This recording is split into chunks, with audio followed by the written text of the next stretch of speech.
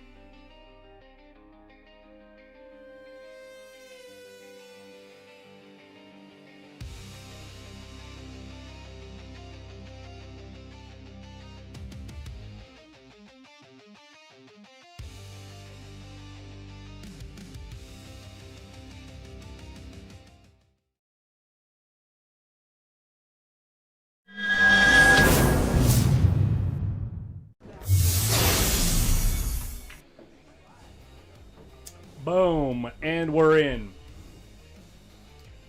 Let's go. Been a while, buddy. It has been a while. Eitan Mizrahi and Dominic Dunn are not playing first, just so you guys know. They played yesterday, and it was wild, man. It was a wild set. Big money. Eitan ended up winning that one, so I think they're even on sets lifetime. But that's not what we're here for. We're here for the Amar Kang Memorial. God rest your soul. Amar, we miss you. Yes, sir. I'm speaking for everyone in the room. Yeah. Seriously, we miss you, dude. We got a hell of a players list. It is not race to 4. We are racing to 7, and is not 64 players. It is 143 players. 145. They added 2 more? Yep, there's 2 people that paid the wrong Zell. There were 2 people that paid the wrong Zell. So they're going to slide them in on the buy somewhere. 145 players on a Thursday night, ladies and gentlemen. Welcome to Hard Times. Holy Hey, that guy in the middle of the room looks like he might know how to play 10 ball. Which guy? Oh, yeah, that guy's here. Template 10 ball? Template rack your own 10 ball race to 7. This guy's going to just be done 25 minutes, 30 minutes, 33 minutes, 22 minutes, like guaranteed. We got guys like Nick DeLeon. We got guys like Chris Reinhold, Spencer Ladden. We got EMIL GANGFLOT. We got ARSENI SEVASTIANOV. We got Oscar Dominguez, Ernesto Dominguez. It is a stacked field. Mitch Ellerman, Spencer Ladden. I mean, the list goes on. Crap. Daniel Sardoncillo, exactly. I mean, Mark Estiola. Yeah. It's going to be a ridiculous event here, so make sure your friends know. If they're not aware that this event is going on, they will be by the end of the week. We're starting with 10 ball. We've got 10 ball tonight. They're going to play through... everyone's going to play tonight at least one match. And so I don't think we're going to have any one-loss side action tonight.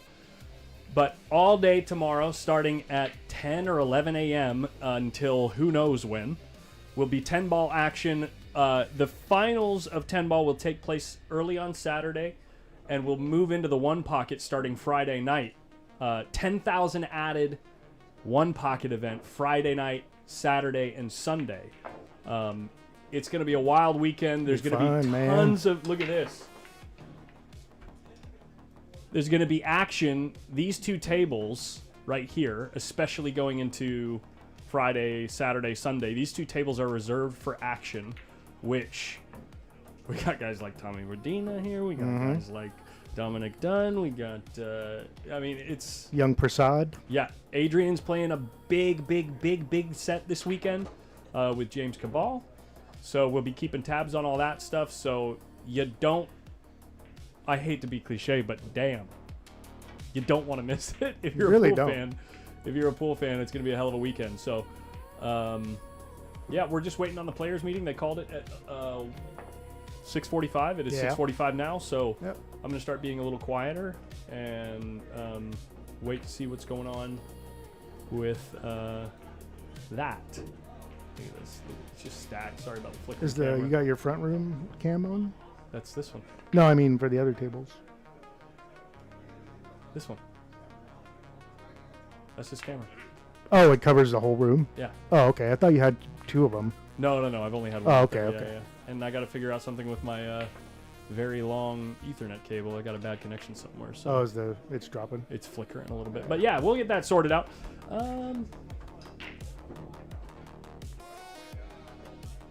Yeah. Dude, how long has it been since we've been in here together? 6 months? I haven't streamed in a month.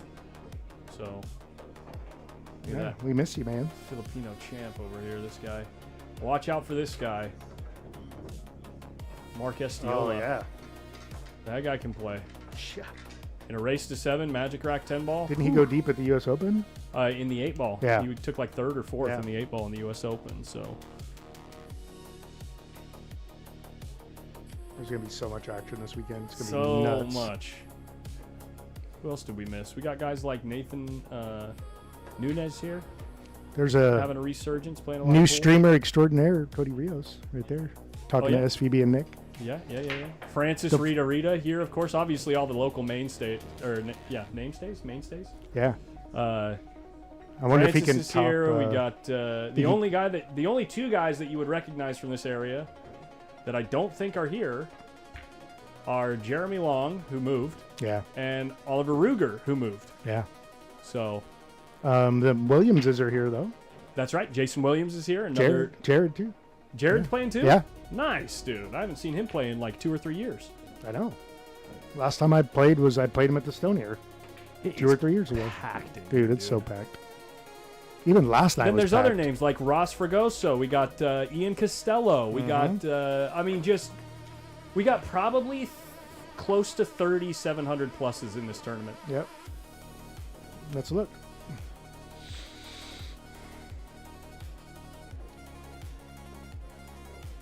I have Melissa Helen first. Yay. And this young man right here, Adrian Prasad, is our defending champion in this 10-ball tournament. that's It was right. his first big local, what we would call a local He major. beat Oscar, right? He beat Oscar in the final, yeah. Right. It was his first big tournament, open tournament, 104 players.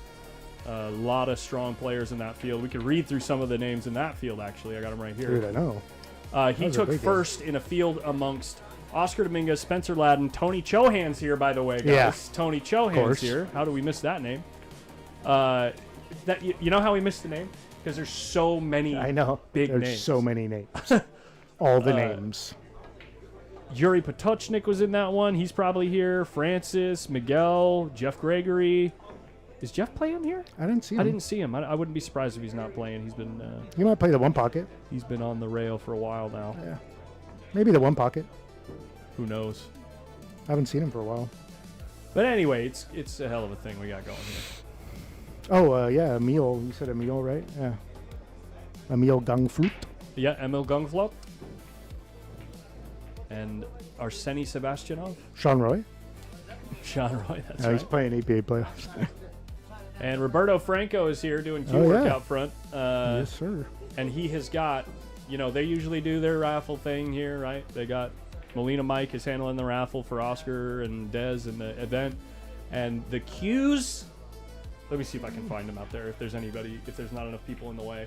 The queues that Roberto put Oh my together God, for this dude. They are so event sick. are so ridiculous. They're just stunning, Let me dude. text Mike and see if I can get him, or I'm going to call Mike. See if I can get him to move people out of the way. Just, dude, the one with the orange on it, or the flame points. I like the one with the windows at the Yeah. bottom, like those all the rectangles at the bottom. I'm calling Mike right now. This Arsene right there, right? Yeah, right in Okay. front of us. Yeah. Call him Mike. Just casually acting like. Yeah, I know. Hey. Oscar's like, I'll talk for you. What's up? Hey. And I'm like, no. Hey, jerk. Hey, can you see if Oscar and Emil and them can step back a little bit so I can zoom in on those cues?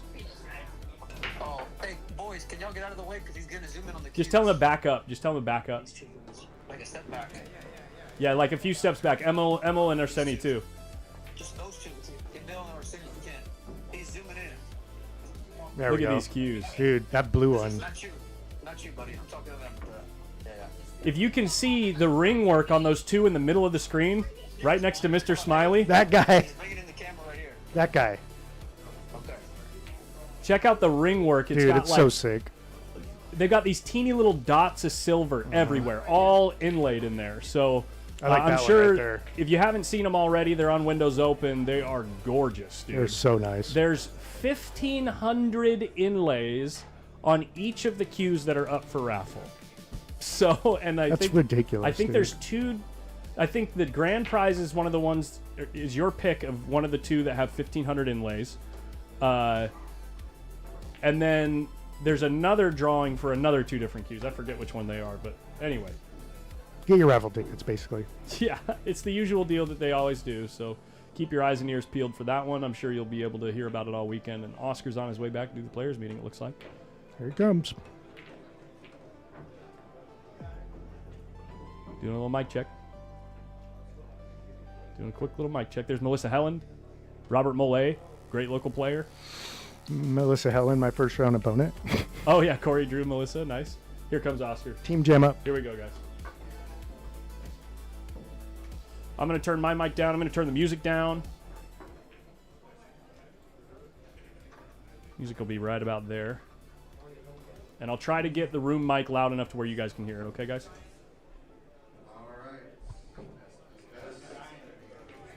Everyone try to squeeze in as much as possible, please.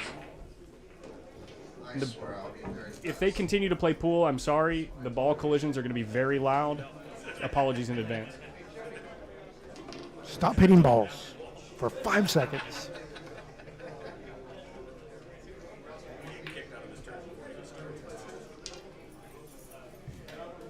You guys are in action. The tournament will be starting in about 5.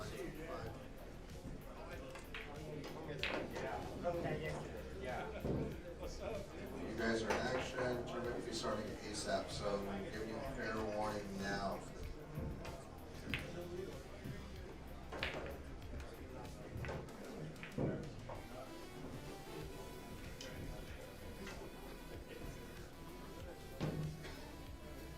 Holy shit, there's a lot of people.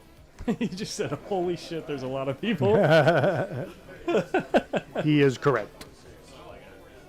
What's up, Frankie Ridgeway? 146. 146 now. 145? All right, 145. Hey. But there are 2 more that aren't on digital pool, so 147. Oh, wait. Maybe they were counting. I bet you they were counting those two. Oh, okay. Anyway. It was kind of my bad. They spelled it wrong. You know, I thought it was the right one. But sue me. Don't, So, don't. Spot number 240 and 128 on the draw. If you're there, then you did not get a buy. So you have to just follow the paper bracket, and then we'll update the digital pool shortly. Okay? Spot 128 and spot 240. So don't just walk away. Kind of waiting. That's kind of waiting for Franco to show up, but I don't know what the hell's going on. Oh, there's Mike. Take your time, Michael. I love you. Once he starts talking, I'll be able to balance the audio a lot better once he starts talking louder. I mean, more consistently. All right, guys. Well, welcome to Hard Times. For those of you who haven't been here, we will be using the majority of the table, so 1 through 8, the tournament room, 9 through 16, second row, I don't know, and the third row. The fourth row on the left, usually we don't use. Okay, so if you do have friends and family, please be very aware about the limited space. Try to respect the other opponents. Also, yeah, we're playing 10 ball. WPA rules. 10 ball on the break is not a win. Combinations on the 10 is also not a win. 10 ball must be the last ball pocketed. Okay? 10 ball must be the last ball pocketed. Please, if you don't win, I swear to God, I'm going to get about 15 questions before the end of the tournament. You do not win on a 10 ball combo. Okay? Jump cues are good. 3 foul rules in effect. Last year we did races 7 and 6.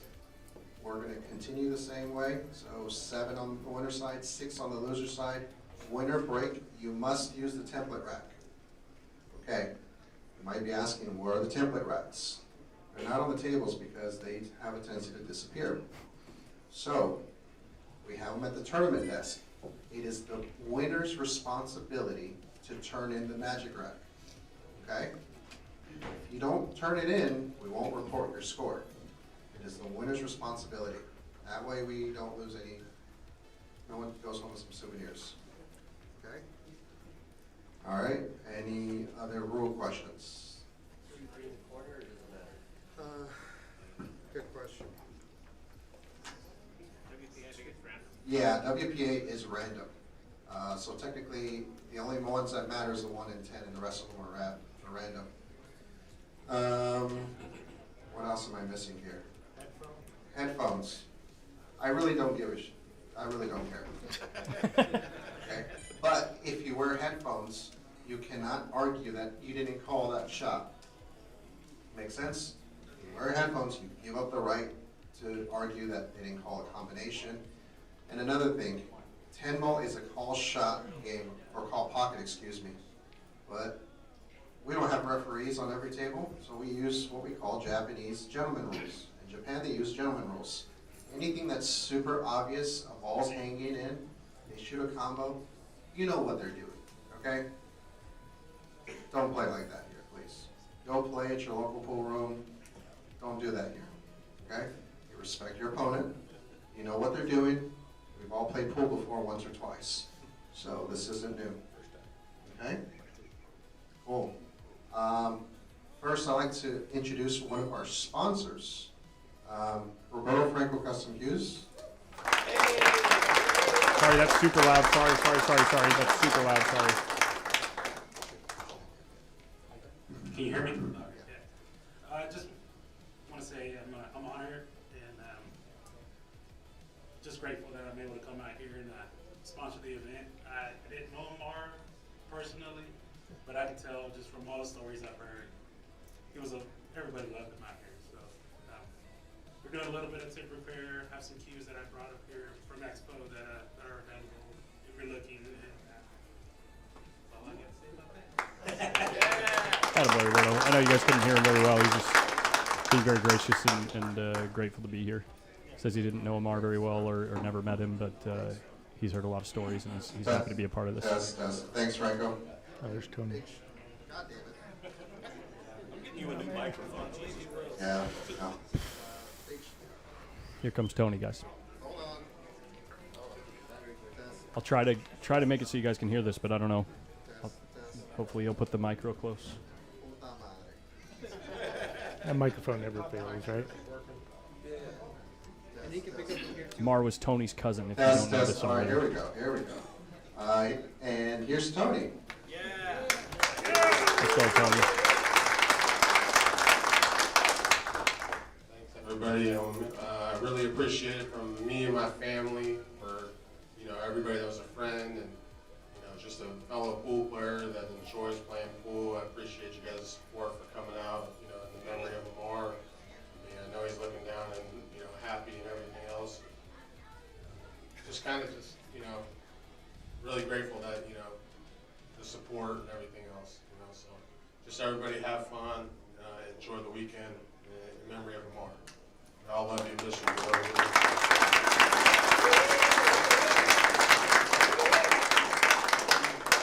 All right. I swear to God, I'm going to break the system. Test. All right. Obviously, with all these players, it's a huge testament to Amar and the legacy he left behind. So, Amar was like the epitome of a gentleman. A lot of people don't know how good he played. I personally think he played better than Tony.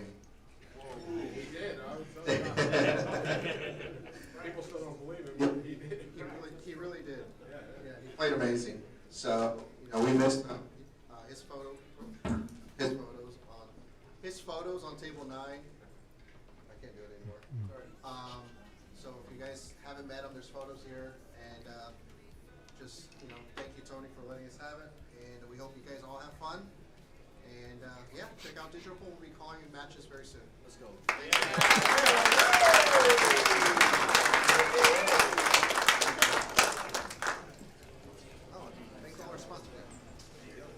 There he is.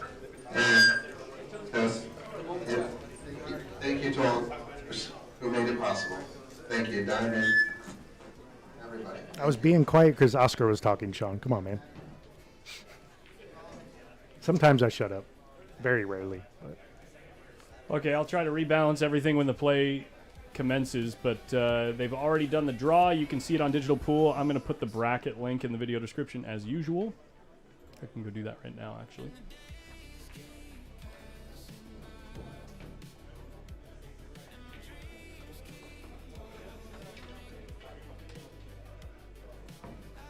It is pinned in the comments.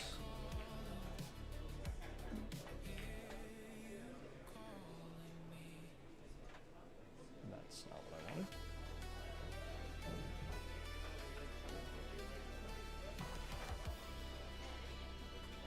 What was that noise? I don't know. Maybe someone leaning up against the booth? I'm not sure.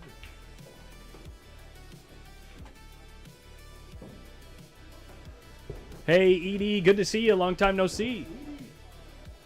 Bed Not Made, what's going on? Alan B, good to see everybody. What's up, Big Queen? Crypto Cody, what are you doing in the chat? You're here.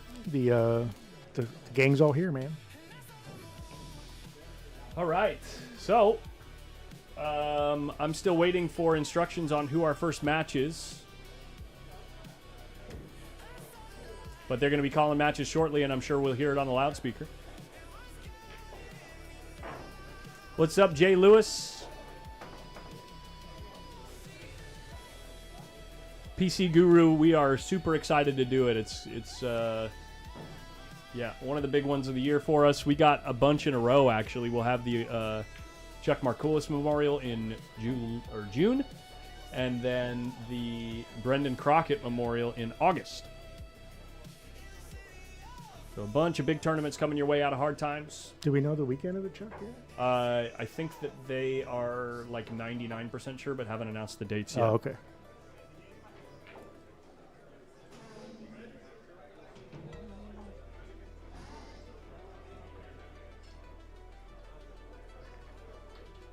Sounds like Dez is getting ready to call matches right now. What's up, Daryl Rags? What's up, Rags? SC Pitcher, what's up? Pete Frampton, good to see everybody. Steve Griffith, as always. Welcome back, welcome home.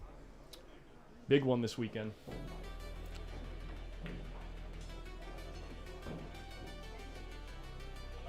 Need some water or something, anything at the bar? A water would be fantastic. Okay. Yeah, gotcha.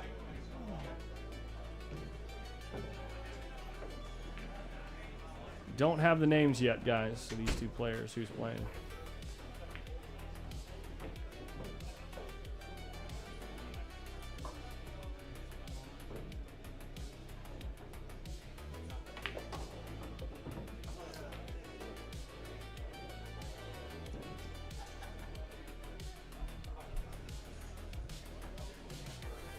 Yeah, it's a much bigger turnout than I expected. And I think it just goes to show, first of all, like 85% of the people here knew Amar on a personal basis. I mean, just looking around the room, I know all these people knew Amar. And then also so many people we haven't had any kind of like big event to have in the area for a long time. So it's going to be a hell of a weekend. I'm very much looking forward to it. Tonight we'll probably be streaming until around 10, 11 p.m. Pacific. Tomorrow we'll be live all day. Mike is going to get the stream started for you guys tomorrow, and then I'll be I'll be here around like 4 o'clock Pacific. I just realized my post up sign isn't in the back anymore. Kind of barren back there. Yeesh.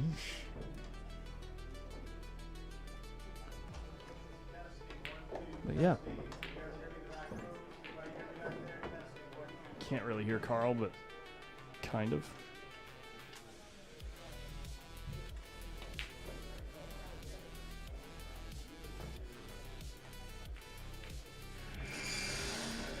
Nice.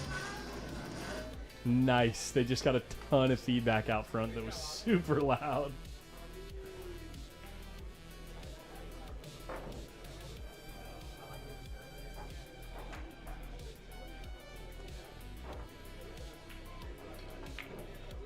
There's Mitch.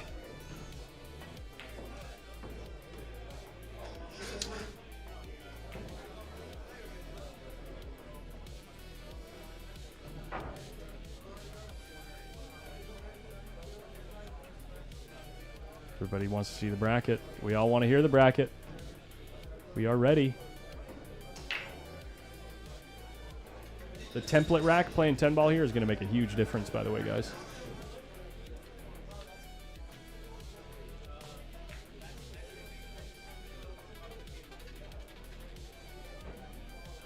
Hard Times is a big parking lot, but I bet people had to park across the street. Yeah, guaranteed.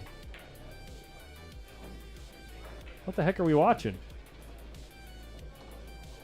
We watching a rave? Is that like Coachella or something? What the heck?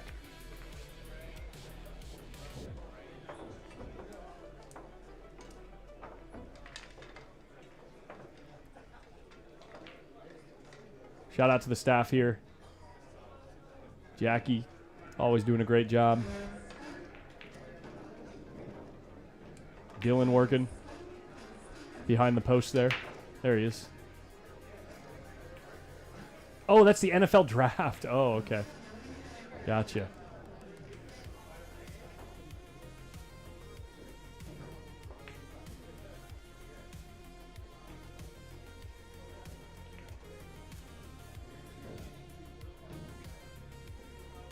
Just had a tip put on by Roberto Franco. Plays good. Feels good.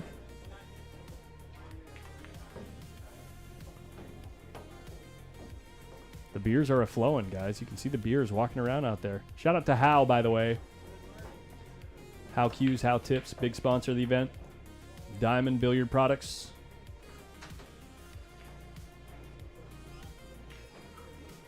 Thank you, sir. Mame. Agua frio.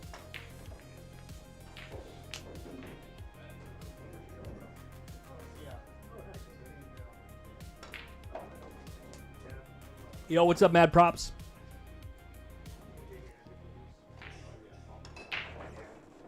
Let us know, baby. Alright, I'm going to go ahead and call out matches, so if everybody can just listen very intently. The mics are not working all that great. Table number 1, Isaac Sevilla and Cody Burrell. Table 1, Isaac Sevilla, Cody Burrell. Table 1. Table 2, Corey Buchanan, Melissa Helen. We'll get him. Good luck. All right, thanks, man. Helen, table 2. Greg Hall and Blake. Kamagani, Blake and Greg Hall, table 3. Who do we Table got? 4, Daniel Sardoncillo. Oh, yeah. Chris Reinhold. Daniel Sardoncillo, Chris Reinhold. Daniel Table Sardoncillo, 4. Chris Reinhold. That's a hell of a first Arseni match. And Cody Rios, table 5. Arseni and Cody Rios, table 5. Sherry Villanueva and Kelso, table 6. Sherry and Kelso, table 6. Ryan Saldamino and Ramanado, table 7. Ryan Saldamino and Chris Ramanado, table 7. Mitch Ellerman, Mike Leahy, table 8. Mitch Ellerman, Mike Leahy, table 8. Mo Wright and Jackson.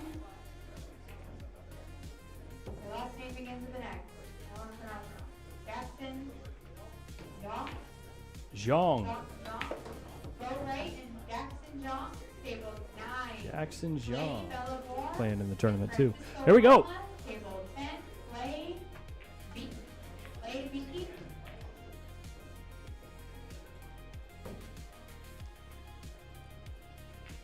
Try to make them comparable size here. Here we go. What a first match is right. This is definitely the biggest, highest skilled matchup of the first round, no doubt.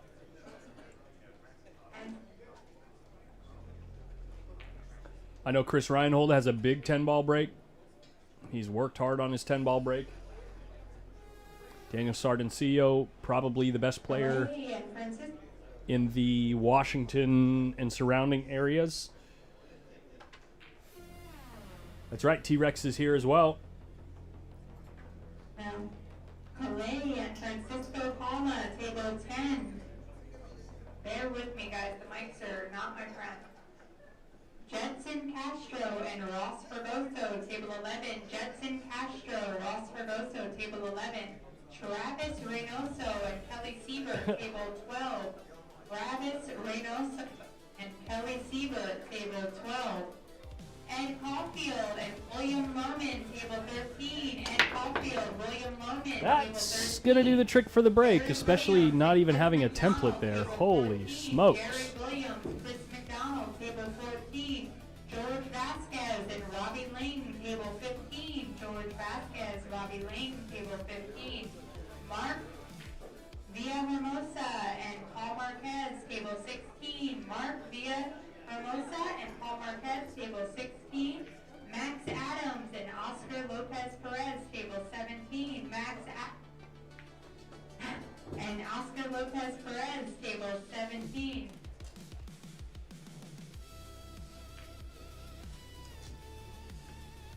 What table is Shane's first match? I don't think it's been called.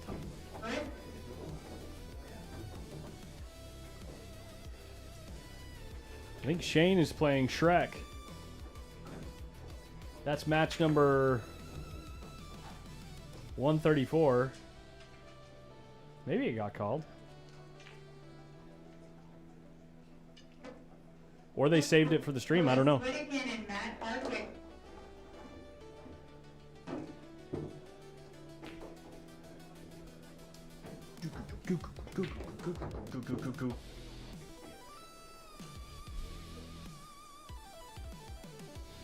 Daniel's playing with Keelwood now, huh? That ball jumped about 1.5 feet off that rail. Jumped up in the air. Chris Whittakin and Matt Hardwick, table 18. Chris Whittakin, Matt Hardwick, table 18. Let's take a quick scan around the room as tables settle in.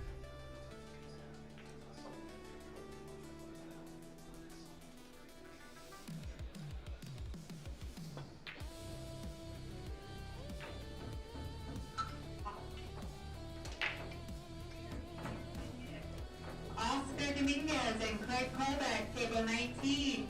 Oscar Dominguez, Craig Colbeck, table 19. Arturo Hernandez, Aaron Grubbs, table 20. Arturo Hernandez, Aaron Grubbs, table 20. Josh Johnson and SVB, table 21. Shane Van Boening, Josh Johnson, table 21. They are on 21.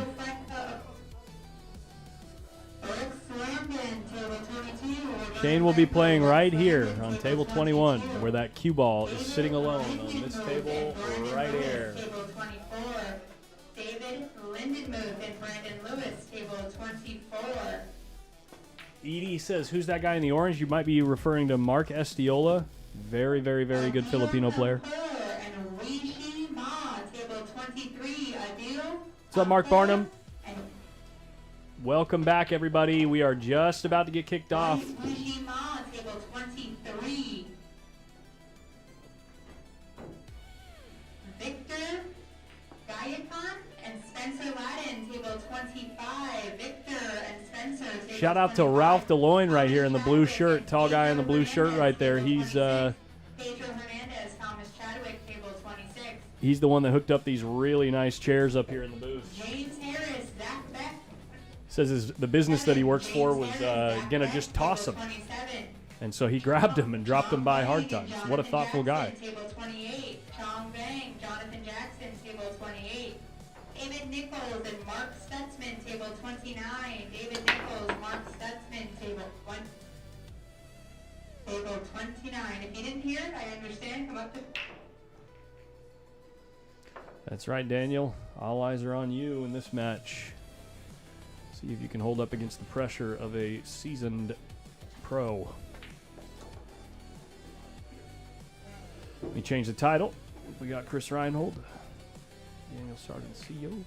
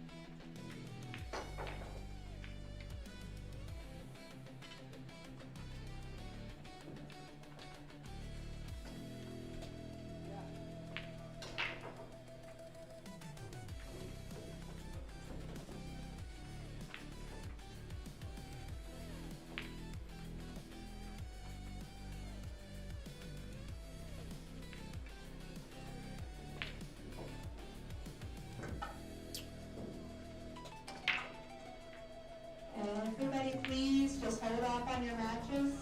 Hold off. They're saying to hold up on the matches. Don't get started yet. Oscar is playing, yes. I'm just typing some of the top names in the tournament into our video description, so maybe it'll help the algorithm push it out to people that might be interested or so inclined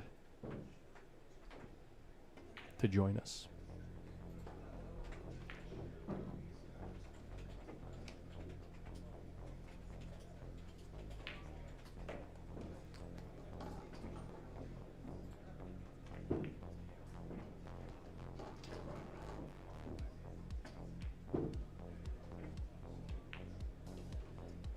Make sure I'm not missing any of the sluggers.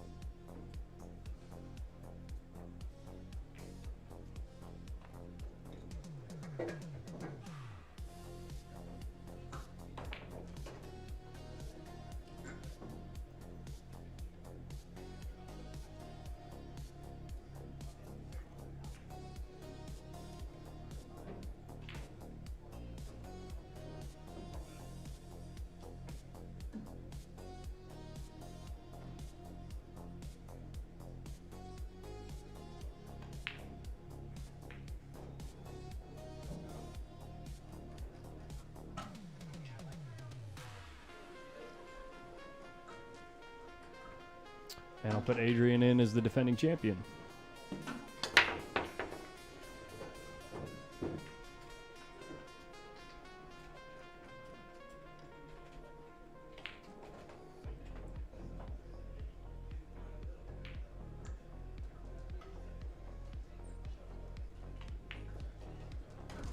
There we go.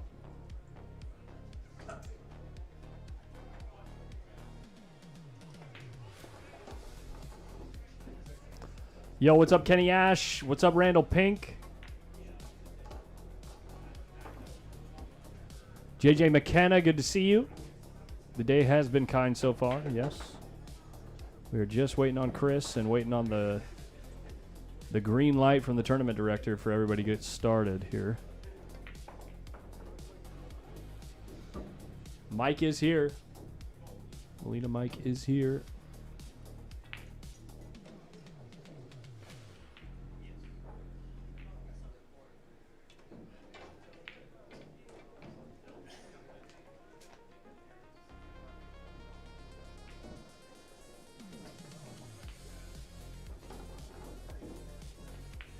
the room mic too loud or too quiet, guys? Let me know in the chat. Let me know if the table noise is too loud or too quiet or what you guys think. All right. All right, perfect.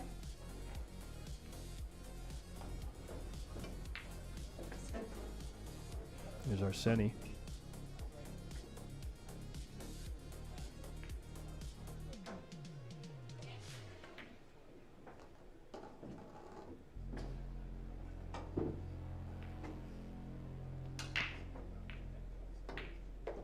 Table felt as bright because I was zoomed out. Taco special. When I zoom in, it looks like this. I'm just zoomed out so you guys can see the room.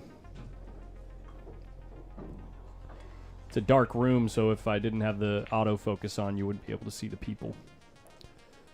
Will I be rocking the short shorts this event, Collins? I'm already in them, baby.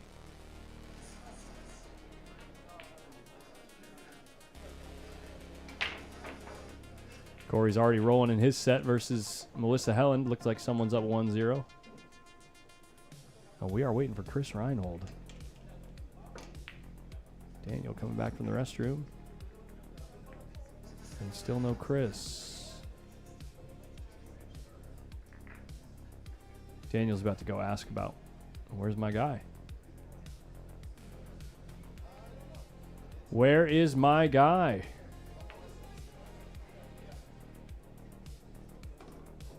Maybe not.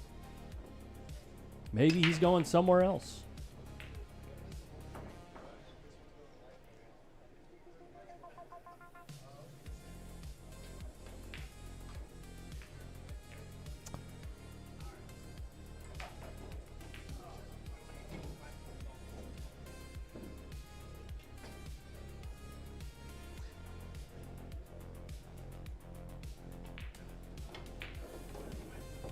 Come on, baby. I want some action. Let's start this thing. Where you at, Chris? We're ready. Shout out to OD. Shout out to SVB. Missing a ball? Did he just miss a ball? Or did he lose his cue ball?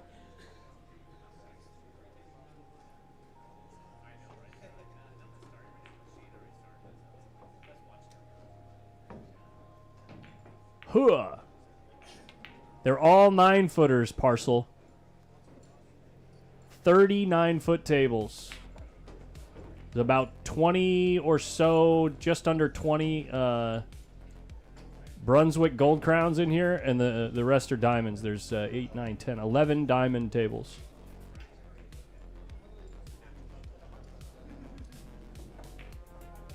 Still no Chris in the tournament room.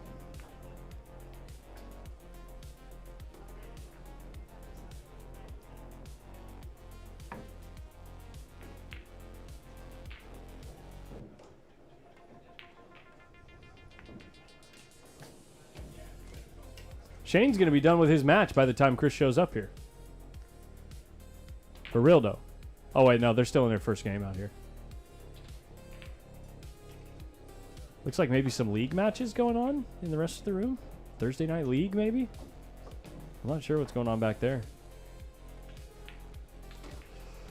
All size the same on all tables. Rick Glasscock, yeah, they changed that this year. Wow, and Shane scratches in the side pocket. Wow, who's he playing? He's playing Shrek. Shrek will clean up from here.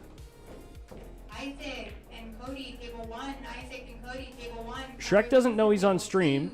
And second of all, if Shrek is playing anyone in the world but SVB, he's definitely out from here with the way these balls are sitting. Table 4.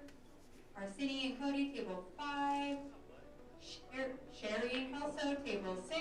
See if Shrek can hold up. That's his nickname, by the way. Ryan Joshua and Chris, Johnson. Table 7. Mitch and Mike Leahy, table 8. That's what everybody calls him. Ooh, did he get there? Yeah, he's straight in. Table 9. Mo and Jackson John, table 9. Clay Bellador and Francisco Palma, table 10. Jetson Castro and Ross Fergoso, table 11. And he is going to get out, man. Game number 1 goes to the underdog. Come on, Shrek. Just beat Shane. Just get him to scratch 7 times with 4 balls on the table. You know what I mean? All you got to do, Josh, is just get Shane to scratch 7 times with 4 balls on the table, you got a chance. No big deal. Mark Villa Hermosa and Paul Marquez, table 16. Who's making the last 3 of the tourney? Yeah, I mean, you'd probably think it's the top 3 breakers in the tournament because it's template rack 10 ball.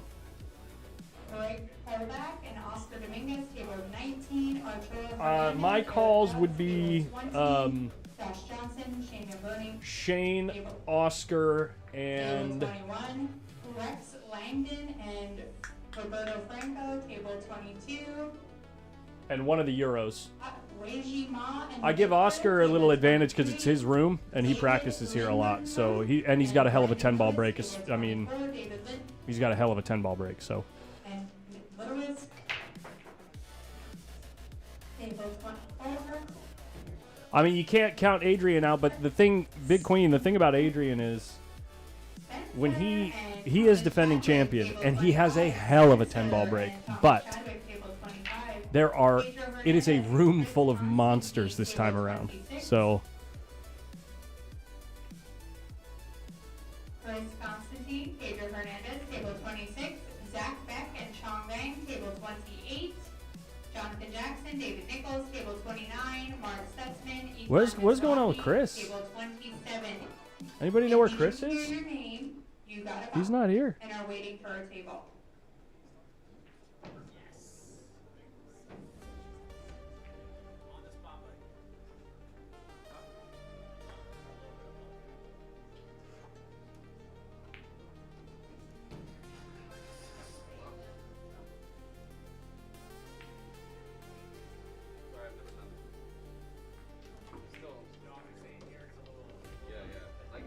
Oh, Melissa's putting Steve in his place over there.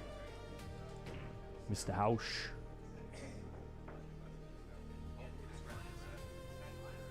Well, tie game between Melissa and Corey. If you were practicing on table number 25, there's a cue ball missing. Just a little full disclosure. These camera systems are made by the FBI. So, if you stole it, all right. You got it.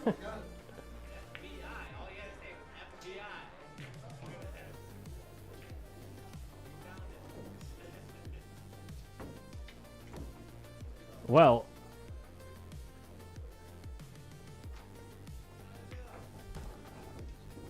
who knows where Chris is?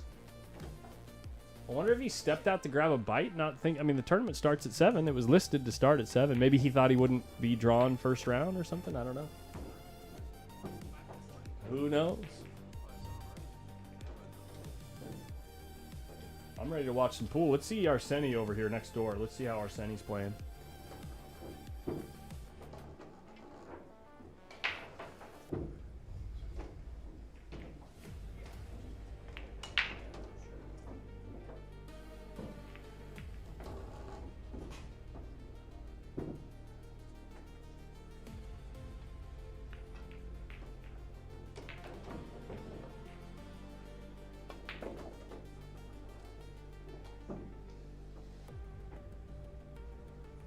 Congrats, Alex Mason. Congrats, buddy. That's funny. Arseni wasted no time, man. What's he gonna do with this 5 ball? Tell me he's gonna draw to the short side of the 5 and play it in the pocket closest to us. No, he's not gonna get there. The tables are playing too slow. Maybe just pin him right there.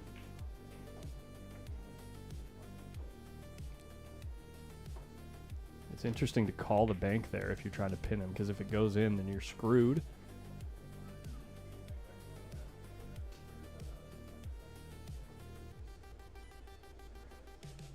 Oh, he just got here. Chris is here, folks. Hooah! We have a match. What's up, Jessica Lynch? We always know it's you, Jessica, because it's the Jessica spelled with a Y. Hope life is treating you good.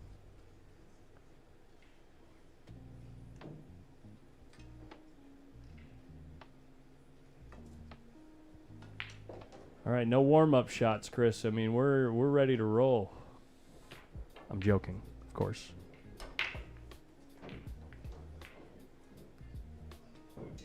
I call a pocket every time I shoot, even if it's a safe shot. Ooh, interesting. But so in that instance, what if that ball went in and now you're hooked on the 6 ball? What about that? I mean, he's giving it back either way.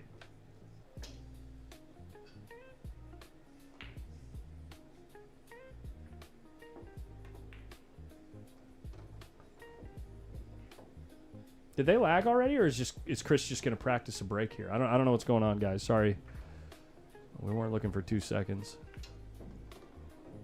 Ooh, I didn't check my overhead camera. Hopefully it's centered. Decent. Decent.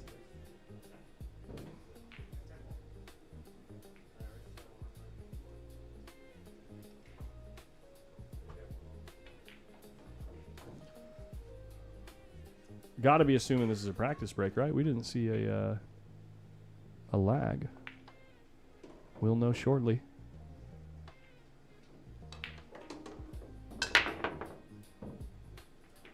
It's not a successful break, whichever way we're going here. So it is a practice break. We'll go ahead and watch a little bit more next door here. Hey, Big Queen, it's my pleasure, man. I love streaming these events. Cody's at the table with a chance. He's just got to make 2 balls. First shot's very difficult. First shot is very difficult. Easy to lose the cue ball here.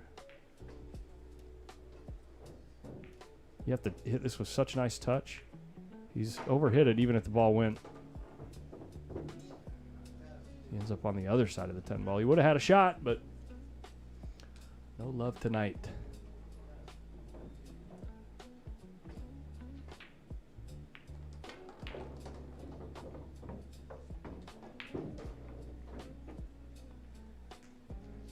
You call it just in case you blow the safety but still make the 5. Hey, that's a good point, Wyatt. That is a good point.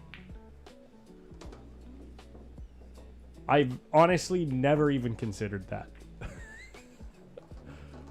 But it happens. It's a real thing. I mean, it's pool. We're playing pool. Mark Barnum I have as well, man. Let's see what else we can take a quick look at while Chris is getting warmed up.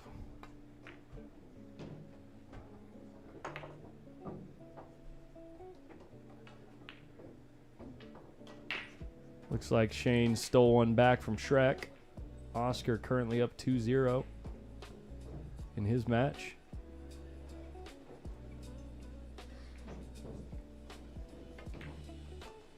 Shane putting a jabby little stun shot on that 7 ball.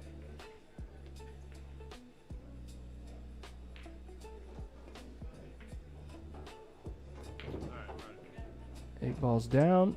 Cue ball above the 9. That rack is over. Roberto Franco. Way out there. Well, look who this is, guys. We didn't even see. We got a local celebrity in the house. Brubs. Playing with the headphones in. Who's he got? Ooh, he's got Arturo Hernandez. That's a tough match for Grubs.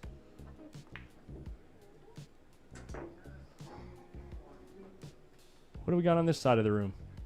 Oh, more tables, guys. In case you didn't know this, we got more tables over here. 9, Jackson Young to table 9.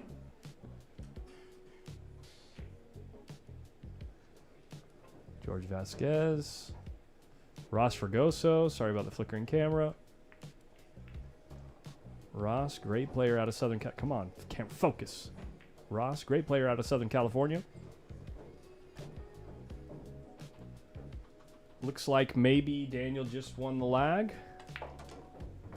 I'm not sure. Or is he going to practice a break now?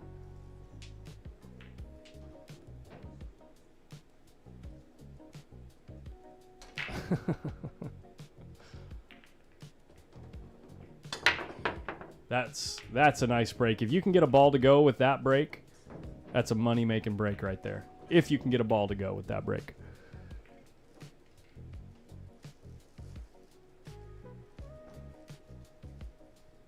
If it's dry, it's a money-losing break. It looks like we're starting, guys. Nobody panic. We are actually starting.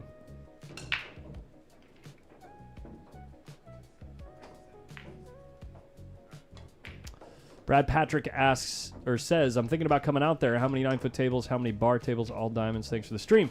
All 9-foot tables in the whole house. About 30 of them.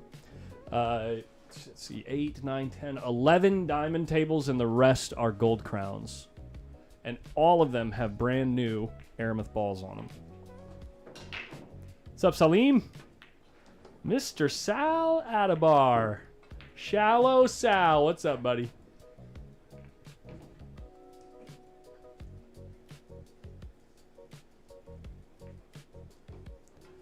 Chris getting started with a rack that literally looks like a drill. All the balls on the far side of the table. Every single one of them has a pocket. You don't even have to move the cue ball much to get out here. I mean, you have options. You have multiple options of how to hit the ball to get on each and every ball on this run out. And they're all sitting right in front of the hole, including the 7 ball. I am not playing in the tournament, man. Just here hanging out with you guys at home. Gerard, no, Grubbs did not draw SVB. Shrek did. Grubbs got Arturo Hernandez, another really good California player. Mid to high 600 Fargo player.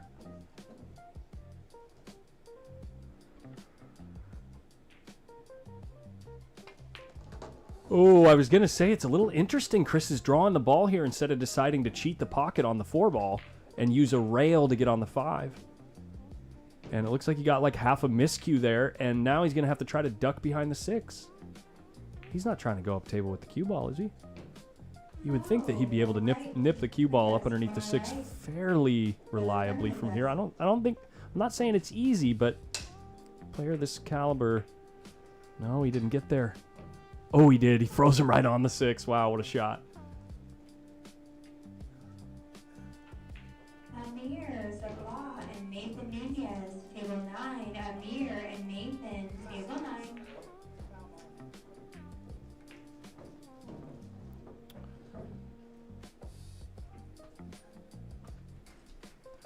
Take a look at the layout here.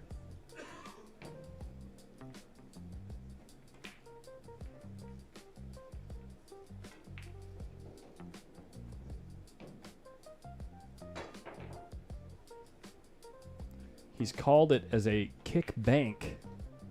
Called the 5 in the side near the 7 ball.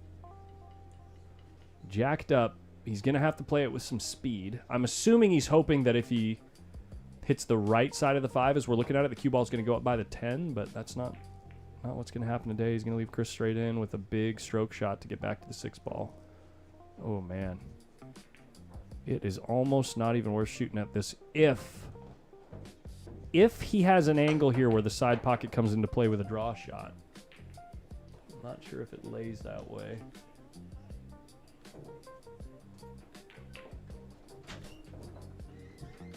Looks like he's drawing the other way, actually, which helps. Looks like he's not, actually.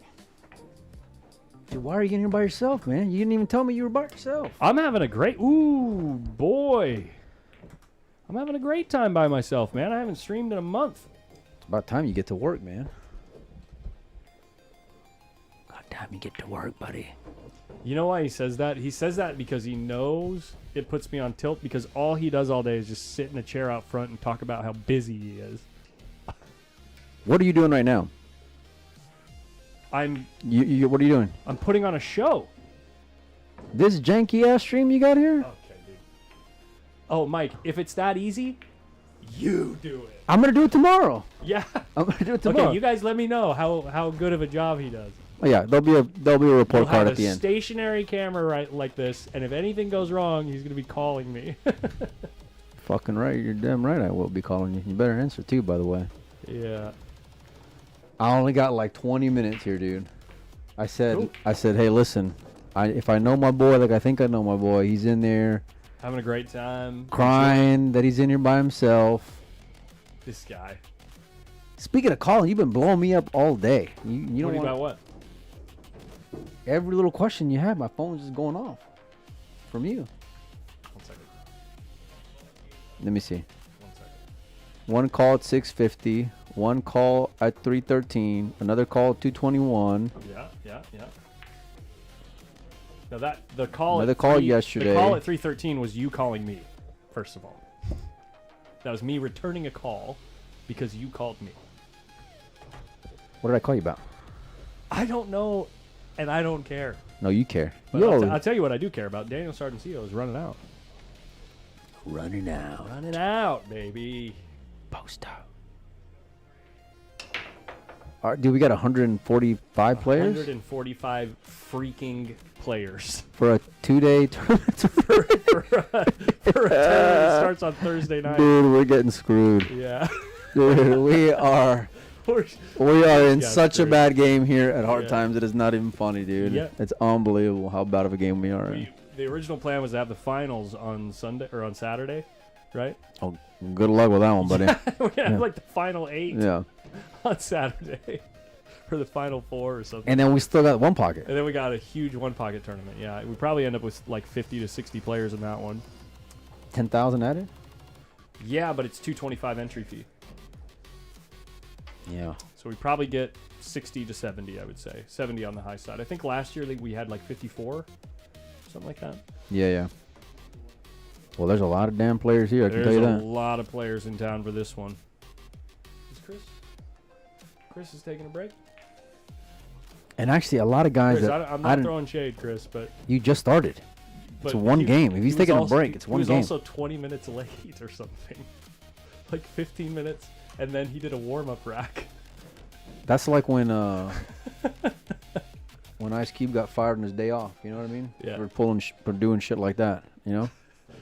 Daniel He ain't got me on camera stealing boxes. Daniel's been just waiting. Whoa, where's my camera going?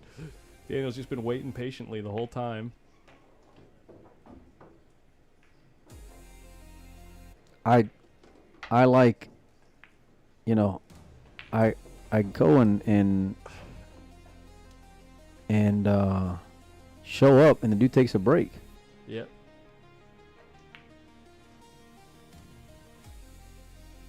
Well, we could watch ARSENI hit some balls. We could watch, how about this?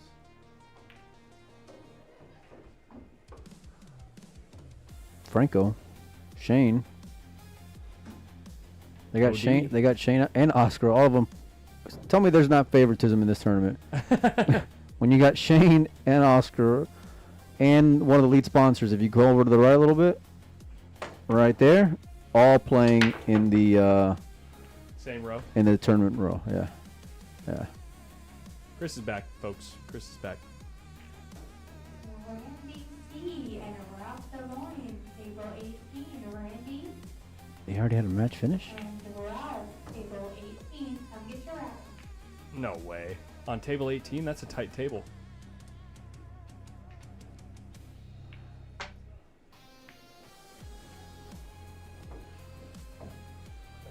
Chris, I'm going to be honest with you in the chat.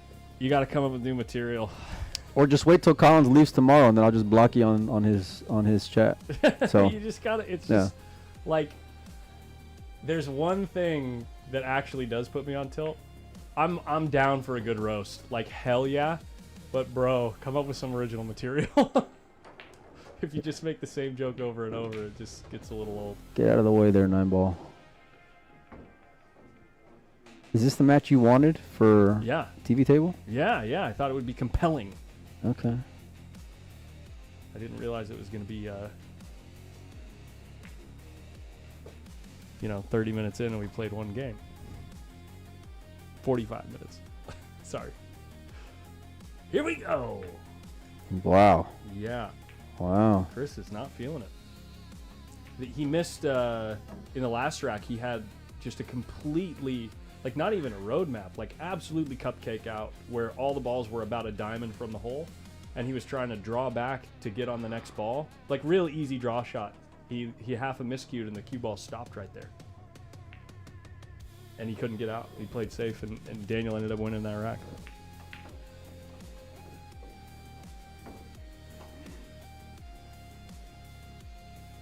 Oh, he ain't picking up any more speed there. Yeah.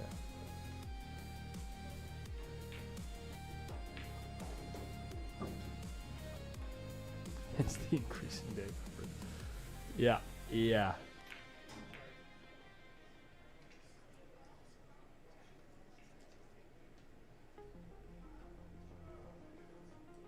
Well, he's already a little funny here, Mike. You think? He's going to have to take a pretty long shot on the 4-ball. Yeah, he'll have but to the problem with that is the 5 is on the other side of the table with a bunch of traffic. Just got to do whatever you got to do. This is triple tough. Oof. What do you do here? Play the cross bank. Bank it in the top right. Yeah, that's actually not a bad shot. Come down to the left side of the table. Because if you miss it, it might end up in the middle of the short rail. This is like stuff of nightmares right here, this shot. He looks real straight here, dude. dude. There's no way he's shooting it, getting down like that. 9, 6, 7, 8, Lindy. Oh my God, what is going on with that microphone system out there? It's time for them to invest a couple $100 and replace it.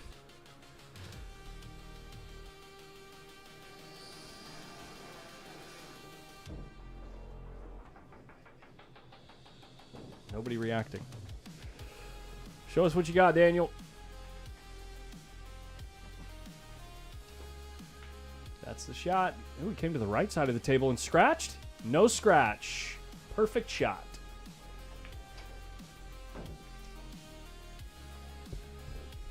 Okay.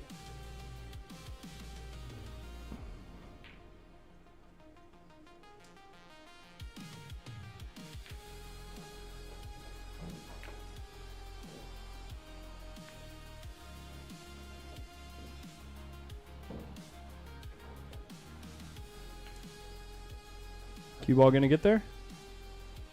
No, ends up bumping the 6 and leaving him on the 4 again.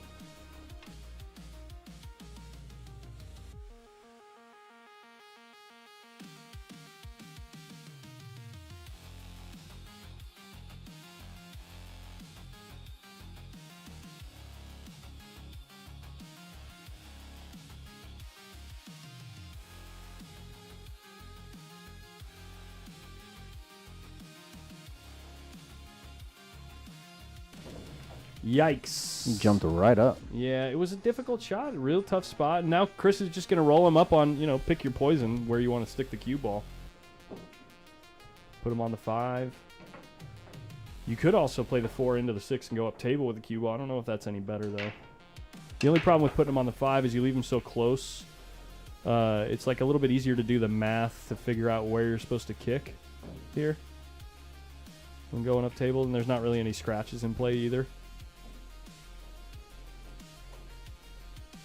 What's up with your camera? What? He's wearing a black t-shirt. When you walk in front of the camera with a black t-shirt, it thinks it's dark.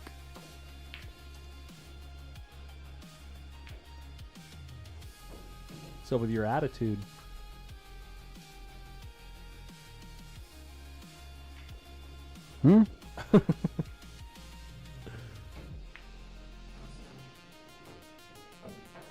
This is close to making the ball. Wow.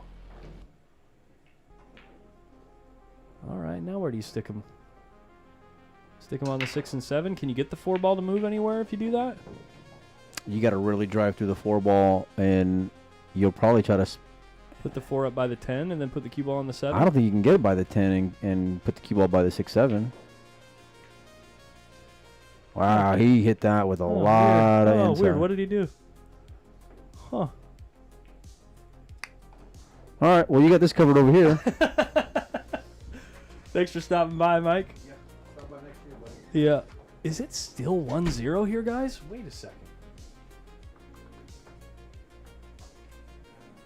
It's still 1-0, guys. This is game number 2.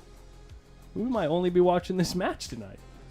He's got a window here. Look at this. Right between the 5 and 8. 2 rails at the 4 ball and selling out, but tying up the 5 a bit with the 10. Not really, though, actually. The 5 goes in the bottom right corner. Things are looking really good for Chris in this rack.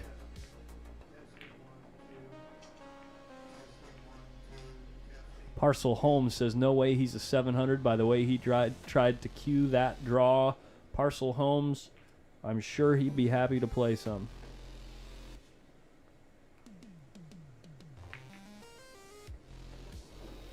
Daniel Sardoncillo is a tremendous player.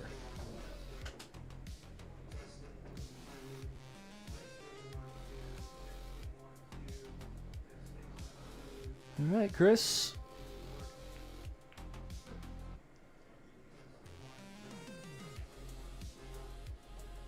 They're testing the microphones, so he's looking around like, yeah, is this going to stop at any point? You'll be fine.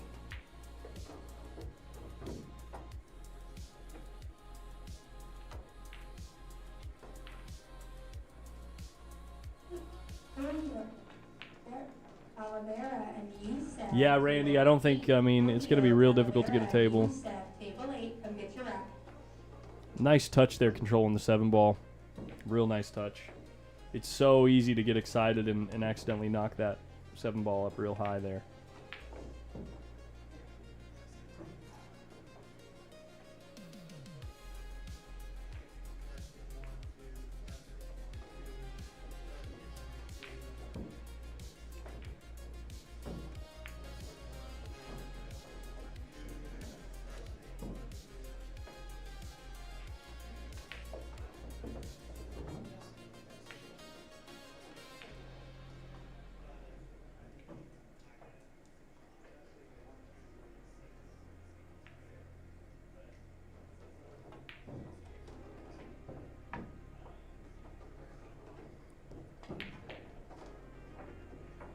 All right, see if we can build some momentum here.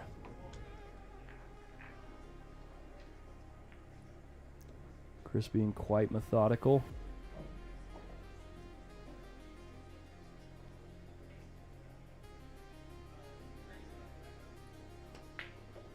Nice shot. Nice separation between the 10 and the cue ball. Dead straight in to finish things off.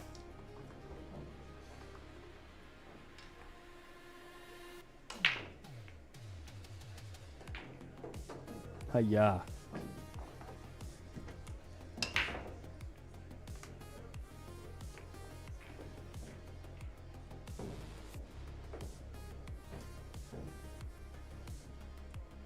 Next door, looks like Arseni scratched on the break. If you're a big fan of Arseni Sevastianov and you want to follow his matches, he always streams. He is live on YouTube on his channel. Can we get a good... Well, it's not going to focus. He is live.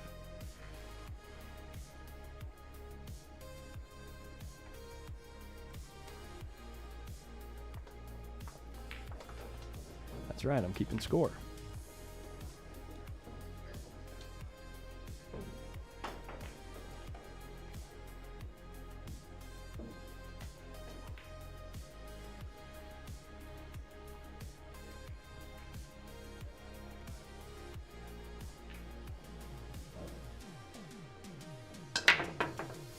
Wow, what a nice break. 1 ball heading in a good direction. Doesn't quite get past the cue ball. And a lot of traffic around the spot on the table. I would imagine that Chris is going to bank the 1 towards the middle of the head rail. And send the cue ball down behind these balls here.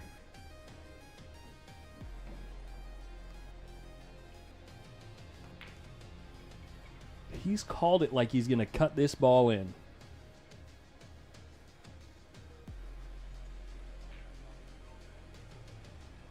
How's he getting on the 2 ball? That's a little thick. And he played his cue ball pretty nice. Now, if he would have played that thinner, the cue ball wouldn't have taken the exact path that it did. I can't figure out.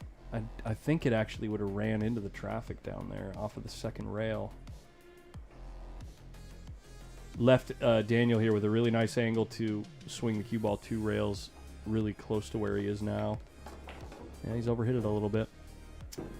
It's deceptive, that shot, because putting right spin on the cue ball adds a little bit of speed, too. And then if you accidentally overcut the ball into the thin side of the pocket, you can lose the cue ball real easy like he did. Looks like he's trying to judge where the 3 ball is going to go. Oh, no, he's looking at coming off the left side of the 2 and using the 3 as cover and setting the cue ball up by the 8, I think. Okay, 3 doesn't become cover. Cue ball bumps the 8 out of the way, and whether or not Chris makes this ball here, we're going to see some progress after this inning.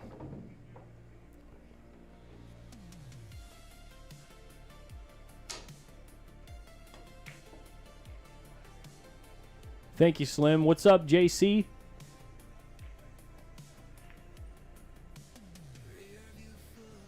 Yeah, JC, I heard you gave him a big spot last night.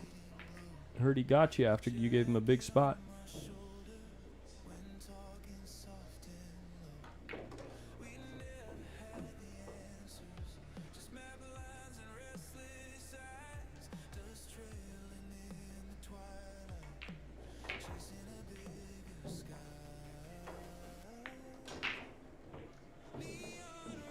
Yo, what's up, Tinsley? Where are you living these days? Are you back in California, or are you out in the Philippines? I know you spend a lot of time out there.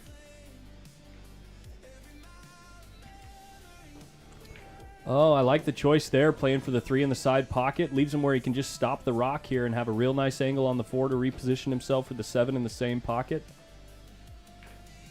Or he could play the 7 in the same side that he's playing the 3 right now. But you got to imagine a lot of these guys like to try to get back to center table quite often.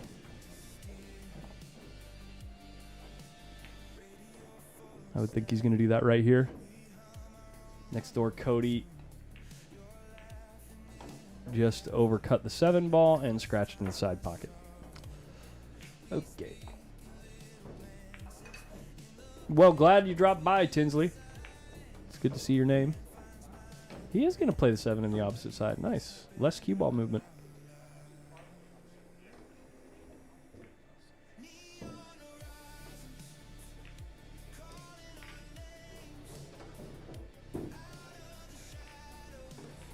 That's a straight pull concept. A lot of rotation players like to play back to center table. Swing the cue ball around a bit, but very often in a straight pull or 8-ball context, you'll play that ball that he played, the 7 in the side. He's lost his cue ball here. I think that happened because he barely caught the rail first, and he might have been expecting to catch the ball first right there. Not a huge deal. Very, very makeable cut shot here.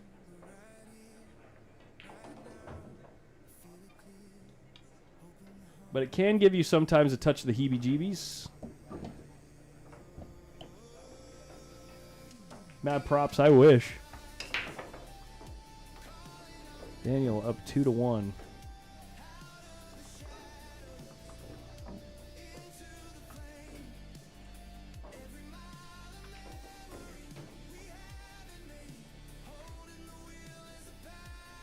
Looks like Corey just got another game off Melissa. Fighting.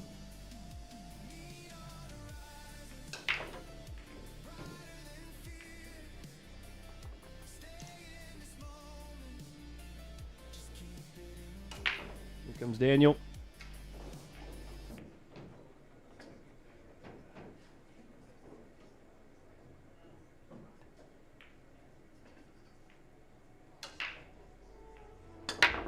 Hi-ya, he lost his cue ball big time. Scratching the side pocket. Let's see what ties up. 7 in the bottom left corner. 3 kind of ties up with the 4 ball. 2 ball on the opposite side of the table makes things really difficult. I think the 2's right where he's standing. It is. So the 3 and 4 being a little bit tied up is a little awkward here, because you'll have to find a way to get back down to this 2 ball and then back up to play the 3 in the right-hand side pocket, and there's no real obvious path there. So I wouldn't be surprised if he tries to skip off of the side of the 4 ball here to come back down table to the 2. Try to create a little bit more space there. Let's see what he does. Yeah, he tried to graze him. It didn't really Didn't really do a lot, though.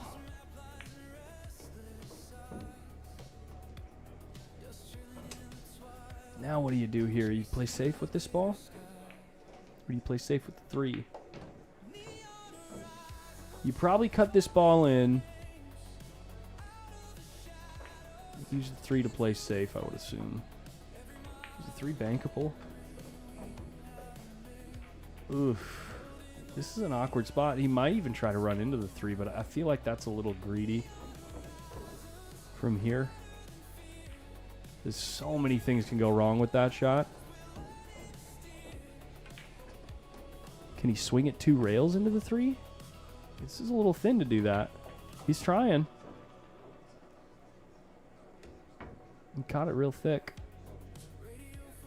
And now ball's in your court, Daniel.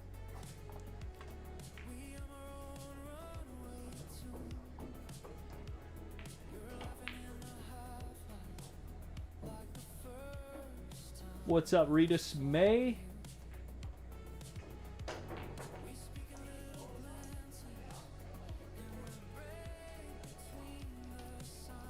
Is Shane already done?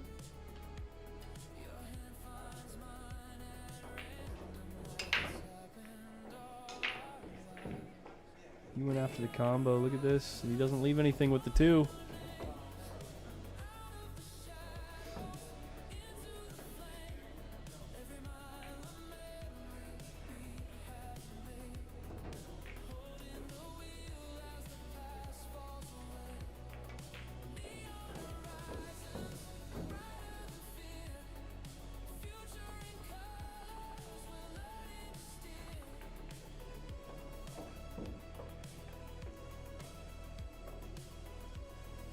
Making faces, trying to sort it out. Let's see what he comes up with. It's not pretty, whatever spot he's in right here. It's like, how do you get the cue ball to move while also controlling where the 2 ball ends up? So a little awkward.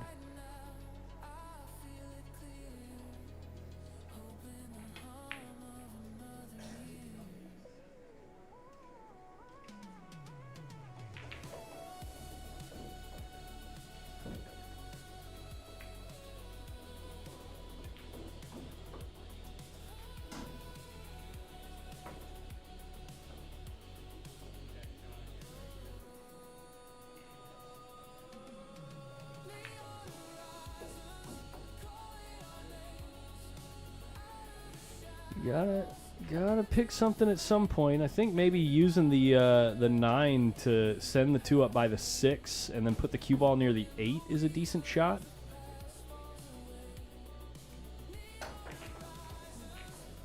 He decides to miss the 9 entirely, give Daniel a lot of distance to work with and not an easy safe. That's an effective shot. That is effective.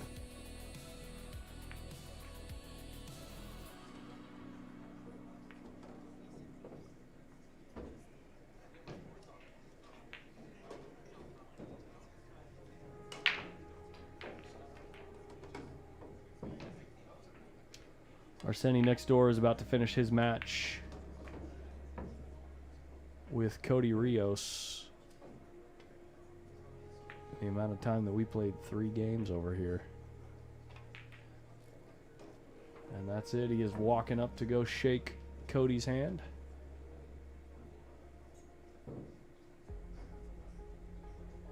I think the way the balls lay here in this game advantages with Chris. As long as he can play a decent shot here. Little containing shot. Easy to make the hit here. A little bit more difficult to not sell out. There's also what looks like a scratch, maybe? Yeah, if you kick into the 2 off the top long rail, you could scratch in the bottom left corner from this perspective. Depending on how you go into the ball, which means you probably want to go ahead with kicking off of the bottom of the table as we're looking at it right now, the left side of the table from here, because if you go into the 2 ball full, I think the 2 ball wants to go 2 rails back down table by the 9 there. This way, it feels like it's a little more difficult to get safe. He might be playing 2 rails at this ball, trying to catch it thin. That's what he's doing. He's trying to catch it thin here, and he misses it. That's the gamble. When you're trying to catch the ball thinner, it's a smaller target, right? Instead of going full into the ball. Tough spot. Good shot from Chris. Now he's got a stun shot to get on the 3 in the side pocket, and it opens the whole rack up.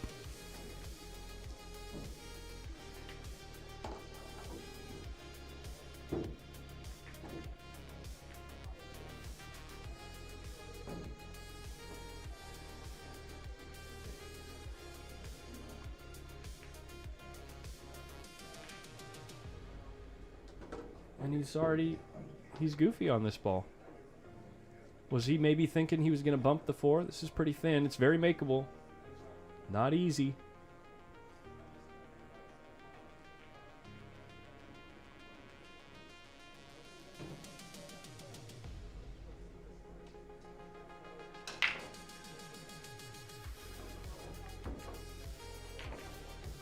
And it's thick. And he's leaving Daniel straight in. Actually, he's leaving Daniel with an ideal angle.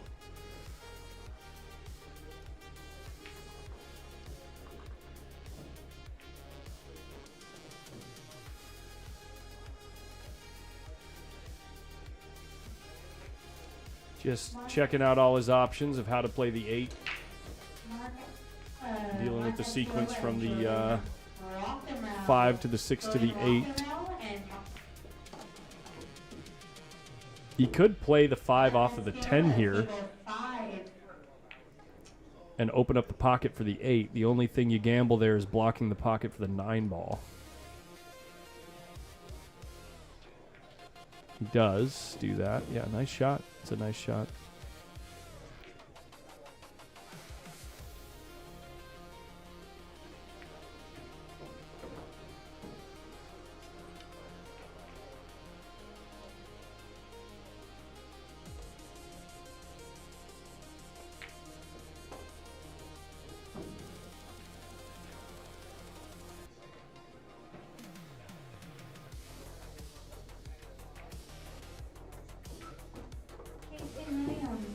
Real nice shot, real nice angle here.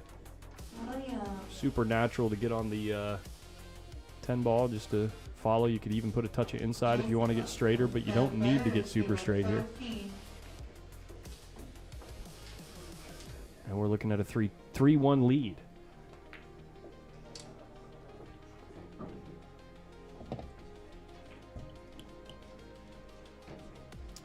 Match is getting called as these matches are starting to finish. Looks like we got Mark ESTIOLA next door. See what that matchup is there.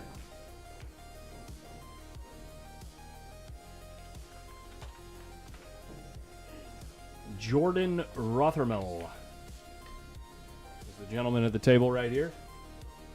Right behind that number 4. Right in front of Mark ESTIOLA.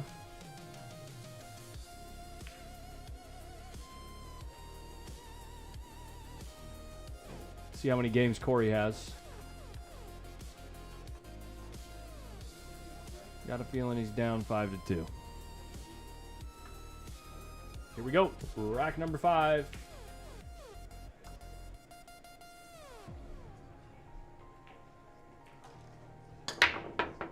Hiya. That will do the trick. Bottle that one up and sell it, Daniel.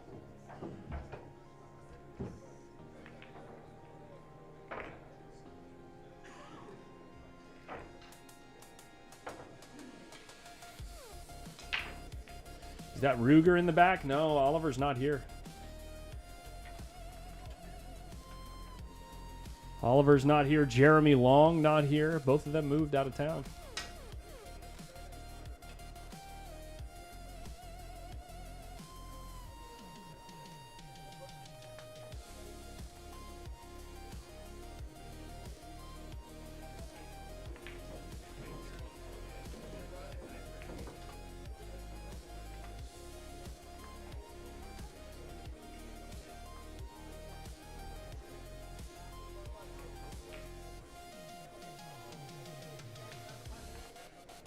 Oh, wow. Where does cue ball end up? Caught it super thick there. Leaves Chris with a what should be a momentum building rack here. Whoa, where's his cue ball going? Man, the amount of errors from Chris early days in this tournament is really surprising. He's not out of the woods. I mean, sorry, he's not out of this inning yet. This is a cuttable ball, but he's going to lose his cue ball.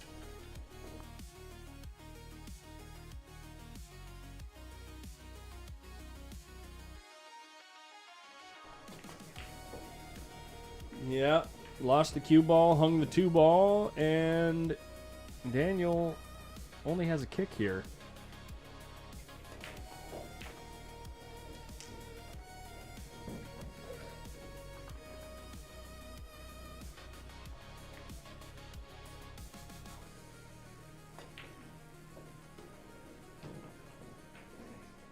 Measuring out the kick. Doesn't look like the 4 ball's in the way. It's close, though. It is close from the natural kick. These tables are playing a bit short. You can play this just a hair long with a touch of right spin to try to check it and get around that 4. It obviously makes the degree of difficulty increase. But you don't want to be hitting this one hard because you want to stay on that side of the table for the 4. Like if you catch the short rail first, which you probably will if you're trying to miss the 4, it means you're going to hit the 2 thin. He did try to bend the ball. He hit it great. Look at his cue ball. What a shot from Daniel Sardoncillo. What a shot.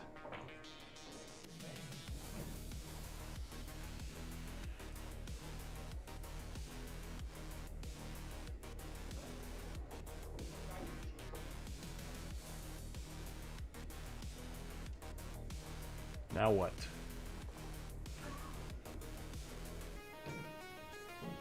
He's just electing to cut this ball in.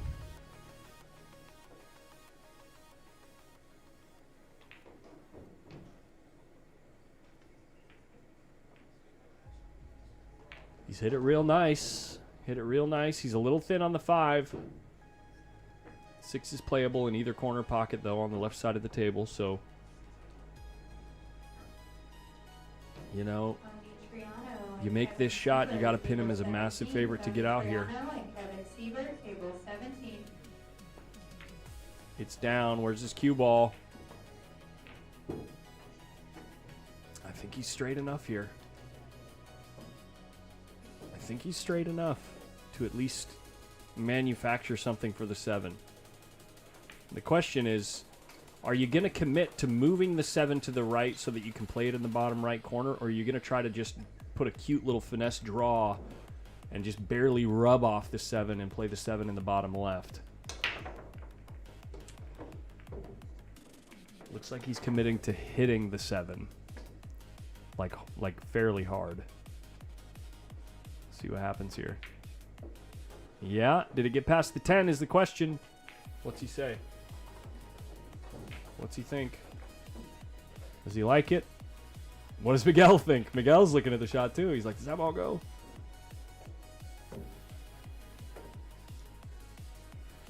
It looks like it must go, but probably a very tight pocket, which means he's going to roll this slowly, play the 9 in the side next, and if you miss it, you lose because you probably leave the 7 right in front of the corner pocket.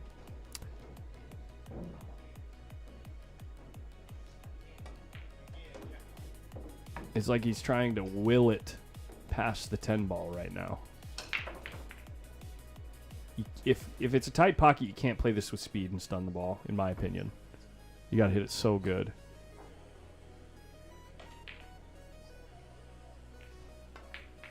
Yeah. That 10 ball's so big. The other thing with a super tight pocket like that is at higher speeds, the ball's going to throw a little bit more than with like a slow rolling cue ball. What's up, James Brinson? Welcome to the stream, buddy.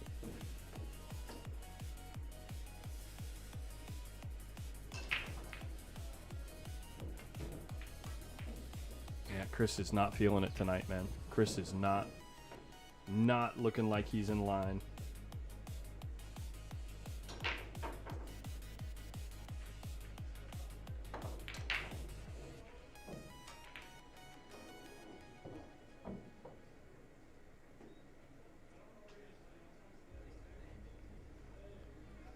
Oh, by the way, Lindy, if you're still watching, huge thanks. Thank you so much for the support. I did receive that. Thank you, thank you, thank you.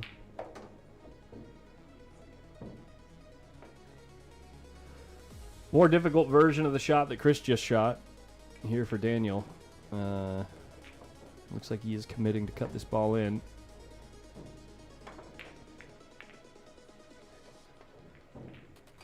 He's overcut it and left it in front of the hole. Peyton Bernard, yeah. I am. Will be in Dubuque, Iowa. I'll be a little late to the party, but I will be there. And Chris is coming up short again. I'm going to be honest. I don't think I've ever seen Chris struggle this much.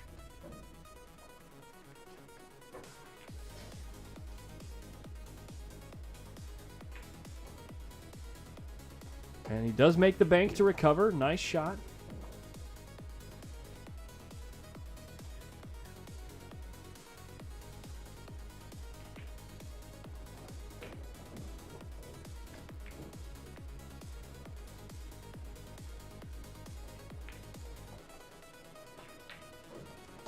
Ball down. 3-2. Mark Estiola just about to break next door for game number 1. Pardon me.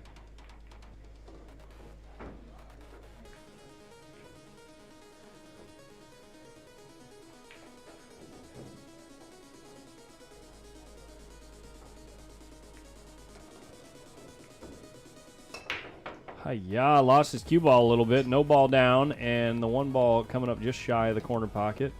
3 ball falls in, last ball rolling. If Mark has a shot there, that is a pretty fortunate break. Here we go. Chris Reinhold trying to get his feet underneath him. Looks like he just got off a fishing boat. With how many balls he's hit so early on in this set, and the break doesn't work for him. 1 ball does make it past the side pocket, though, not leaving anything simple for Daniel. 5 and the 6 are just hanging over the top right corner pocket, so you'll know that in the middle of the rack, whoever makes it to the 4 ball will have a couple of balls to recover position. Actually, 5, 6, 7, and 8, and 9, and 10 are all very close to the pockets that they'll be pocketed in. So whoever has the first open shot on the 4 ball should win this rack.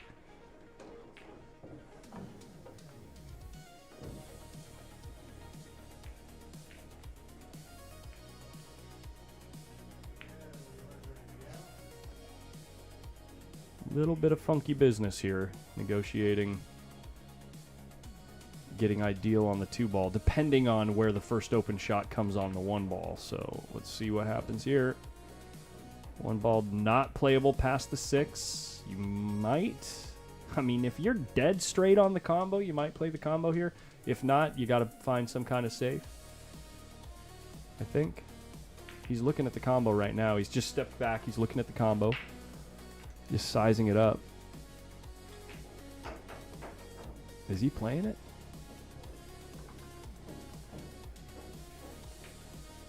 He's played it. It's down. 1 ball hangs up. Really nice shot.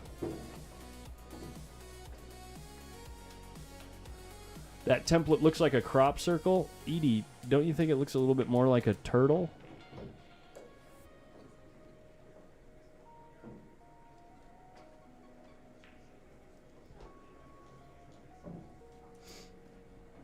All right, big shot here for Daniel. If he gets ideal on the 2 ball, he should win this rack because... Wow, look at this cue ball. Look at this cue ball. Is he jacked up on the 8 here? Just gets past the 8, and I think he's got the angle where he can just draw straight back and get perfect on the 3. Hell of a spot for Daniel. Trying to get another 2-game lead here.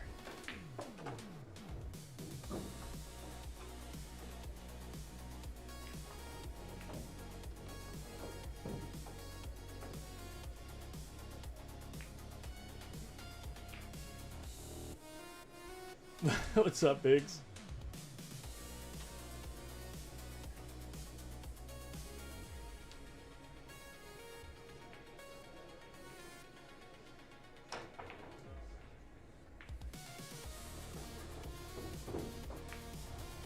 Yeah, and he's perfect on the 4-ball here. All you got to do is not trip over your own foot.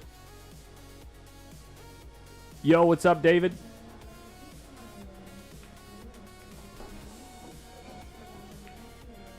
Really nice window to cue between the 7 and 8.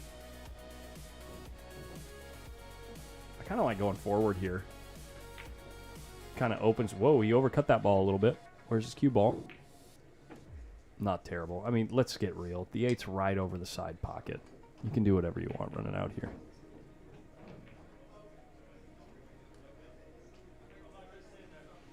And even if you hate the side pocket, you can just play the 8 down table. Yeah, this is plenty. Plenty. And with the 9 and 10 being so close to the corner, you can let your stroke out here. You can draw to the short rail, go 2 rails out to center table if the 9 is in an awkward spot to follow the rock. He's just checking the line off of the 8. He's queuing. He's looking at queuing in the middle of the ball here, it looks like. Maybe just stunning to the short rail. No, he's rolling it right in between. Nice shot. What about the side pocket? Life is good. Really nice shot there from Daniel. Being able to judge finding that gap like that, that was nice.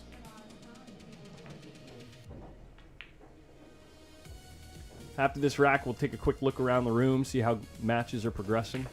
Oh my gosh, he butchered it.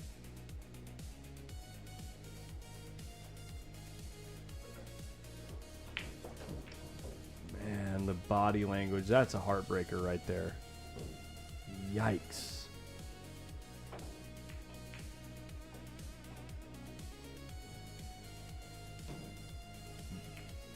Yeah.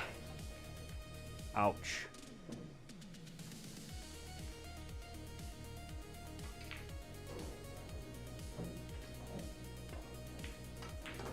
Chris hits this one real nice, puts the 9 down, gets super unlucky to run into the 10 ball and leaves himself nothing. Oh my gosh. I really like this call. You just play this the speed where if you miss it, the 10 ball ends up by that diamond on the short rail that's near his hand. And the cue ball goes way up table. Watch the speed of the 10 ball. That's how you play that shot. Perfect shot.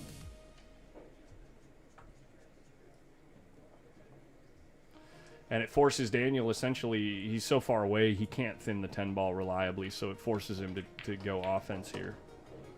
And a lot of the time, things go awry in this spot.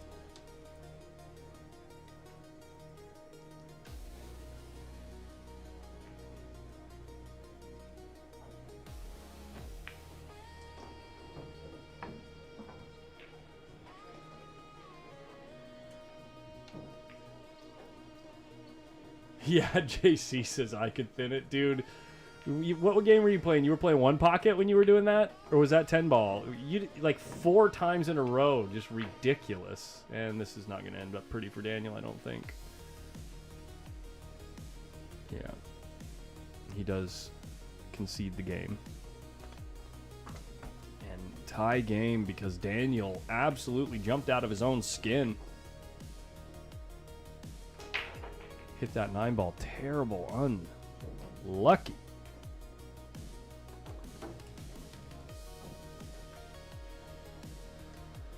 What do we got? What do we got? Sorry about the flashing camera. That will be fixed by tomorrow. This camera is experiencing some issues because it's on a very, very long cable. I think 150 feet.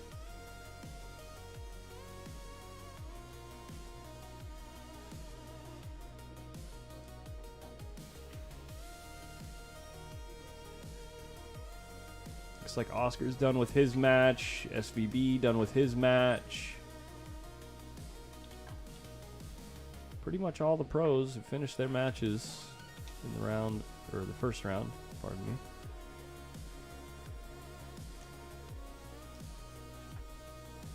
Here comes Chris. And scratching in the side pocket. 1 ball headed towards the corner. Falls in. 3 ball in a little bit of traffic as well as the 2 ball. If this 2 ball is playable in the bottom right corner, past the 3, You're still not out of the woods, because how do you get on the 5? The 10 ball stops the cue ball from moving. It's got to be what he's looking at right now. And the 8 ball kind of tied up with the 10. Man. I mean, sorry, the 8 ball kind of tied up with the 9. Collins, have they posted the list? What list?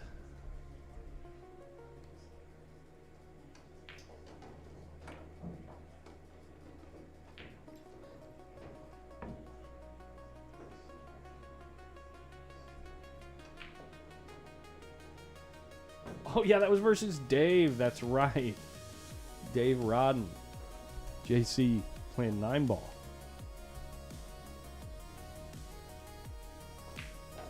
Players list, it's in the bracket link is in the video description. I think it's also pinned in the comments there, Leonard. Lenny.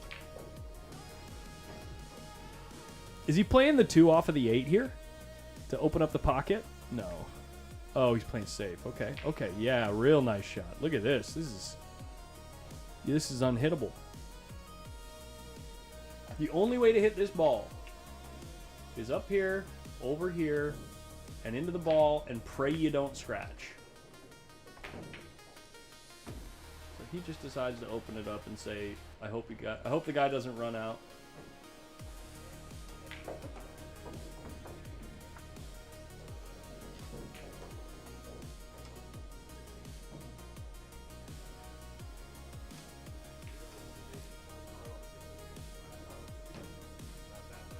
How do we get raffle tickets, and can I put my name down as JC? Sargon, you got to reach out to Melina Mike or Windows Open on Facebook, or you can reach out to Oscar or Dez. They'll be able to give you the info too. I believe Oscar and Dez are the ones that run the accounts that you end up sending the money to, I think.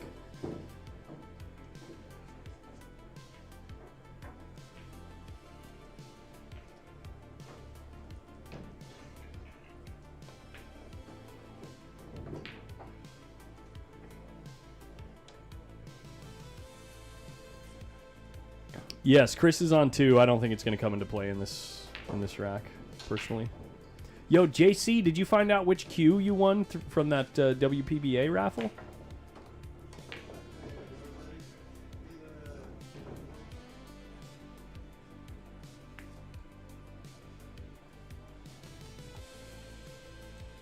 He's dead straight here. He might actually try to play safe again. This is no good. Oh, man, you got to make a great shot here. Good news is, if you pot the ball, you probably end up on the 8.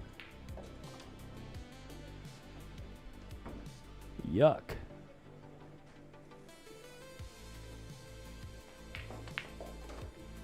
He's overcut it.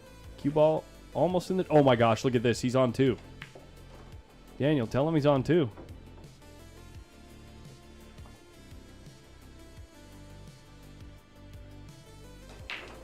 The Miyuchi, did you get a picture of it?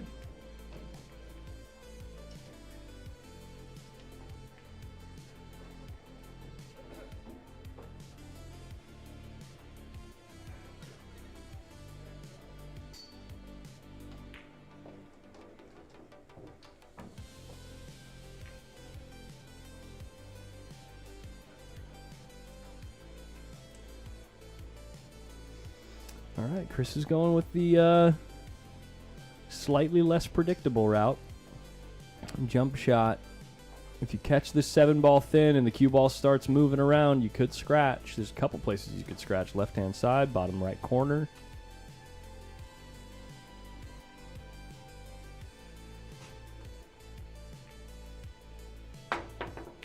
Ball's in, left-hand side. Oh my gosh. And he's straight in the side pocket. That's a hell of a shot right there.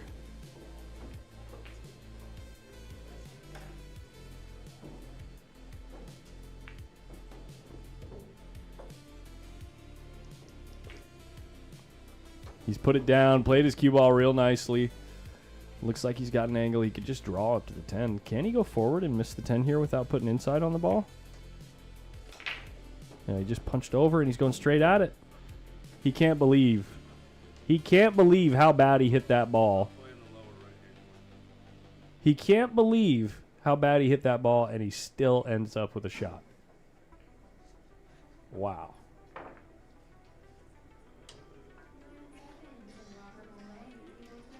Oh, JC, cute.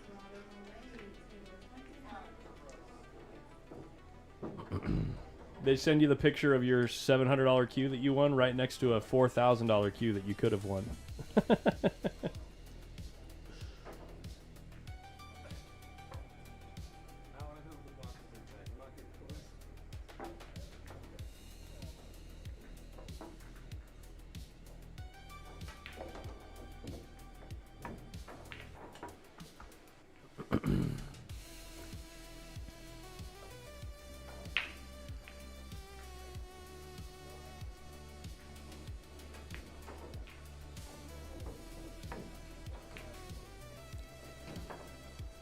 Corey's on his way to the booth here. Corey just coming in right after his victory. Oh, yeah. Corey on his victory lap. I didn't play bad. It was really good. She's a very good player. 7-3. Down 2 10 balls. Oh yeah, that's a good break. Look at this break. Where's the one ball going? It's going up near the side pocket. 6 ball trying to get in the path. Looks like it did get there. Well, here, I've just so I don't beat the topic to death, I'm gonna mute the mic for a second, guys.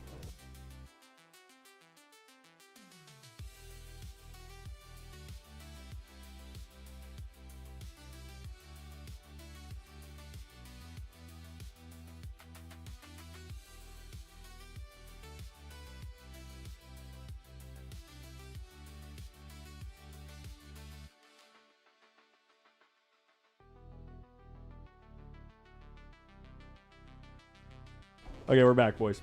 We are back. I didn't play bad, actually. I had a couple runouts. Nice. Yeah. She's super tough. Her cue ball's amazing. Yeah.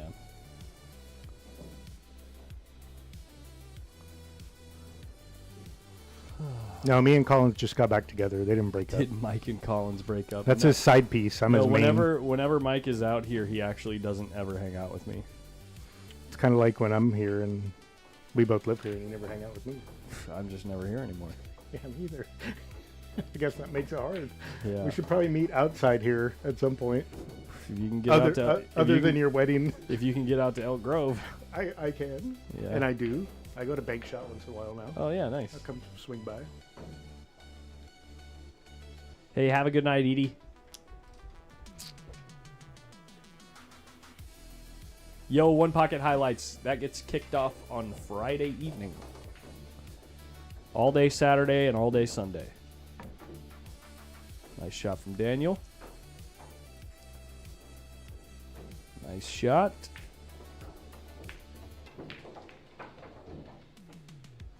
Max Adams, the German dust, Max Adams. Yeah, who's playing real good down there on table 1? Isaac. Is he? Yeah. He's up 4-0, 5-0. On who? I don't know. He's up 5-0. He's playing great. Hmm.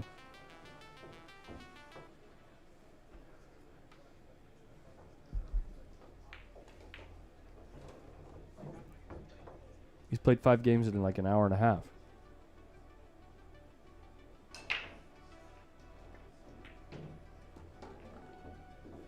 Corey.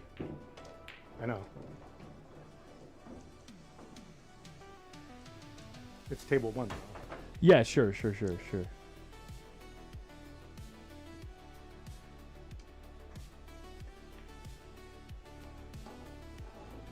getting there. He's getting there.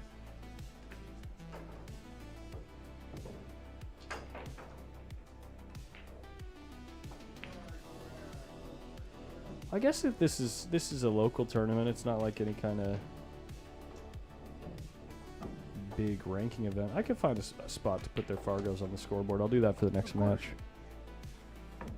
That's not bad for this kind of tournament. Let me see.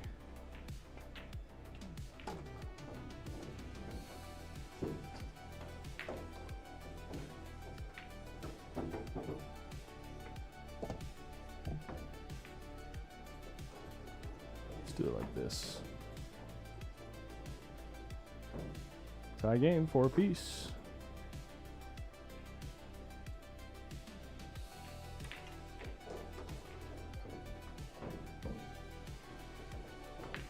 We're just doing one round tonight, right? Everybody plays once. Okay.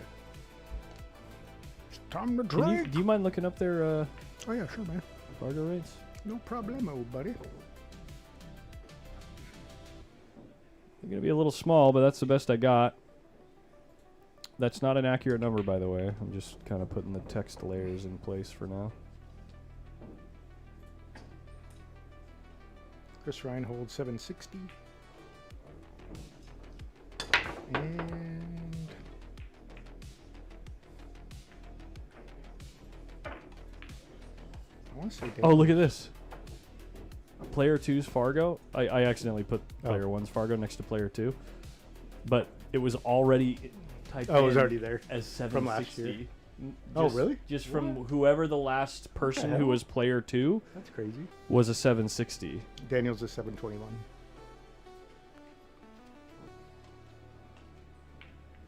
So we'll do that. That looks okay. We'll make Daniel's name a little smaller. There you go. That looks okay. Top right or bottom right? Dude, I don't know what to do on this shot. No, no, I no, would no. I'm talking about where the Fargo. Oh, no, that's fine, yeah. I think I want to try the bottom right. Let's do this. Oh, yeah, that looks okay. Yeah, that looks better, actually. My OCD likes that better. It's, even though it's as close to the score as it was on the top, it feels better to see it there. On for the some bottom, reason. yeah. Yeah, I don't know why. I like the bottom. Let's work.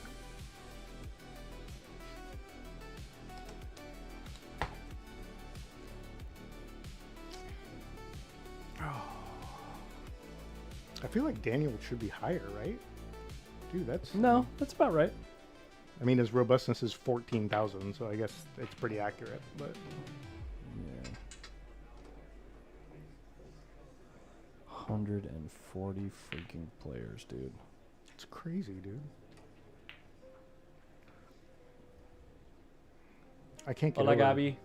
I can't get over how dope those cues are out there, dude. They're so nice. He makes some of the most awesome jump cues, too. That's a nice hit. Nice little double kiss.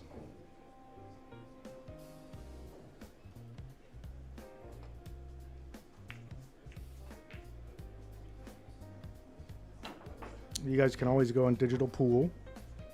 And Mike will update it once a day. And then not once it gets to semifinals, we'll He's never busy. update He's it. working hard. He'll tell you how He'll hard never he's working. update it What's up, Ben? once it gets to the Says- semifinals. I remember the first 2 times I played Daniel was in the 2016 at BCA. I ran into him twice in the men's 9-ball. I beat him 6-4 the first day and 6-4 the second day. He cried both times. I felt so bad. Was he a young kid at the time? Yeah, was he 7? Yeah, how What do you old mean was he? he's Like crying? 12? He cried? I once beat him when he was 7. I beat Adrian when he was 9, guys. So Dude, just- I used to love playing Adrian when he when was he 14. couldn't see over the table. When he was 14, I used to beat him like every set we played. I'd beat him by like 2 or 3 games, you know. And I used to just like, you know, he's a great sport back then. He was fun, and then he started just 4 months later, he started trashing me. Just absolutely destroying. Just like he just stopped missing. He doesn't miss much.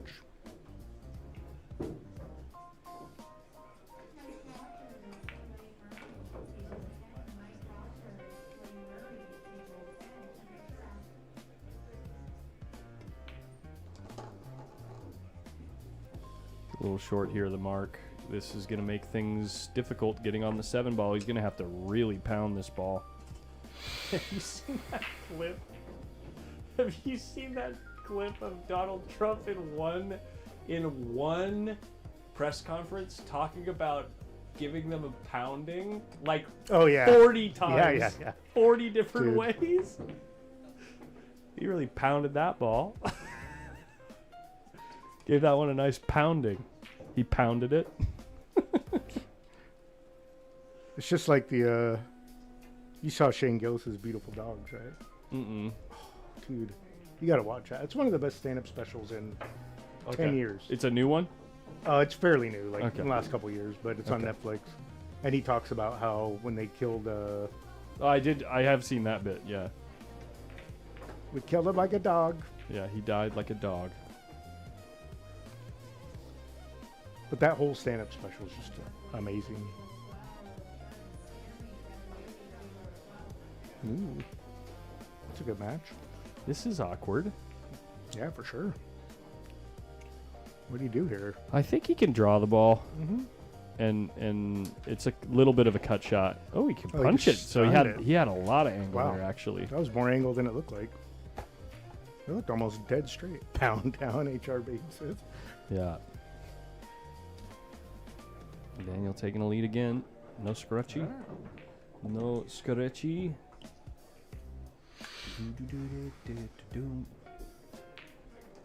See how this bracket is looking, guys. See if we've got any other interesting matches shaping up here.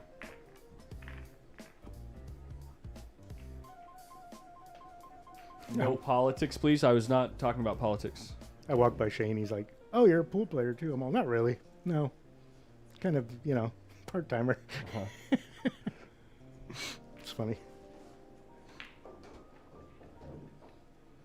Ken Mendoza is here. You see him? Came all the way up. Oh, nice. Yeah. I haven't seen Ken in a long time. Dude, we love talking about Trump in here. What are you talking about? Have you guys No, never I- been in this? I only talk about the content. I know. Not no, about, I know. Not about I know. his politics. That's what I mean, though. We like the memes. Yeah, it's We're all just about memes. memes only, man. It's just, I talk about absurd, funny stuff. Pound for pound, the best stream around. Queen. I love you, Queen. He's not wrong. I can understand the misunderstanding, but please understand. I hate talking about politics too, but if something's funny, I'm going to talk about something funny.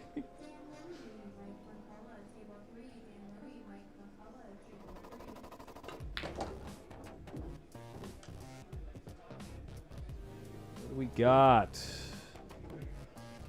Man, a lot of these matches are moving along pretty quick. Yeah. I mean, we cruised through our match. We were just running out left and right and missing 10 balls, Run the table, miss a 10 ball. Run a table, miss a 7 ball. Yeah. That's 10 ball, though. It's an interesting match. First round, Doug Whaley, Eric Stanley. I know, I heard that. That's a Yeah. really good match. It's a pretty good jump by Chris. Yeah, kind of got jacked. It doesn't really look like we're going to see any other big matchups for a few rounds, Oh, actually. really? Yeah. It's kinda spread out, It's huh? quite spread out, Pretty actually, random? which is... Who's Shane playing? Some rando? Shane got Shrek. Oh, Shrek okay. got one game off of him. Oh, gosh. Hey, you got a game. Yep. First game, Shane scratched 2 rails in the side pocket, left 4 balls on the table, and Shrek got out. Adrian and Miguel is a good first-round matchup. You see, That would be cool if we could watch that next. you see fillers up to 861 Fargo. It's ridiculous. Dude, think about, there was barely anyone over 800. Like, Yeah. what, 5 years ago? Yeah. Now there's like 70. That's crazy. Well, maybe not 70, but a lot.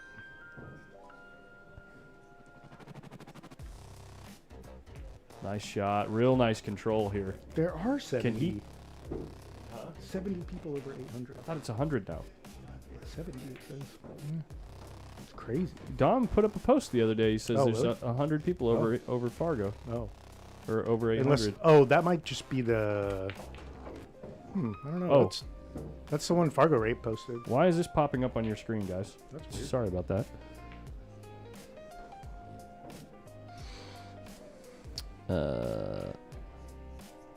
We've got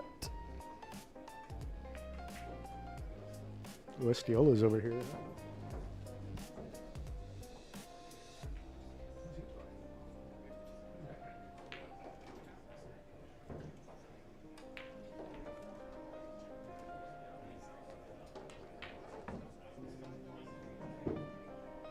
Oh yeah, it is 70. He was just being hyperbolic, I guess. Shocker. Or you just No. No, he bought a shirt. Okay. I was like, I know he's good, but dang. That team's pretty I don't think he was. No, that was Manis was the Oh, yeah, that's right. youngest Yeah, Filipino. Daniel looking smooth, man. Dom was being a bit hyperbolic. That's totally out of character for Dom. Yeah, right. Can you believe Dom was being hyperbolic? No.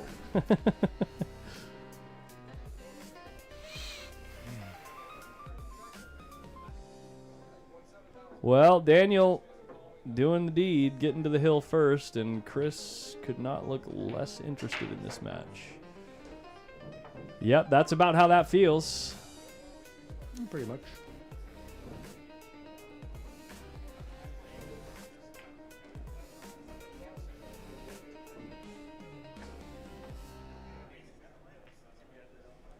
Is Shane, do you think Shane is the GOAT of rotation? 100%.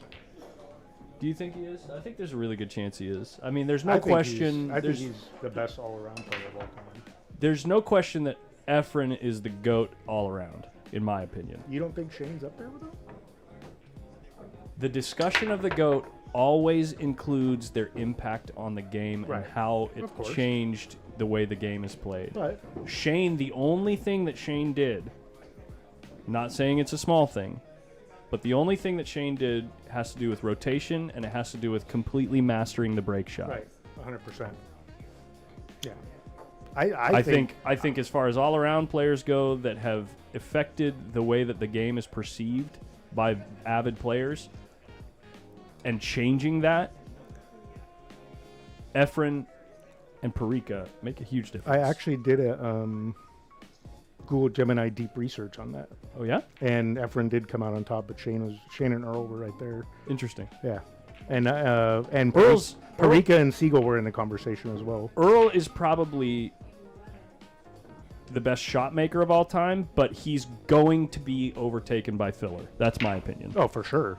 Filler, by the time he's done with his career, that guy is just a joke. Did you see that video that Shane put up where someone was talking to him and he's like, "What's up, Shane?" He's all, "Oh," yeah, he's just like sitting there and whatever. And he's like, they were at some tournament and he sees Filler in the corner just hitting balls on some random bar table.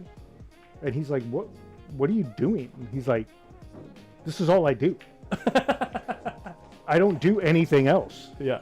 I see a table, I want to hit balls." Yeah. And that's coming from the guy with like the best work ethic of all time. Right, I mean, exactly. it's- Shane's like, get a it's hobby. pretty crazy. Oh, I remember that clip. Yeah, He yeah, says, yeah. don't you have a hobby? Don't you have a hobby? So no, right. this is it. Yeah. He's like, I saw it yesterday. It was hilarious. Buddy Hall, yeah. 9-ball G, of course. Yeah, one of the most winningest 9-ball players of all time. But Buddy Hall, Right I up mean, there with Mike Siegel. casual people don't know Buddy Hall. Casual people know Shane and Efren and Earl. Hardcore players know how good Buddy Hall was. Hardcore fans. Yeah, Buddy Hall was in his era, Oh, Unreal. kind of like Mike Siegel-esque, you know, Oh, like yeah. they just kind of were head Dominant. and shoulders above the rest. But I think if you compare the way that Efren eventually ended up playing the game all around, again, I'm talking all around, not just in rotation. Yep. It's just a different game. He started playing a different game.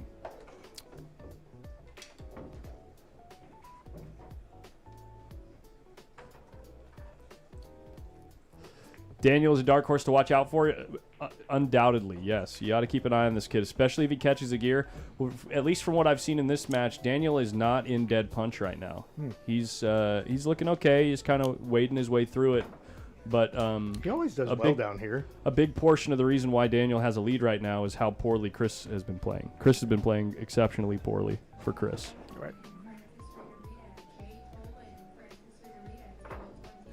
Y'all skipping over Federer?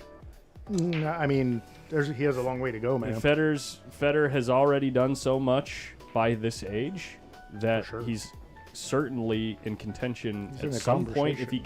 continues. Wow, what a shot. If he continues this standard of domination or winningness, he will But certainly it's- be in the conversation. What's But it's crazy, I mean... again, sorry. Yeah, sorry. The thing that needs to be discussed is what is Federer doing to greatly impact how the game is played. That, you know what I mean? Like, that's the MJ conversation, Mm-hmm. right? MJ versus LeBron. Yeah, LeBron, he has some incredible statistics, but he hasn't really done anything that's like, as far as I know, I'm not a basketball guy. Podcast. But I'm not a basketball guy. But, guys like Steph Curry have done more to change the way the game is played than a guy like LeBron, right? LeBron was just hella good at the way that the game was played. No, they both changed the game. I mean, Did he? yeah. Okay. Well, I don't know about LeBron. LeBron's been playing for 22 years. That's just my I mean, understanding of the discussion. I don't really follow the discussion closely. Yeah. But I was just trying to make a parallel. There's a lot of LeBron haters. I am a LeBron fan. I always have been. But there's no doubt of his impact. But Steph changed the way the game is played Yeah. in the modern era Right. That's by like making the 3-pointer. the way you play the But game. LeBron was like the next level of Jordan and Kobe, where he did everything great. Right. He could hit threes. He could block you. He could swat. Yeah. You know who's changing the game right now is Wembanyama. Who? That guy, Wemby on the Spurs, the 7'6" Uh-huh. second year dude. Oh, third I year think dude. I heard of him, yeah. He averages like 5 blocks a game. Like the best centers in the history of the game average like 2. Wow. Speaking of goats, that guy Dude. Shohei Ohtani. Holy crap. Oh, dude, that the guy, Giants just beat him. Huh? 2 out of 3 games, the Giants just really? beat him. He Wow. went 0 for 4, 0 for 4, 0 for 5. Wow. Yeah.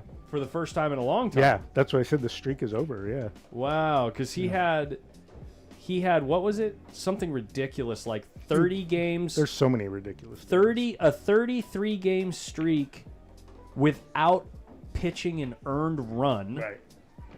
And then he, at the same time, had a 40-plus game streak of getting on base. Right. No one's The ever- only person, by the way, Daniel Sardoncillo finishes that match. But no, I mean you can't compare him to anything. He's a unicorn, dude. yeah. It's crazy. I love watching him play, even though I hate the Did you- Dodgers. I sent you that video, right? Yeah. The only other player with numbers like that was Babe Ruth. Yeah. But the thing is, They were throwing 35 miles an hour. but they were the 2 times that he had those streaks Yeah. were at different points in his Right. career, Correct. not at the same time. Right. It's pretty crazy. That's wild. Dude, he's amazing to watch. There's a guy, I watched this YouTube channel where the guy does the best sports card pulls of the week. He finds people submit them to him, and he makes a clip and shows the people opening the packs. Yeah. Some guy this week had a box on his shelf at home from 2018 Topps Chrome. He opened it finally. He recorded it. Inside it was Shohei Ohtani's rookie card with the kanji signature, 1 of 1, $2 million. No It's worth $2 million. It's been way. sitting in his house since 2018 in a sealed box. And he Wow. finally opened it. There's only 3 kanji signatures in the whole world, And only one of them on a Shohei Ohtani. and only one on his rookie card. And the guy had it in his closet. Wow. It was Imagine being that insane, guy. dude. Yeah, I would pass out. I would probably... I'm shaking. I would pass out, yeah. Let's check out Mark Estiola, guys. Let's see how Yeah. he's playing. Thanks for indulging us, or at least... All the sports in like 5 minutes. and I'm not even a sports guy. I really don't even know what I'm talking Oh, about. and the This is Raiders just- got Fernando Mendoza as the first pick tonight, by the way. Let's go. Oh, nice. I don't know who that is. He's the best quarterback in the draft. Nice. Number 1 pick of the draft. What the heck did I do there? Okay, I got to do that. I got to turn these off. Do you know this guy's name? He's been hanging around. This dude? I don't know his name, no. Yeah. I don't know who this guy is either. This guy's from Canada. Is he? Yeah, his name is, I have it right here.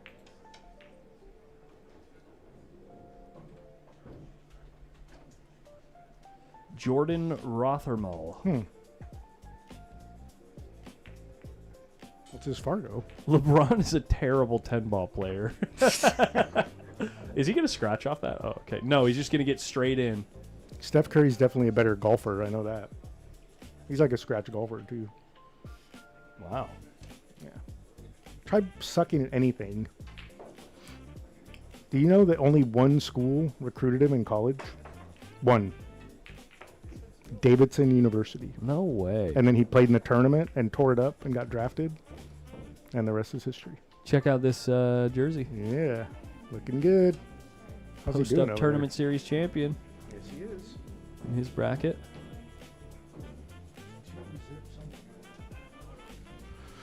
Smash the button. Smash it. Not sure what they just called on table 4, but I think that a match was just called on table 4. I hope it's Adrian's match. He's still sitting there, so I don't know.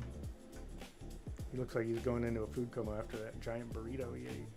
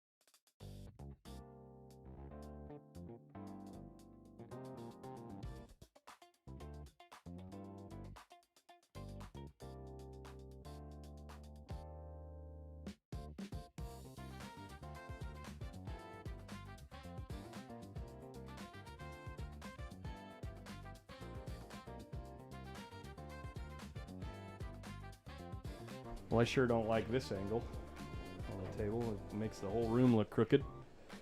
So I guess we'll stay up here. This one's got a glare, though. Let's see what we can find. We'll find a match for you guys to watch.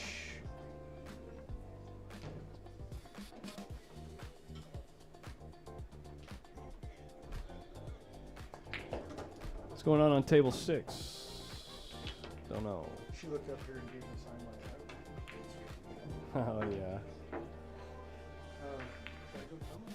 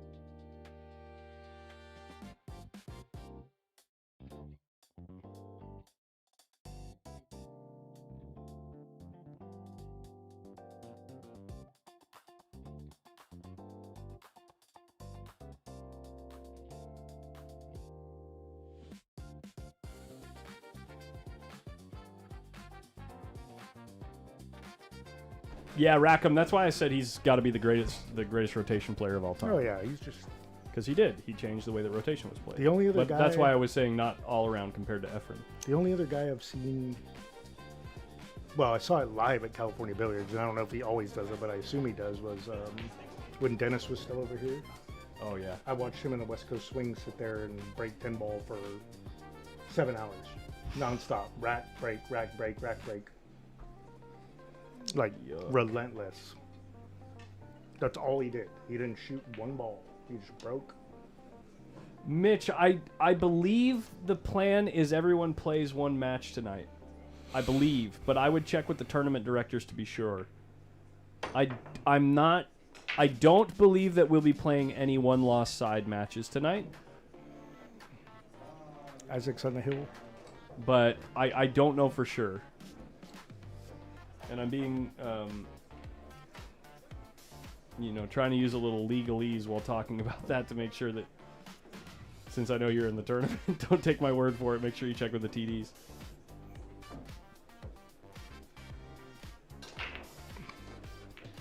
We got action.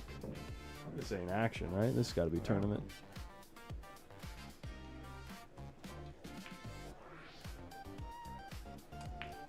I would assume that these tables are going to be reserved for tournament.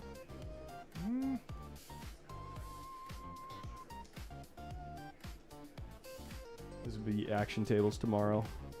Dude, it's hard times, man. It's for a Thursday night, 140 is bananas. But yeah, if it's ever on a weekend, we have, we've had what 180 a couple times, something like that.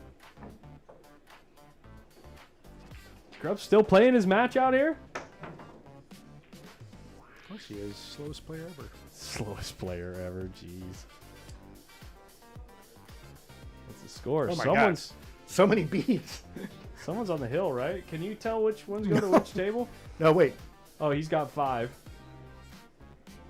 And the other guy's got 6. He does? Oh, he's playing Arturo Hernandez, who's a very good player. Oh. That guy's like a 650, 660 Fargo. Oh, okay. He's a very good player. That one's going the distance.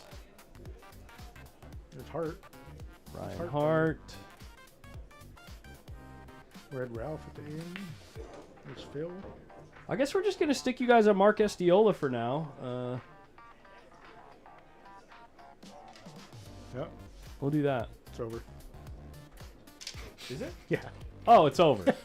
Go to Isaac. He's on the hill. Why? That Table one game could take 25 minutes. With Isaac? Yeah. With Isaac? Are you trolling me right now?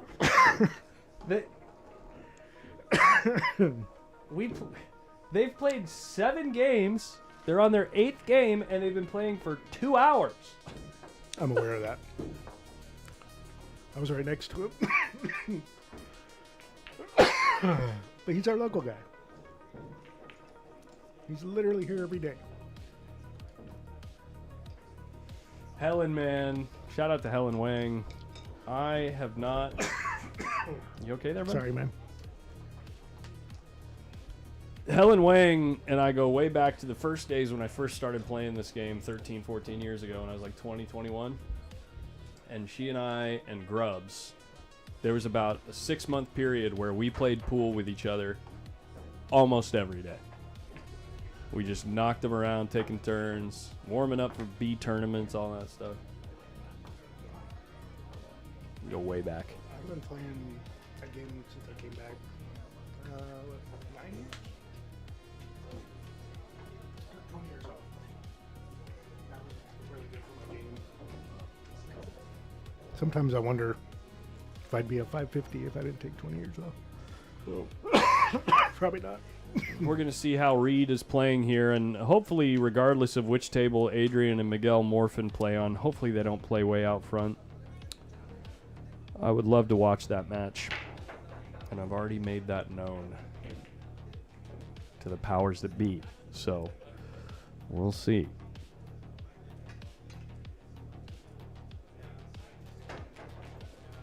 This is Reed Stensrud playing Helen Wang. Jesus. All right, I'm going to go get some more water.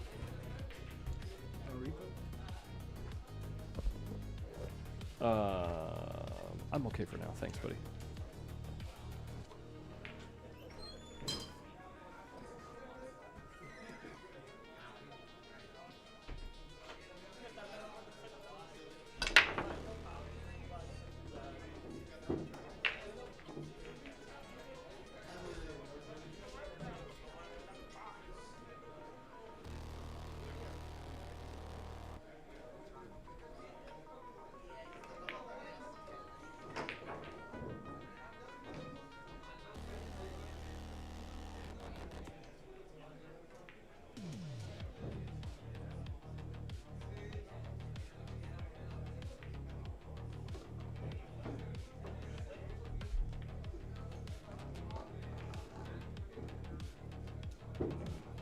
Reed's I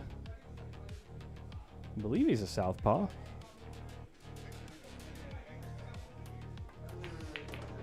Yeah, he is a lefty. Lefties usually are pretty good ball pocketers. I've played Reed quite a few times up to this point. He's a very good player. Solid mid 600 Fargo player, but just put the stank stroke on that ball and completely put the chicken wing on that one. Oh, he miscued. He's over there shaping his tip right now. That's what happened. Okay.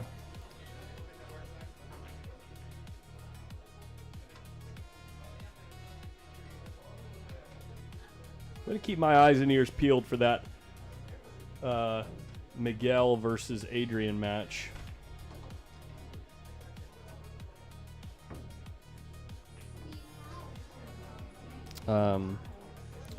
Reed is the pretty healthy favorite in this match.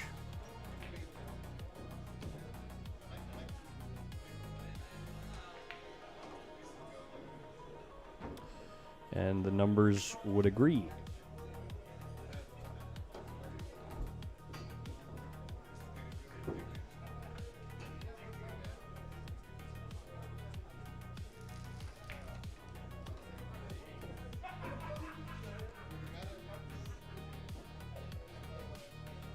Reed being very careful. Chalking his Q-tip there. Doesn't want another missed Q. Played a real nice cue ball here. Is he playing it right on the 6 ball? How good can you hit that ball, Reed? Nice shot.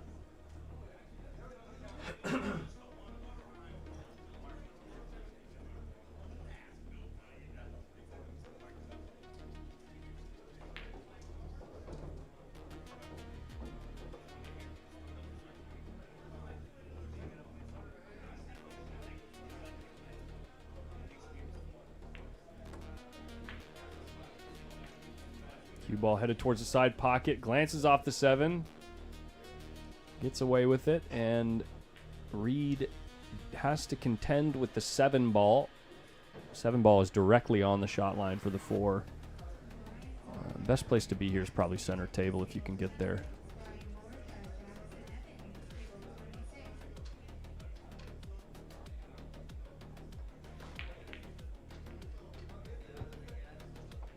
What's up, Stuart Turner? Who's Sam Gilmer? Wow, Reed not feeling good so far.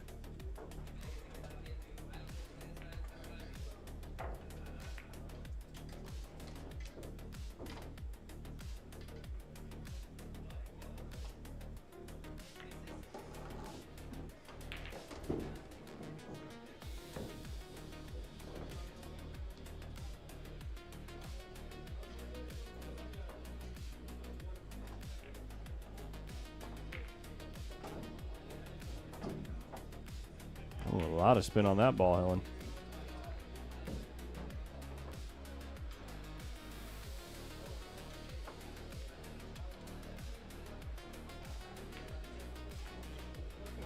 I was just barely going to hang up. Unlucky. Unlucky, bro.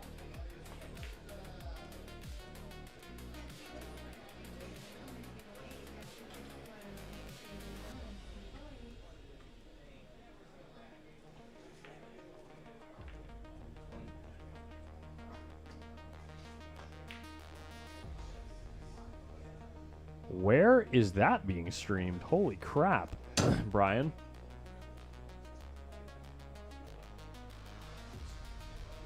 Is that on YouTube or Facebook?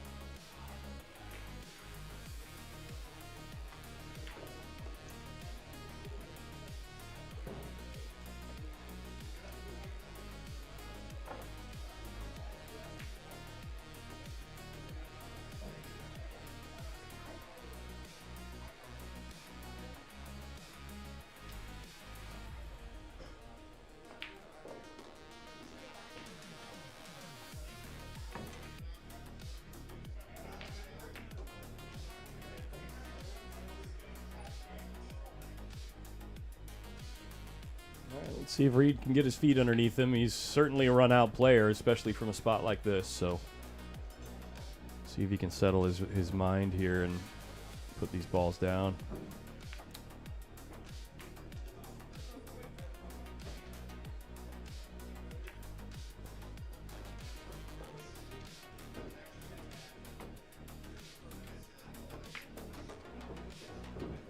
I like the shot, playing for the 9 in the side.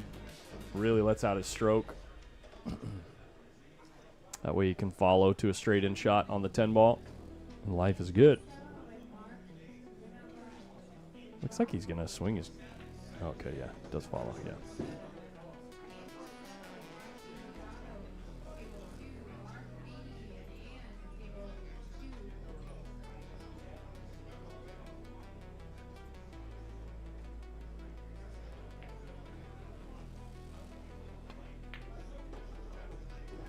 Ian Costello and Mark Vinogradov it just got called on table 2. Steve Hausch just got called on table 5, I think. Sorry about the noise on the mic, guys. That's actually an interesting-ish match. Steve Hausch, Tom Smith. Steve a big favorite there, but Tom can certainly dab him.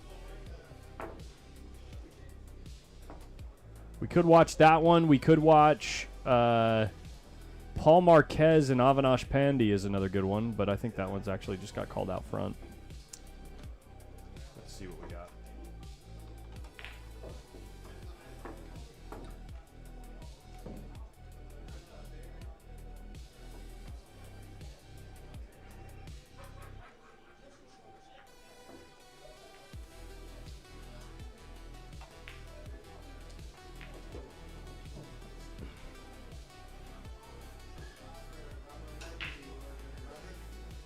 I don't recognize anyone else in the room at the moment.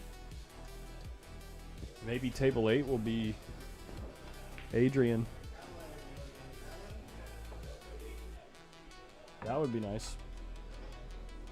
See how Reed is breaking the balls.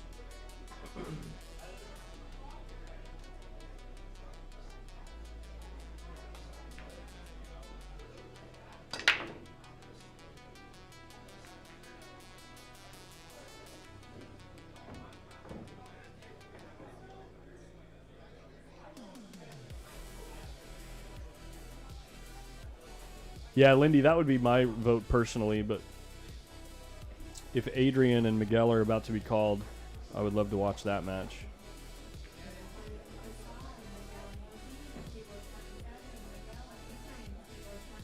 They just called him on table 27. Okay. Okay. Okay.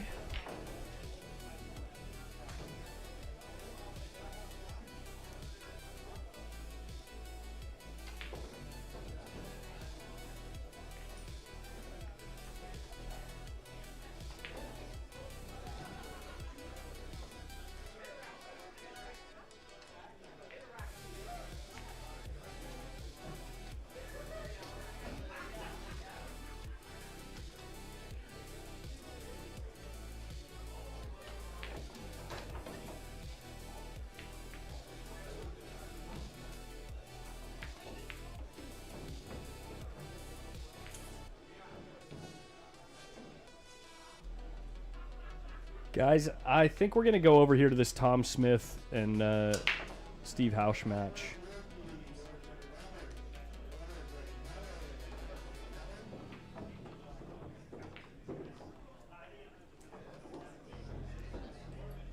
This is a good match right here, and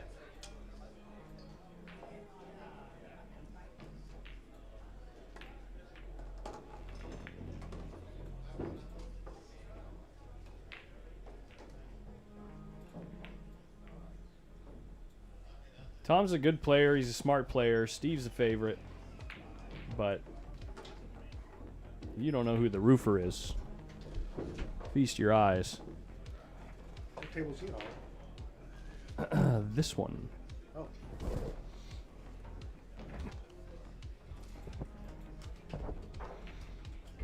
John's out there trying to drum up Oscar and Mark Estiola big set.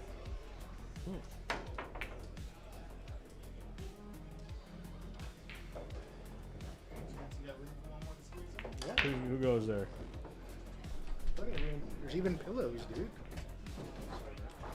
Oh, the big money man, big money player. Okay. Road partner.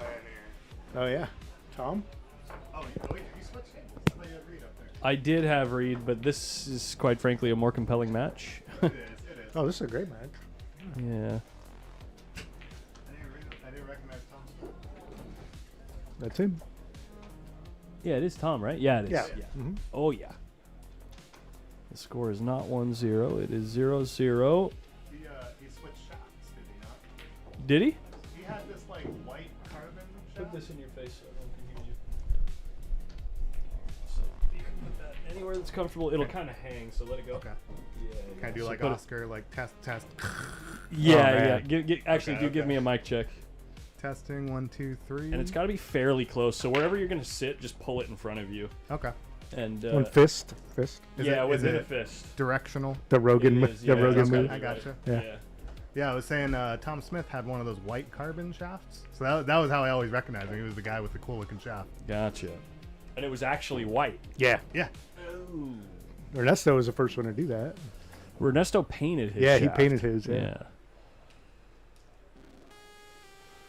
But, man, I was really hoping to watch that Adrian versus Miguel match, but they put that on table 27. Oh, there's no way the camera gets there. I mean, I can see it, but you can't get details. Not really. Yeah. That was the table I just got off of. Really? Who'd you play? I played Mark Stutzman, I believe was Oh the yeah. name. Okay, from Reno. Yeah. He plays pretty solid. Yeah, it was a good shot. We probably both dogged a lot more than we should have. Oh yeah, it's 10 ball. Yeah. Wow, he hit that. It's 10 ball, dude. Everyone dogs. Yeah. Melissa dogged a straight in 10 ball against me. I was about to tell her not to shoot it, and she fired it right in the rail. I was like, all right, she's shooting all of them now. Nice cue ball from Yeah. Tom there. Welding Oh, him yeah. up on the 6. Yikes. This is tough. Yo, what's up, little cheddar?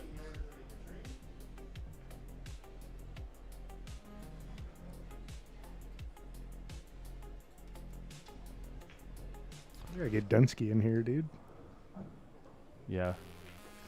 You Yeah, sound we'll real. we'll let him throwback. settle down first. He never settles down. Am I allowed to stay in the booth while he comes? Yeah, yeah. Only if it stirs up more action. No lack of that this Man. weekend. All right. let's E-Town see got how his these guys are ATM doing. early. Now he's like, oh, there's no tables. We can't play again. Sorry, man. Well,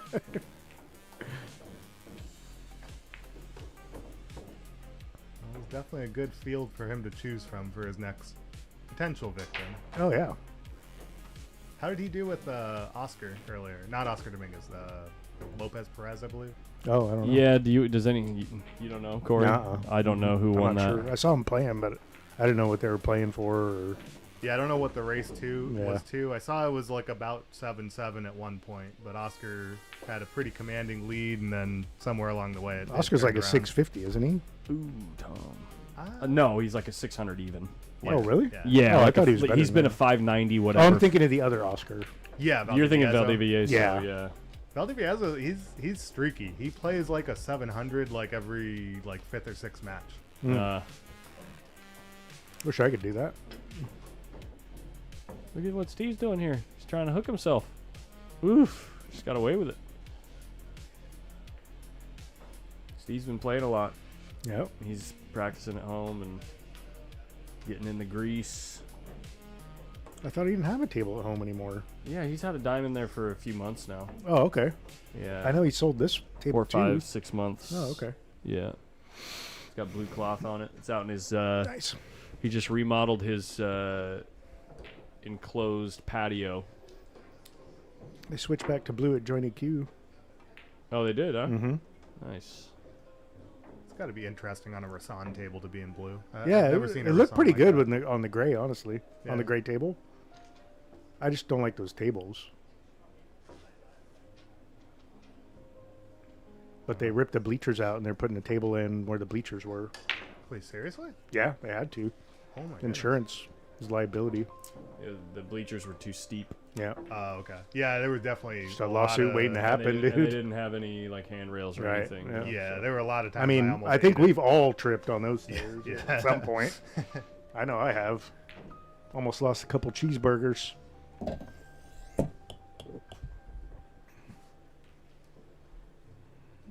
Yeah, no Sean Damani sightings tonight. He said he's gonna come tomorrow. Well, he has to work at Joining Q tomorrow. He'll be here Saturday, I think he Yeah. said. Yeah. I'm sure he's coming in eventually. Yeah, yeah. Shane was over there doing those challenge matches earlier in the week. So. Yeah. We played 14 people. Nobody won. Shocker. A couple people got to 2 rags. Well, it was only a race to 3, right? Yeah.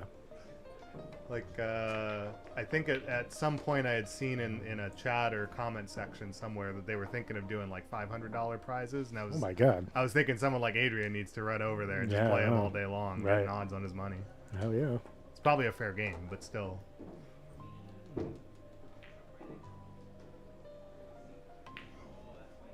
Wow, Tom. What's fair about that game again? Adrian and SVB? Well, What'd you getting say? No, 3 to fair- 1 on the if you- money. Oh, you 3 to get 1 odds on the on the money. money, Oh, yeah. yeah. Okay. I didn't hear Yeah. that part. Yeah. Yeah, of course. Yeah, 150 to win. Did you hear about 500. this going on over here? This Sam Gilmer guy is playing Thomas something. Who's that? They're playing for like 60K a man right now. Who's Sam Gilmer, though? I don't know, but they're playing on a diamond 9-foot table. They're Okay. playing 10 ball. Okay. They're racing a 30. Interested. Which side is Dom betting on? I'll take the other side. Yeah.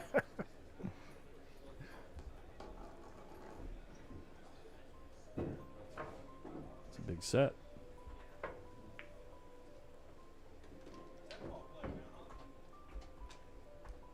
I gotta say, and I don't know how much you've had a part in this, Collins, but I'm seeing a lot more action amongst like non-700 plus level players. In Sacramento or everywhere? Kind of I mean, definitely in Sacramento. Definitely in but Sacramento. Also, kind of everywhere lately. I've seen a lot of almost like B-level pool, but for A-level money. Yeah. Sure. Bank Shots had a lot of action. Yeah. A lot of action at the bank Every shot. day. Yep. And it's more, I don't know, in my opinion, I think it's a little more fun to watch because you never know. Right. They might miss anything Right. at any point. Like, as long as it's not like they're missing everything at every point, but Dude, Mila Exactly, played, yeah. Mila played for 1,000. I saw that. I was like, what? I thought it was a typo when I first saw it. I know. I was like, wait, huh? What's going on over there, dude? I need to get in that action over there, dude. Those Rassens play nice over there, though. Okay, I haven't. Yeah, been the quite two yet, Rassens that they have do. in that room do play really nice. I've only been there once, or He's got, I should say, um, sorry, asterisk. I've only played on one of the tables. Yeah. It played really, really He's nice. got 6 more coming in the next month, hopefully. Yeah, that's cool. He was going to get all diamonds, and then I'm like, why? You have like a casual, like, if you're going to save money on the Rassens, just get the Rassens. Right. Because the diamonds are going to get beat up by the casuals anyway. Yeah. Right. Why would you spend 3 times as much on the table? Makes no sense. And they play pretty similar from what I've played. I mean, I've only played the ones. Yeah, in, yeah. in, No, the Joining Iron Q. Man. The Rassen there that I played on at It's really the nice. bank shot played really similar to Yeah. these diamond Yes, tables. for sure. Yeah, it's like worn in and like, Deep pocket. yeah, Yep. plays good. I like it. I think it's like 2 levels above the ones they have at Joining Q or something like that on the chart or whatever. Or maybe it's, I don't know. Maybe it's just built better. I don't know. Also, is it an actual Rasan or is it a Mr. San? No, it is. That's Yeah. a Rassen, yeah. Okay, okay. Yeah. And then, oh, hey, Hal Turner, what's up, buddy? The Rassen Iron to see Man, you. I think. Okay. Is it Rasan or Rasset? I'm probably saying it wrong like a redneck. We're probably all wrong. I know. It's a Rassen. We got a Rassen? Haas and Gilmer are road partners, aren't? Oh, is that Thomas Haas? Are they playing each other and they're road partners? Because Thomas Haas is like a very high level player. I know that. I don't know the. I recognize Sam the Gilmer name. has like 6,000 followers on Facebook. Okay. Apparently, he likes to bet it up. Yeah. You're friends with him? Apparently. Oh, you're not friends with him. Are they playing even or is I this thought- a mention of a spot? I thought you were friends with every pool player. Oh, it's on Thomas Facebook. Colston. Okay, Thomas okay. Colston is the other guy. Not Thomas Haas. Okay, so Thomas Haas is Sam Gilmer's road partner. They're playing Colston. I got it. I understand now. Oh, you got kind of funny here. Oh, what do you do here? I think you You just lean roll the and ball in. follow. No, lean in and follow, and you're gonna bump the 7. You'll get something on it. He's got an angle here? I don't know. It looks Yeah. pretty straight, dude. He has enough to go to the short cushion. Then it's easy. You go around the 7. Easy. It's hard to tell with this angle. Yeah, and even if you bump it, you're gonna Oh, have yeah, something. yeah. You're never gonna be like, as long as you play the speed decent, which he did. It was tough, though.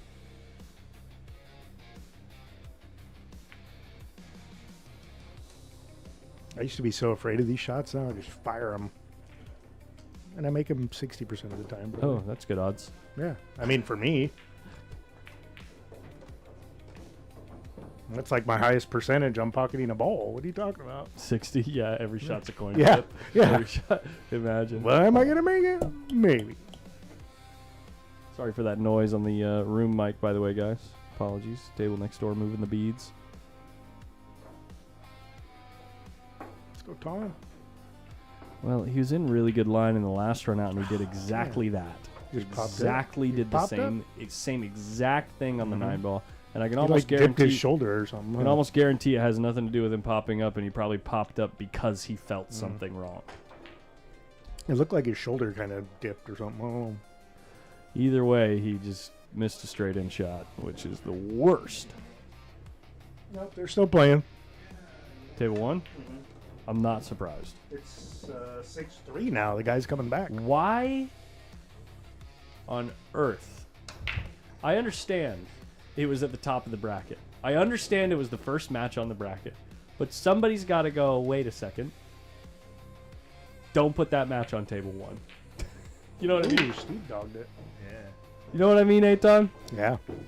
I mean, I can see both sides of it, but also I used to run tournaments, and I know one of my biggest objectives was to keep the tournament moving. Right. Yeah, So true. I usually tried to put the better players on the tight pocket tables. Sure. and- On the was it the Crockett or the Chuck? I had to play Stanley on table 1, Mm, which was fine because I got more chances than I normally would. You know. sure. It's a pretty good shot, Tom. You're just coming a little short of the mark. This is going to be mildly uncomfortable pocketing this ball. Yeah, for sure. MSC shots for a living. You guys are just mad you can't beat him. Yeah, JJ, I know. Yeah, I can't totally. beat anyone, dude. I seriously shot. can't beat him anymore. Good shot. He plays good, dude. He's definitely coming along. Like even the one pocket match he had a couple weeks ago. Like I know he got the scoreline looked very one-sided, but Just, honestly, I think if he yeah. did just 2 or 3 things differently, the scoreline could have been completely reversed. It's just tough to fade the pace. Yeah, But- I mean, he's learning too. Yeah, I it's know. tough with one pocket 'cause you have so many options Yeah, on for every sure. single shot. Yeah.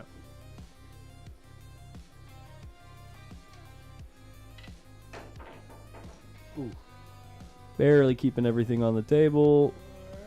And there's That's I a can set I loser. can guarantee you Isaac's Are probably we, going to make 1 or 2 balls.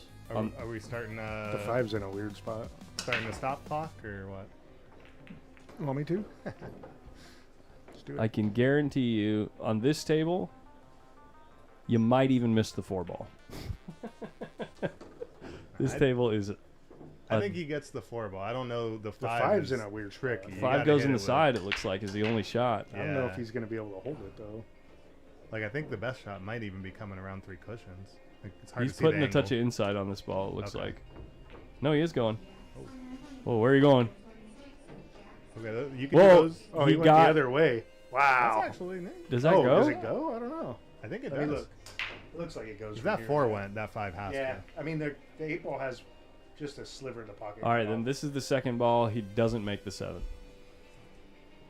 If he makes this one. Yeah, it's tricky with the 9. I don't know if he's going to put a lot of spin to go around it. Or Yeah, what he's not gonna making do. this ball. Ye of little I don't faith. know. I dude. This table is a joke, I know. dude. I This- got more faith than you guys, apparently. It's the table table. one. I'm talking about the table, not I Isaac. agree. Oh, okay. He's just playing safe. Just Okay. straight ducking and putting it in the pocket. That was not a good The shot. other guy might miss this ball. Yeah, if he tries to Yeah. get on the 7. I have. he might. I'm dead serious. He might. This ball is a missable ball on this table. Just don't ever hit the cushion. Or you're missing. Are we measuring? What's he doing? He's measuring. Okay.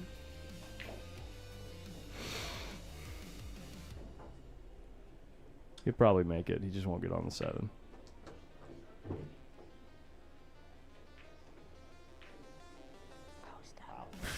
Well struck. Pretty good shot. He's not making this. Put that in your pipe and smoke it. I think he went cushion first on that. Yeah, it was a good shot. He's not making this. Not a chance. So this one, you got to play, like a lot of people like to play to what we're looking at as like the pocket under the names, Steve and Tom. But you got to play the other way just because it's an actual It's a bigger pocket. Yeah. Well, the 8's in the way. Yeah, Oh, yeah, it's yeah, cutting yeah. off a little bit of the There's no Yeah. way, dude. This pocket No is chance. it's just disappearing. Like the second that you look away from the hit spot, the pocket disappears. Yeah, for sure. How are the side pockets on this table? Not bad. Not bad, yeah. Okay. And that might have actually been a side pocket shot for this table, though. Oh, he's playing safe. Not quite. Now, if he had to move the cue ball at all on this shot too, it's a very missable shot. But because the 8's on the same side of the table over there and right in front of the corner pocket, this is probably makeable. How many seconds till he shoots? 22. The clock's 22 running. more. Yeah. I'm already at 15. The longer you look at it, the easier it gets. Yeah, right. Lock it in. Lock it in. He's like a statue, dude. Lock it in, Isaac. Oh, dude, he hasn't moved. Is the camera frozen? Lock it in. He's Check it still there. again. Check it again. 37. You look at it long. Lock it in. Such a dick. Come on. I'm not. It's a tough table. You gotta work. Just say you don't know shit. I mean, you can't say he's not giving it the focus. No, it he's- deserves. 100%. He definitely focuses. That was It's a minute. down, Great shot. baby. That was a minute. That is not an easy shot, guys. No, On not this at all. table, I'm dead serious. That was a minute, though. I mean, but he made it, so. He called extension. I saw it. He called extension. Extension. Yeah. Extension call. And now he's down on this ball in 8 seconds. Well, the ball's in the pocket already, so. Oh, God. Oh, I like. You his think he's angle. out? No, I like his angle because you get to hit it softer and you get to spin into Yeah. the line for the side pocket. Yeah. Watch him. If Just he don't. plays that. Just don't He's scratch. looking. Yeah, there it is. And the side pocket's bigger. Yeah. His opponent Yeah, is on yeah, tilt yeah, with I his like that. pace, dude. Look at him. He's like, dude, come on. Not thrilled.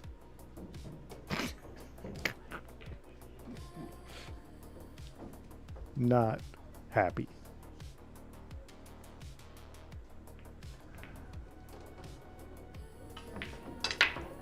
He's not spinning the ball, is he? I don't know what Or is he he's- one of those he's trying- backhand Nah, English he's guys? spinning it.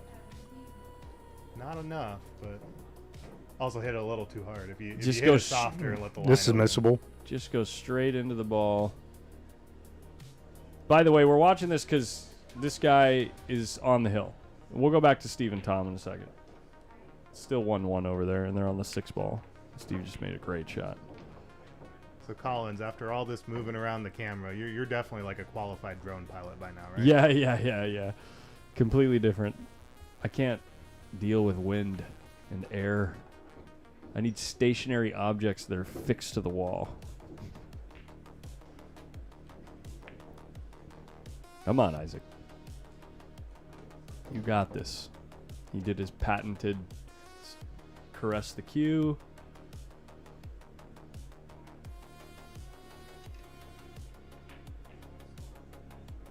There it is, Isaac.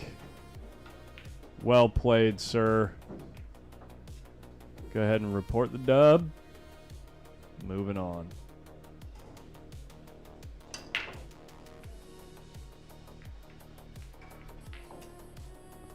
Helen Wang. Putting it down. Score is 4-0.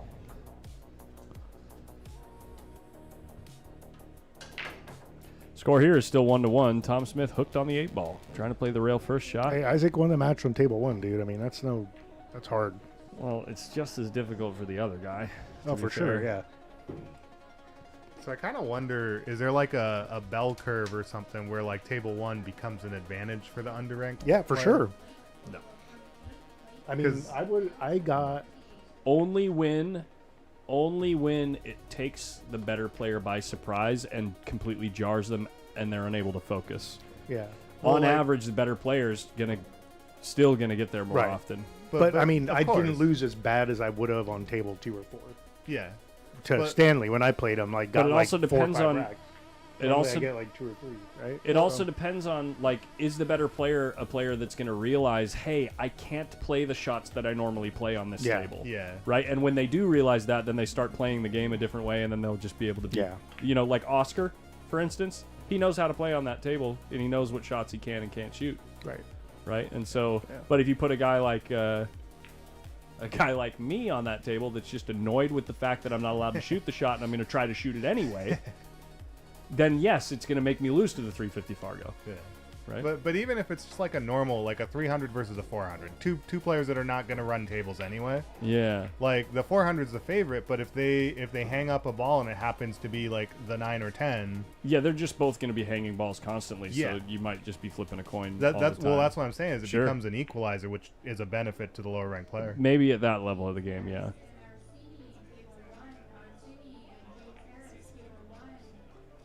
Table's a joke. Like I will say, I had to play Shot. a couple matches on that table in a one pocket tournament like It's a a year great ago. 1-pocket table. Not for me, it wasn't. I won the matches, but they were way closer than I thought they should have been on paper. Which, you know, some of that is also just A kudos to lot my of hung opponents. balls, right? Yeah, yeah. Yeah, I was gonna say, give your opponents no credit No, for like no, swipe. No, they both made some amazing shots, like Good the shots. straight in long ones. They drilled them all the time. I did not. I did not. That's what I do. I did not. Is Tony still in? I don't think he's played yet. Tony Chohan? Yeah, He got called somewhere in the big room, but I don't know. out front. I want to say table 11. We're getting close to the bottom of the bracket, actually. Corey, you get to play the loser of 118 Yeah, I or know, I saw 188, which is Tori I don't know who either one of those people are. Hildebrandt or Jeff Jimenez. Yeah, I don't know who any of those people are. I know a James Jimenez. Got to see James Jimenez Jr., possibly Oh, another yeah? junior. The fourth. Yeah. The 4th, yeah. Yes. He's so cute. He's walking. Already? He's 10 months old, Holy and he's cow, dude. walking all around the entire pool room. Oh my god, that's crazy. That's fast. Taylor's like, yeah, he mastered it this week. Like, he's just on. He's gone. Yeah. Dude, that's when you get your steps in when they're that little, dude.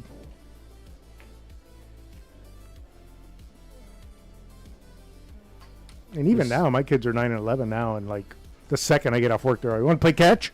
I'm like, God, I just worked 10 hours. I don't want to play catch at all. But I will. I'm never gonna say no because they're gonna stop asking. At least you got them to Yeah. where they're not doing it when you're actually working still. Oh yeah, well, they know I'm busy, so Nice little calculated kiss there from Tom, so he has an appropriate angle to use the open part of the table between the 10 and 8 to go up and down to play the 4 back in the side. Look at this. Perfect. Ooh, he's hit it soft. And he got there. Okay. he did. I always like playing that with inside. I think Me too, actually. Yeah, you kind of get the running English going. Yeah. with and the cue ball moves more. and it just looks cool. And it Yeah. does look cool. Yes. I love. Yeah, that is the most And- important thing in pool. And Really, it just looks cool. that's why everyone loves draw shots, Now right? he's overcooked this one. Oh, he's good. Yeah, I mean he's gonna be all right, but not. Oh, maybe no. He's got the Well, tweener. It's a little angle. scratchy. I don't think you can cut this in the side. I think he can roll. No, it he's in the gonna roll in the easy. corner though. Yeah. But it almost got that weird line where you just can't do much of anything. Oh, no. Just gotta slow roll it.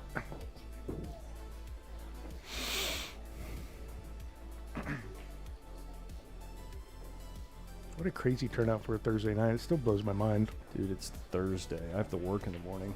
You do? Yeah. What time are we kicking this thing off tomorrow? Like 10 or 11 or something. 10? Yeah, I have my match at 10 a.m. is what Desiree said. 10 o'clock. Are they going to run any of the loser side matches today, or is it just No, I think it's one round of... I think that they've only got a couple more to announce tonight. Okay. That makes sense. I wasn't sure. Lauren Moss, Santiago Diaz should be the last match called. And have they updated the Hold on. bracket on Digital Pool to match? What did she just say, Ryan? Ryan something? Satamiano? Shouldn't be. I thought I heard his name earlier. Oh, he did try to cut it. Well, Whoops. He's going to pay for that one. against any Steve that I've ever played, Yeah. that's going to lose me that game. 100%. Unless this 7 ball is a huge ball swinging around to get on the 6. Like, yeah, it looks like he can miss it and play the gap between the 9 and 10 and miss the 8 ball and play the 6 on the opposite side. Ooh, he clips off the 7 and it helps him. Perfect. Perfect. As long as he doesn't get to the corner pocket. Perfect.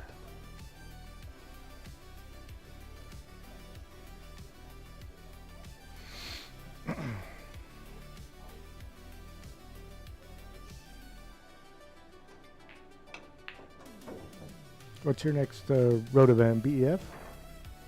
Yeah, that's in July. In Dubuque, Iowa. I might be there.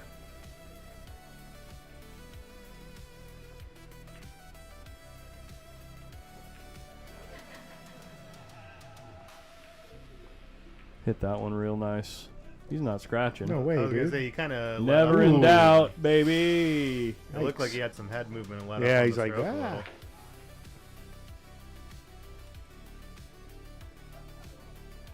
No, he was talking about he still has a couple more weeks before his shoulder's 100% according Oh, to the yeah. doctors. So I don't It's know, probably maybe- going to be bothering him for a while. He was trying to go around this ball. Yeah. Yikes.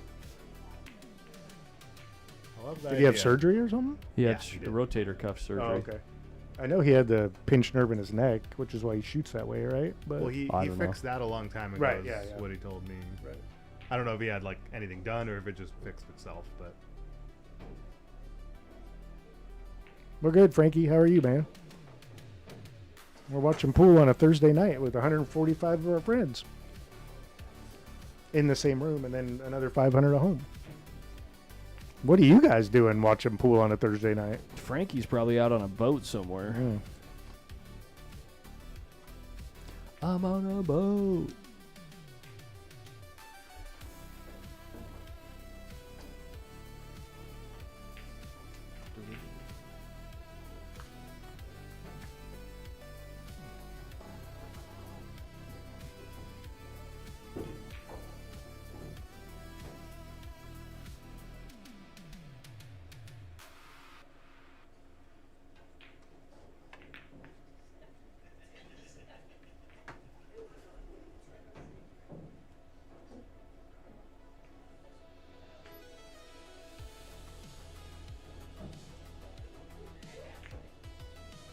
oh, I was actually wondering if he was going to make them both.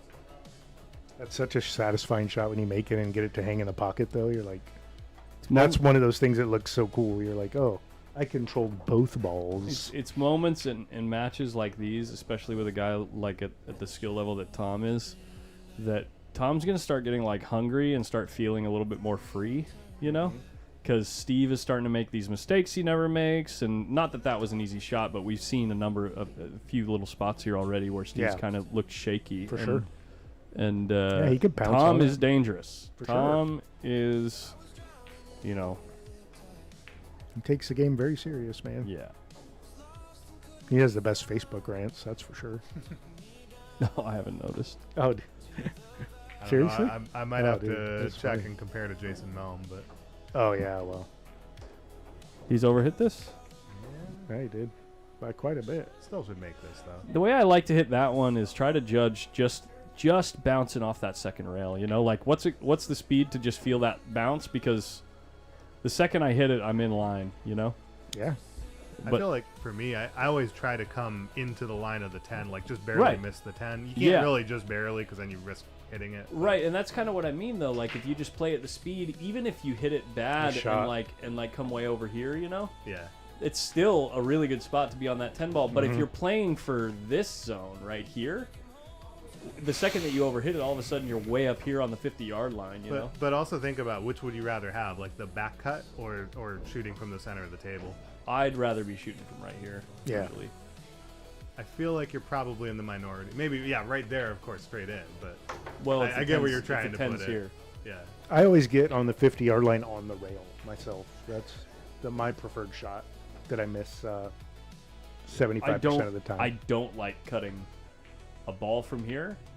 yeah. I don't like cutting it from here. Now, if it's close, you know, way on the pocket side, then it's different. But if it's in the middle of the table over here, I don't like that at all. I can never find the hit spot. Yeah, I guess maybe I'm the opposite from playing so Pretty much good one break. pocket, but- Sure. A solid break there. Made 2.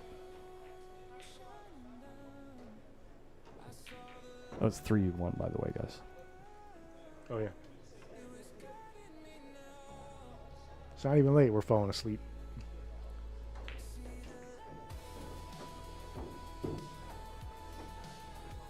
Nice one. Where's Mike? Where do you think? He probably went home already. Not updating digital pool, that's for sure. He was here when I finished my match not too long ago, but still sometime in between. He might have left.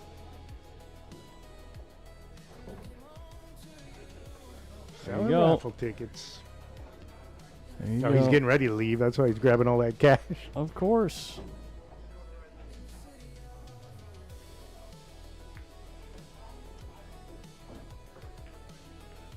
Those cues are so sick, dude. Yeah, I was looking at the one with Dude. the butterfly splice. Oh, dude, that thing's Beautiful. beautiful. My man. favorite one out there is this one over here. Whoa, don't careful, boys.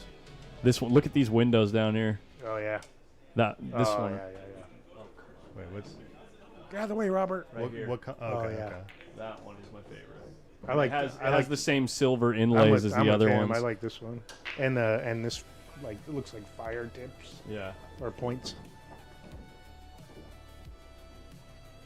His jump cues are hella dope too. Like he has crazy wood. Yeah, it took me a second to realize that they were jump cues. Yeah. I'd never seen a jump cue look that nice. Like crazy burl and like all kinds of stuff. This is what I'm talking about with Tom. You know, if he gets a nice break Mm-hmm. and the balls are all sitting out, you know, they all got pockets, not a lot of traffic for the cue ball. He is dangerous. It's coming up short here, though. He wants a redo of his other. Was it a 5-ball shot? Yeah, it's Yeah. like, yeah, this one's Is a little tougher. You have to shoot this in the corner. Looks like. Is Molina Mike's job title raffle runner, or is that his official job title? Lazy ass? Maybe. Oh, nice It's not gonna recovery. fall. It's Oh not gonna no! fall. Dang, I thought he made it. I was gonna say with how many times John Corvo wins the raffle. If he's raffle dude. king, you can make him raffle vizier. Who Dude, he can't enter any more raffles. was it in the chat earlier? Oh, Sargon Isaac. He says, Which cues John? he says, how do I enter the raffle and can I put my name in as JC? Yeah. Right. Yeah. Seriously. Yeah.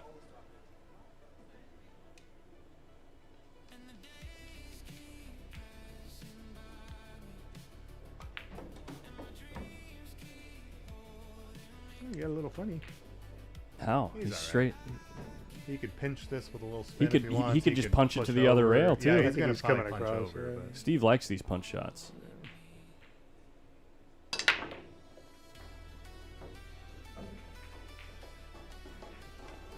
That was pretty good. Yeah, he had a little bit of angle there. 3-2, baby.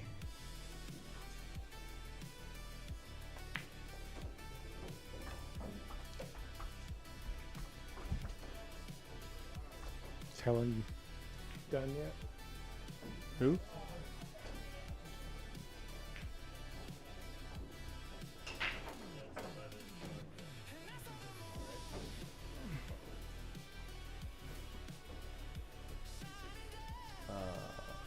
5-1.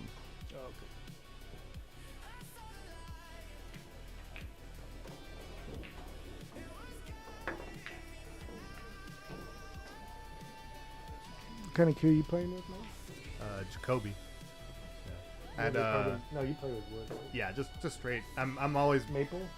yeah, Just not even low defense. just wood and leather. That's all I need. Standard. But yeah, I switched recently. I was playing with a Mucci, but then I had Alex Crossman put on I'm gonna get it wrong, whatever the tip name is, like Zan Hybrid Super Max Oh, yeah. Pro or something. Really like a soft hit that completely changed the hit That of this tip is cue. amazing, dude. Yeah, it is. It's Sand Hybrid Max, is that the one you're talking I about? think Yeah. it is. Yeah, that's a great tip. That's what the Mez cues come standard with. Okay. Yeah. Yeah, The higher definitely end stuff. Yeah. definitely my new favorite tip by far. Looks like Nick DeLeon was talking about one that he is sponsored by that I don't quite remember. I want to say it might have been How. Apologies if it's not. But it sounded very similar because the one I have, Alex was talking about how you shape it once and you never shape it again and That's it just nice. lasts. So Nick was saying his Yeah. tips are kind of the same deal. Yeah, I got one when I was at Ultimate Pool, which was the Mori Hybrid Medium, and I have it on one of my shafts. I like it too. Okay. It's similar to that. It's like, I don't know. It's hard to describe it unless you hit it, but it's like, I don't know. I like the elasticity of it, if that makes sense. Okay. Like, I don't know. Does it feel like gummy when you go through Yeah, the ball kind a of, little? yeah. Yeah. It's Nice, just like- nice one pocket tip. Wow, nice shot. Holy cow. I'm dude. assuming he called that ball. Yeah, I guess but- so. Yeah. No, maybe not. Oh no. Wow. Zach, hey, what's up, man? What's up, Zach? And looks like Sam lost. Sam. Are you playing, dude? Gilmer lost. Playing Zach? Are you here, I dude? think that's a different Zach. I played him at Joining Q. Zach Hay? Yeah. Oh, okay. Estonia a couple years ago. That was you, right, Zach? Ooh, nice shot. Take it easy, Tom. Jeez. Who are you trying to impress? Because it's working.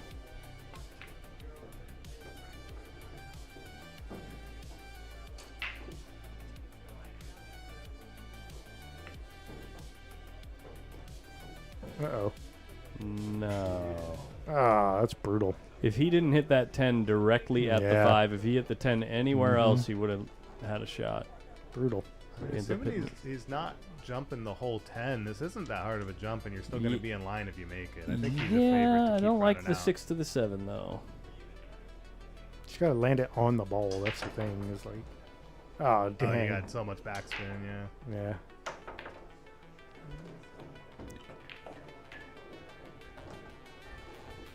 Everyone's favorite shot here. Yeah, SVB is here. He's already played his match. He'll be back tomorrow. Right on, Zach. Grab me and say hi, man. You see me walking around.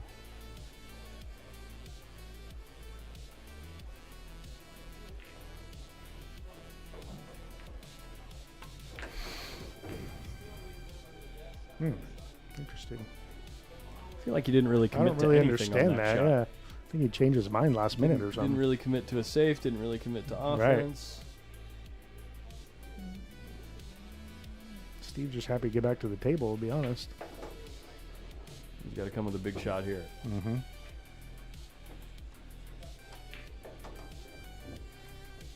Pretty Like that? nicely, Pretty nicely struck. Yeah, Yeah. and he could just not- roll forward for the 8 in the game, side, right? Game ain't over here yet, though. He's got to make Yeah. another good shot, and then he should be able to finish the deal.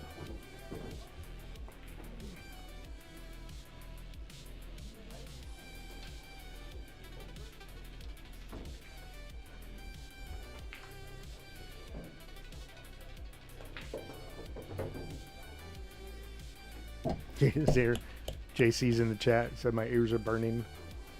Well, yeah, there's a raffle, so yeah, of course, everyone's going to talk about you. Which cue are you going to pick if you win? When you win.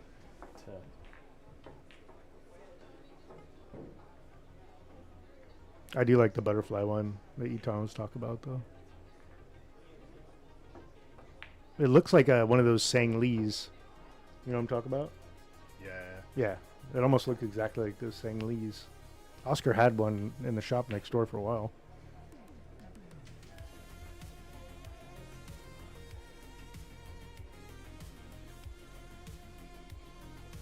Queen just comes in with a pound down there.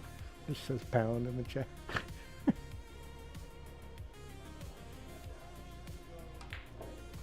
Oh my goodness. Speaking of pound. Pound Town. This is yikes.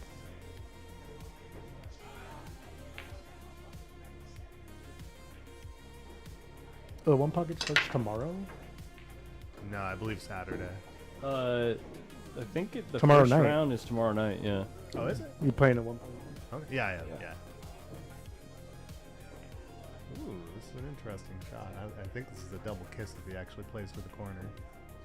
Dude, I don't like this shot at all. Well, the standard shot is just hit it straight in the face. Right. And bank it 4 rails down below the 10. Yeah. Well, he left it tough. Tough is not quite enough against Steve. I Yeah, think. well, he's a little bit off tonight, though. Yeah, true. Yeah, I think you're going to see a different game from Steve. Like, give him another round or two. Once it starts getting close to the money, he'll be a little more focused. No, Jeff Gregory wants to know if you're playing Dunn again. I'm hoping to. I don't know when there's going to be time in between the tournaments, and I'm really trying to take the One Pocket tournament seriously this time around. So we'll see. Hopefully, yes, though. By the way, Jeff, are you coming down?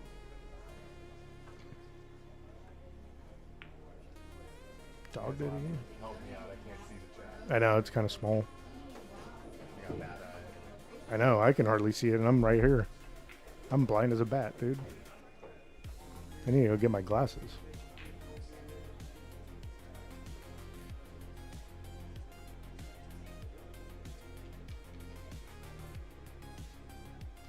Big shot for Tom here. Came out hot.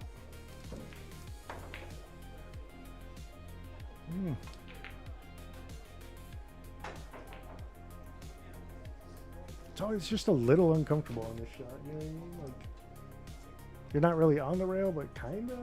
I always like Yeah, to like- kind of pop the cue ball on this. Yeah. Like a punch follow and make it go like straight down. Kind of like that, but a lot harder. Just fired it right into the rail.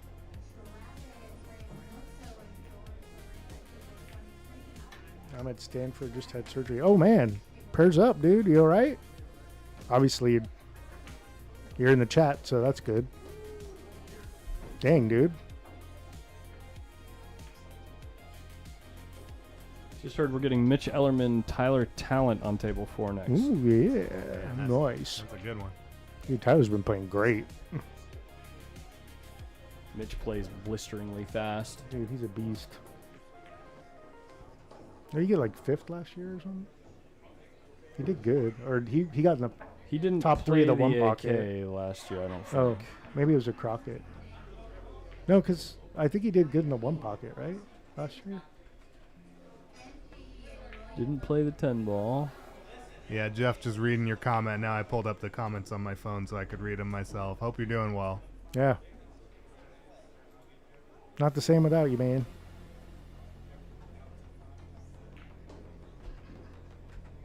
Yeah, did not play last year. Oh, okay.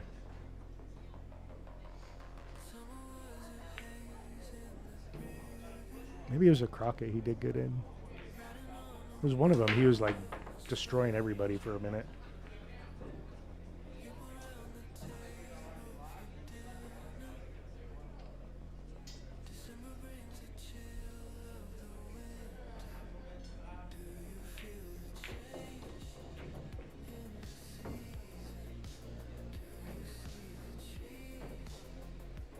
Yeah, I kind of wish we got a chance to see Steve shoot this shot. I think he would play the 1 off the 6 to hold for the 2, but it's definitely more of a 1 pocket shot than 10 ball.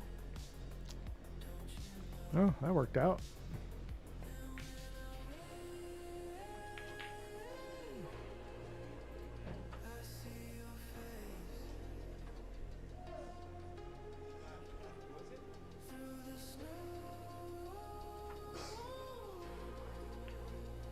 Mitch said he already played though. I think. Oh, there maybe was- Tyler had a bye. I think there was like the anti-buy okay, or whatever okay. you call it. Good thing you didn't tell me to go home in the chat. Huh? It's like, hey, He goes back to the hotel and she's like, Mitch Ellerman, Tyler Talent, table 4. Rackham 50, yes. Spencer is here, hair and all. Oh, yeah. I saw some guy walking around before Spencer got here that almost looked like if, Spencer's so big. It was almost like if Spencer had a mini-me, but it was like a normal-sized human being. And he like was wearing a hat, right? Yeah. Oh, yeah. I saw him too. Yeah, I saw him too, yeah. He was near where we were playing pool. Oh, yeah. Yeah. And the way he addressed the ball and everything was very Spencer-esque. The big warm-up. It's not as extreme as it used to be. Almost looked like he was trying to start a car engine or something. Oh, with yeah. that cue at one time. Yeah, back in the day. Reed is on the hill and pocketing the last 10 ball of the match on table 4. They're going to call Mitch Ellerman, Tyler Talent on that table next. Nice shot. Very nice. I don't think it leaked out. Yeah, that's good.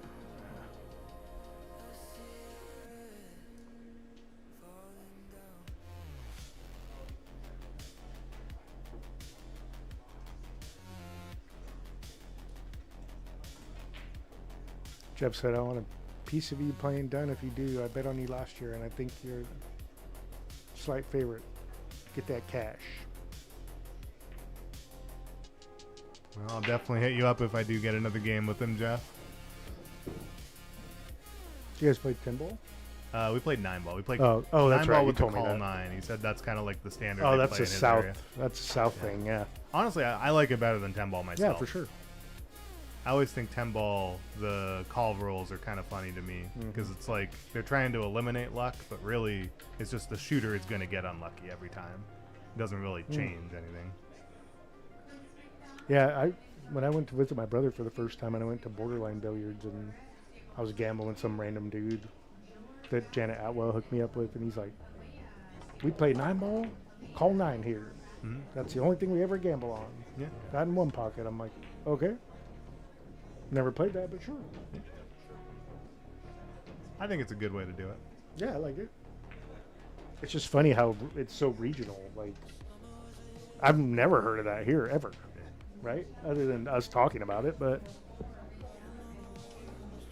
Or like in specific matchups, I've heard, funky, gaffy rules. oh yeah, like prop bets and weird stuff. But like being the standard gambling game was just kind of weird to me. I was like, oh, Sure. okay. Super sick pool hall, by the way. It's in Bristol, Virginia. I am yeah, they're both here. Yeah, Jeff, maybe in another life, but yeah, I think I would like my chances. Like your chances for what? Against Dom. Oh, okay. Nice shot. Wow, nice shot. It's his second one. Mm-hmm. Second one, he's potted. He's not just a one-trick pony, folks. Off the jump. He knows the rails and he knows the air. Mitch is getting ready. Like another dimension. Is that the? I don't know the name of that guy, but is he the one from Thailand that you're referencing? The time that he went off was actually out of Qatar. Yeah. But he lives in Thailand. Who went Oh, off? he lives in Thailand? I think Pepsi? I don't know if he was actually in Qatar in the moment or if he was commentating from Thailand. But That either could way, make sense, yeah. Yeah. The most epic commentary you've ever heard. Oh, really? Dude, I Like, have to look it up. Just You gotta send it to me, dude. Epic. I don't think I saw it. Qatar Open 2023 or 2024 or okay. something, 10 ball. Or Okay. Qatar, what was it?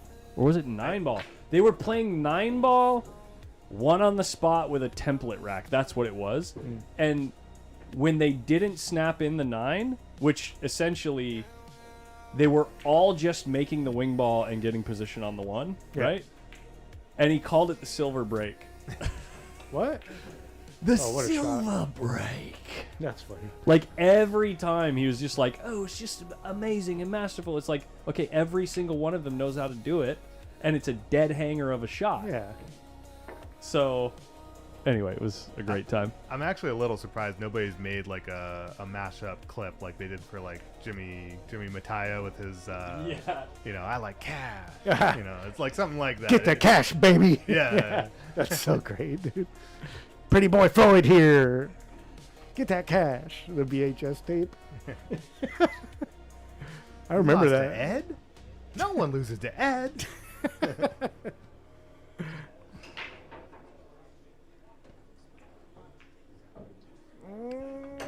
And Steve gets the other. Oh, he perfect. got there. Almost got there. I He's think all right. he can make it. Didn't John Mora make the final of that one? Or the Might have. semifinal?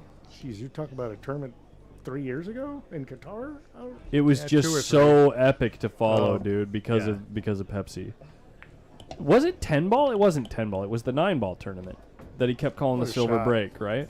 I believe so. Yeah. have you ever heard Chris Reinhold's golden break impression of what's his name? Phil Yates? Dude, that's classic, too. He has it perfect, dude. Like the same cadence of his voice. He did it in front of him, and it made him laugh so hard, dude. It was hilarious. I was gonna say he's That here. golden break. I saw Yeah. him on the players list, but I haven't seen him. No, he played the first match. Oh wow. Okay. Yeah, I missed it. He lost to Daniel Sardoncillo. Oh wow. Filler and Ko-Ping Chung, that's right. It was John Mora versus Well, I think he versus was, Ko-Ping Chung in the semifinal. he was doing it the entire tournament. Dude, I remember. yes. When he was watching Carlo Beato play, he was just go. It's right here, guys. Once they finish this rack, I think it's worth putting up here. It's right here, guys. Qatar Open 2023 on the Qatar Federation. YouTube? Yeah, it was QBSF. Qatar Billiard Sports Federation YouTube channel. Absolute epicness. I gotta check it out. If you can find the match where he was commentating Carlo Beato, it's just unbelievable.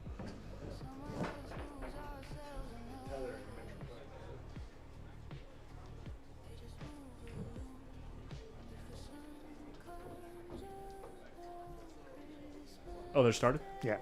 Let's go.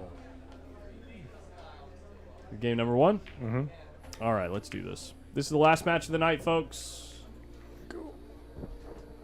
Stretch my legs real quick. Give me weapons. Yeah, I'm good.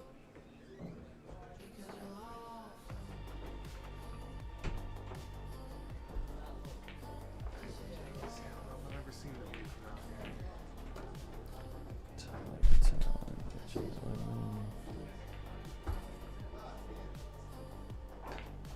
I'm gonna have to get some kind of caffeine in me. I'm crashing hard. Do you want me to run and grab you something? No, I'll go get it. I'll just go. I need to stretch my legs anyway. Okay. Let's go back up here. Yeah, I gotta say, this was the match when I looked through the bracket that I was most excited to watch. Early on. Yeah. Sure. Always love watching Mitch. He sends his Thing cue about- ball so many rails and gets exactly where he wants all the time. The thing about Mitch is, like, he is momentum incarnate. You know what I mean? It's Yeah. like, once he gets rolling, it is so tough to overcome. It's oppressive. Like, his rhythm and his shot making, like, he just makes it look so easy, too, you know? Yeah. So if you're one of those players that has to work real hard, it's just so difficult to overcome. Yeah, I feel like I remember being here one time years ago where Rodney got called for a match. Oh, yeah? And he looks over at Mika and he says, do you know who that guy is? And he's like, no, I don't know who that guy is. I'll bet you 100 I send my cue ball 3 rails every single shot and I still win. And he did. but that's kind of how it looks like watching Mitch. play, Like, I yeah. imagine he's just doing that. Yeah.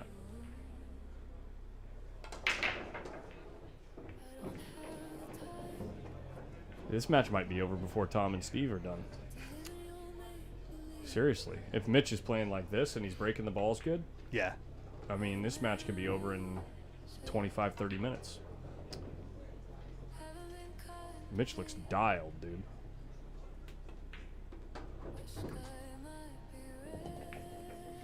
Let's see how he's breaking them. Who broke that first rack? We don't know, right? Because we No just got clue. here? Yeah. He's like a white Rodney Morris. Yeah. Build and all. Yeah. And the haircut. A little quieter, but A little quieter? Mitch? at least I don't know. I don't know. Out in the guy that room, well. he's quiet, but you get that guy talking, he'll Okay, fair talk enough. your ear off.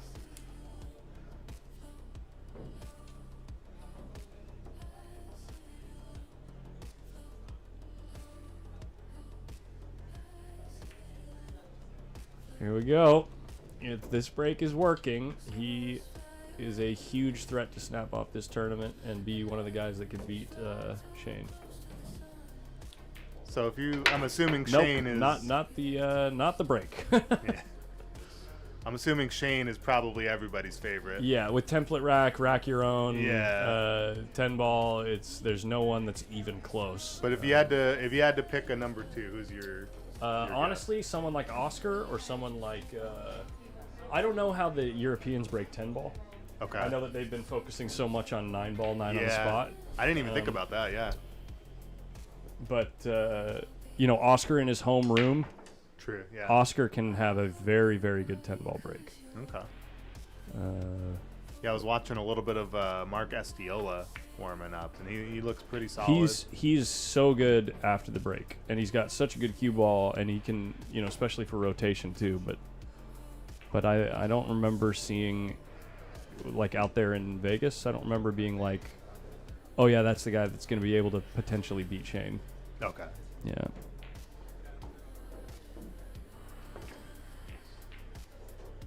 Yeah, Mitch is definitely one of the guys that has a gear high enough. Yeah, that sure, but in a the short break race, the break has to be working, and the way he just broke the balls right there, yeah, his cue ball was all over the place and didn't even threaten making a ball in the pocket. I'm not assuming he's going to always break like that, but that was not the break. yeah. And he's got a couple rounds to figure it out before he has to play Yeah. another big name player. He just called the 1. Yeah. He just called a Z kick at the 1 and called the 1 past the 8. Muy Well, interesante. the nice thing is you have a good chance to get safe because if you He thin hit the that one, ball absolutely. You could not hit that ball better. like I say, he likes to use a lot of rails. Why go 1 when you can go more?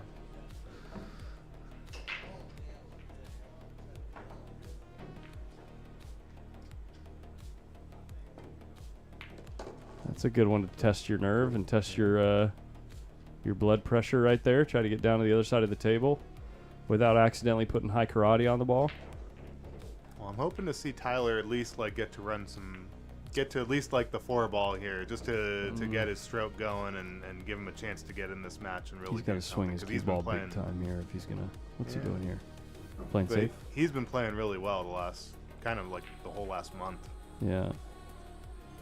He's gonna probably lock him up behind the 5-8 here. I'm assuming. Yeah, you can't go after this ball, right? Well, that's the thing is you don't want to accidentally make it. Right, you can't go after this But ball. the shot's kind of the same. You aim to make it and get the cue ball behind the 5-8 pretty much. I like hitting it thick and trying to send the cue ball there. This Yeah, is that's no the good. problem. This You is make no good. it. I like trying to hit it thick and going that as far that way as I can. Yeah. And this is probably the worst ball in the rack to give up ball in hand on. Well, he's okay here. I mean, honestly, you just jump and hit the 4. As long as you don't hit the wrong side of it, it goes off the 7 pretty easy. In the side, yeah. Yeah. And now the 9's out of the way for the 5. Is Like, it? Yeah. It's hard to see for me. There's but a yeah. gap between the 5 and 8. Okay. It's playable based on where the camera is. This is a Okay. Yeah, trustable gap. Definitely, yeah.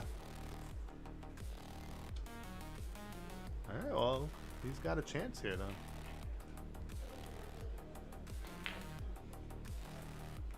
You gotta love the sound on his jump cue. Listen to this. It's like a college home run in baseball. Unlucky. Double unlucky. Yeah. Actually, not too bad. Look where he left him on the 5, and the 6 doesn't pass the 10. Well, I think the 6-10 is pretty. Okay, he's looking at playing for the side, but the 6-10's pretty lined up. I think, you know, anywhere he gets on that side of the table, I like his odds to make it. Jesus. Just like it's a dead hanger. I mean, even the bank is straight. Yeah, here he goes. You don't have to do much. Just put outside spin and hit it firm. too firm.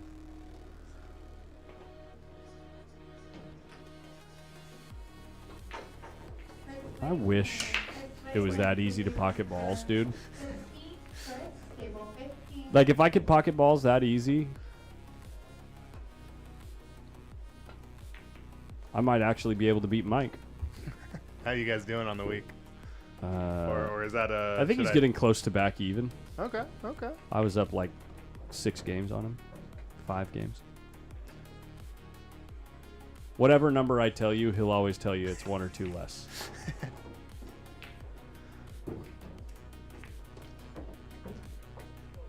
Okay, how many rails do you think he sends this cue ball? 3, 4. Yeah, I'm saying at least 4.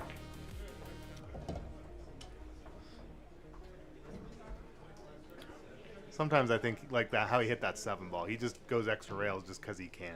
Yep. Let the stroke out.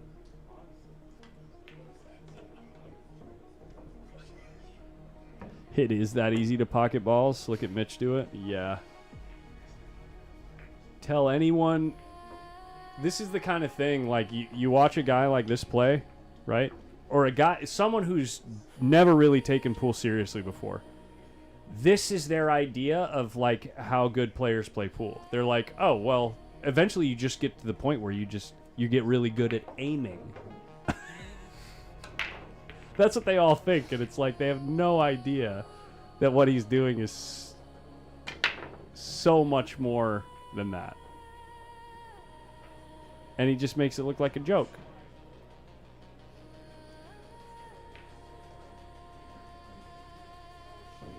Yeah, I think for him, aiming is just automatic. Yeah. It's like he doesn't actually have to consciously think to do it most of the time. Yeah.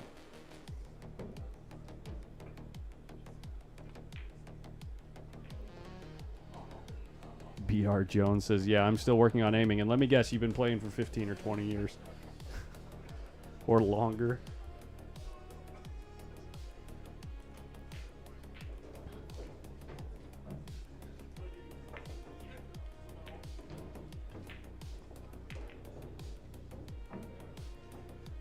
Nice shot there by Tyler. Oh, a little unfortunate with that one hanging up in the side.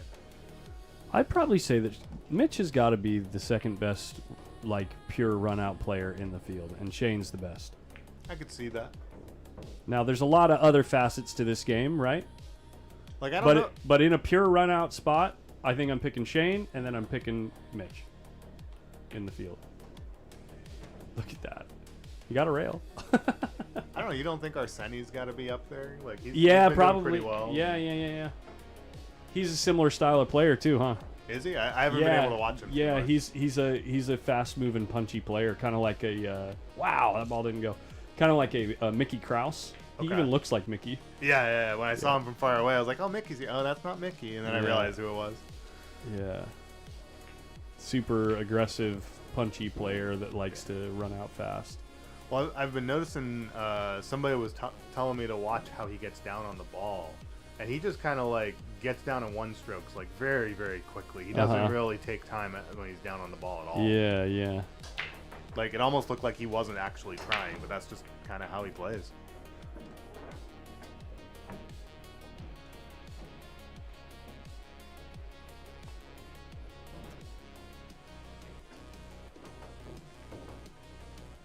Leonard Spice asks, why isn't he on the tour with the rest of them? Probably money, and also probably doesn't practice enough to think that he could hang with them on a regular basis. I mean, let's just be real. You've seen the break in 10 ball. I mean, if he's the 10 ball break now is easier than the 9 ball 9 on the spot break.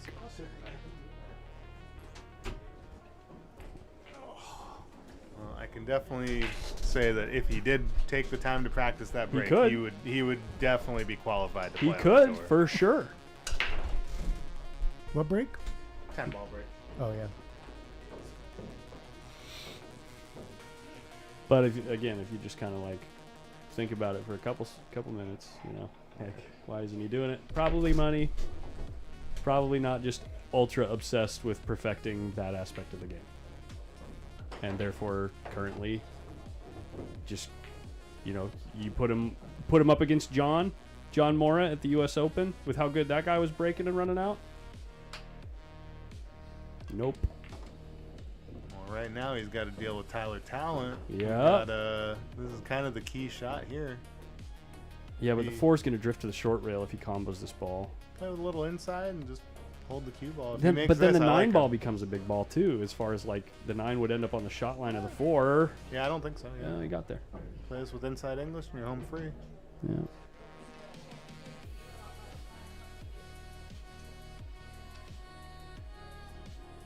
Still getting used to the new balls.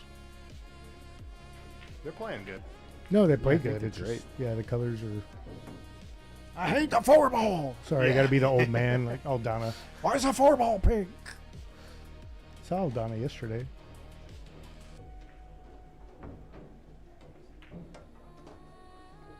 Really nice. You don't want to get too straight. A little bit of an angle. Ooh, That's no Yikes. good. Play the combo. Yeah, combo's laying pretty good if he gets. If you draw back, yeah. It's just you always hate playing it from The like, on combos the rail. is just so much better than trying to roll way forward and then play the super long shot on the 6 and not run into the 7 in a funny way on accident. side pocket combos are so sketchy though. I don't like this because you're not going to be far from the rail after you shoot the 5 ball either. If you roll forward. Right.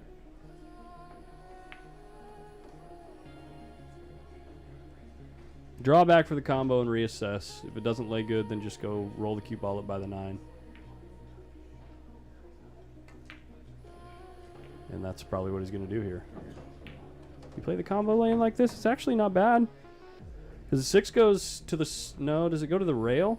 It's going to go to the rail just a Yeah. little. It's not It's going to just so hard to control these combos on the side rail. Well, but you're not going to have to move the Yeah, cue ball much. You that's just true. make the ball and then... Ooh, he played it. Yeah. Whoa. I did not think he played it at that speed. Wow. Look how he played this What a ball. shot. I would have expected that from Mitch. Dude, what a shot. Oh, he came up just short. Dang. No, he's there. I thought he was going to get He's got a look. further. He's got a good look here. The question is, do you get greedy and put side spin on this and try to get to the other side of the side I pocket? don't know, man. I don't think I so. Where you scratch on cut the that shot table and every take the time. long shot on the 9. Well, I would say if you are going to play it with outside English, don't play for the natural pocket for the 9, but actually play extra rails and come around for the 9, like in the 10 ball pocket. Yeah. Because then you can really let your stroke go and not have to worry about. He's just making this ball. No Hmm. good. He hit it good. 3-0. Hit it pretty Unlucky. good. What's Hit Tom it and pretty good. You just had to hit it quite a bit better. What's Tom and Steve looking like over there on the beads? 5-4. Could be either one, really.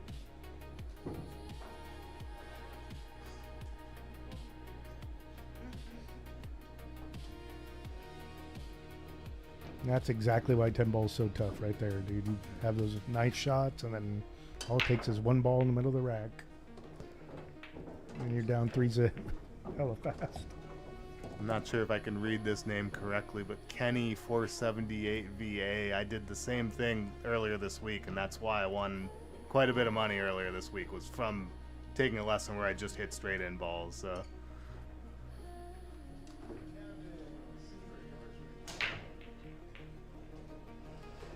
Yeah, Kenny, if you're not able to understand the value of what it is that they're trying to show you when you're shooting those straight in balls, then you're probably not going to progress much as a player. Yeah, the thing that really unlocked my pool game and took me to like that next level was learning that kind of every shot is the same shot. All those straight in shots versus like, you know, the ones that you have to aim a half ball hit, you're still going to stroke them exactly the same. Yep. Like there's still a ghost ball you're aiming for with some speed and some spin. It's all the same every shot. Now, there is some truth to be said that not every pro is right for every player because different people communicate in different ways and they have their own like vernacular or the way that they describe things. And if it doesn't gel with you, you can learn pretty quickly that maybe this isn't the right person for me.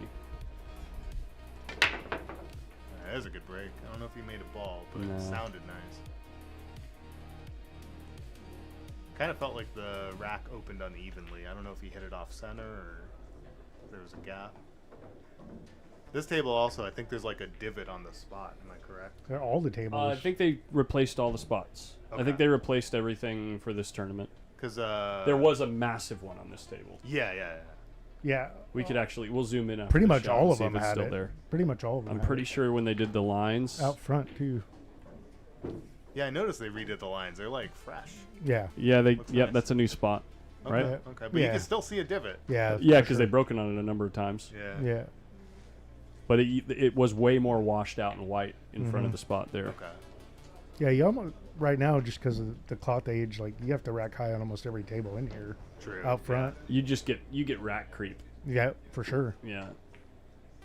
The Brunswicks especially.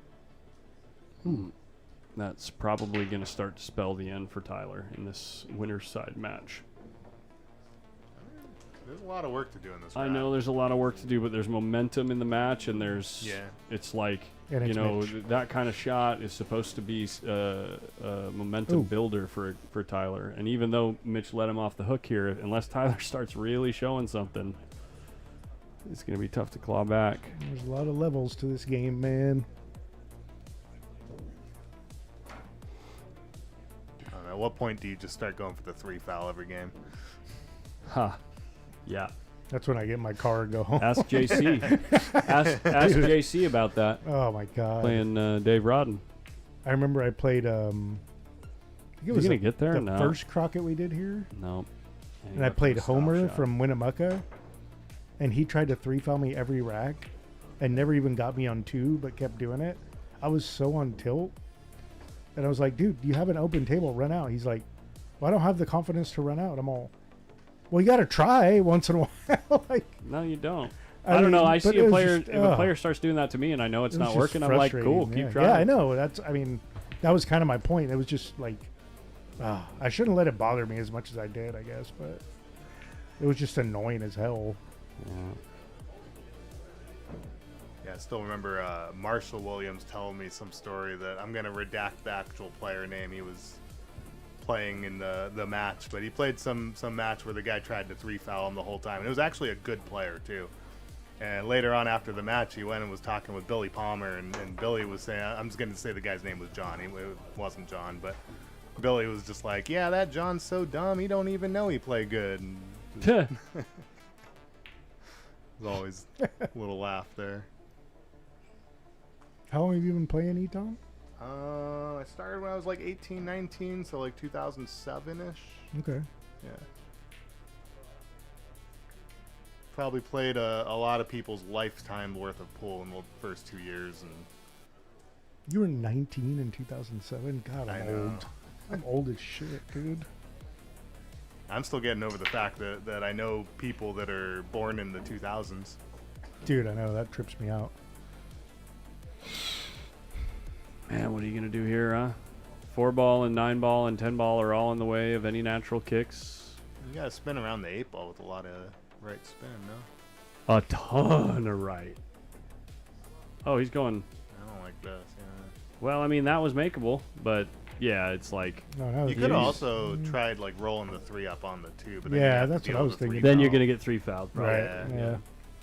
Mitch is just too good of a player, man.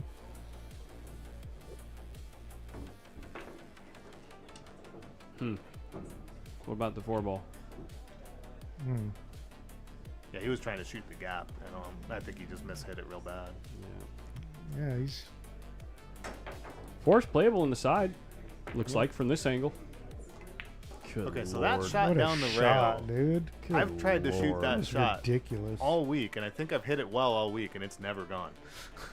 That was a great shot. My You just have to goodness. realize, Eitan, you just have to realize first how easy it is, Yeah, and then just do it.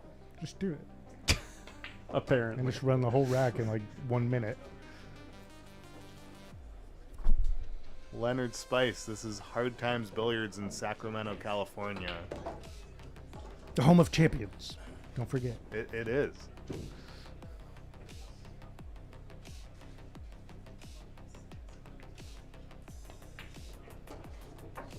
Ho, ho, ho, Ooh, what would I ho, tell my ho, 19-year-old ho. self Perfect. about pool?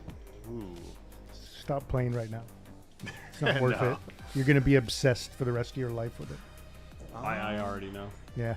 What would you say? I think actually I was thinking about something from my match when I played Dom, because there was a moment where things kind of turned around and you could see him getting frustrated and kind of banging his cue on the floor and stuff like that. And I totally used to be that player when I was 19. Mm-hmm. I had a very high pull IQ and not very high pull mechanics, so I couldn't do the stuff I What a saw in my shot, head. And dude. Kidding very me? nice. But yeah, that was one thing that always frustrated me until my mechanics kind of caught up. I would Yeah. probably tell myself, because I think what was the difference between me and Dom in that match was the mental game. And all the stuff that I used to do was what he did and why I think he lost. Mm-hmm. So that's probably the Yeah. biggest thing I would tell myself.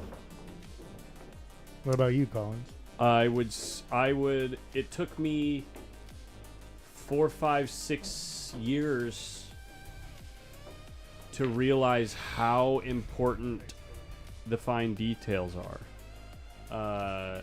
And what I Yeah. mean by that is, like,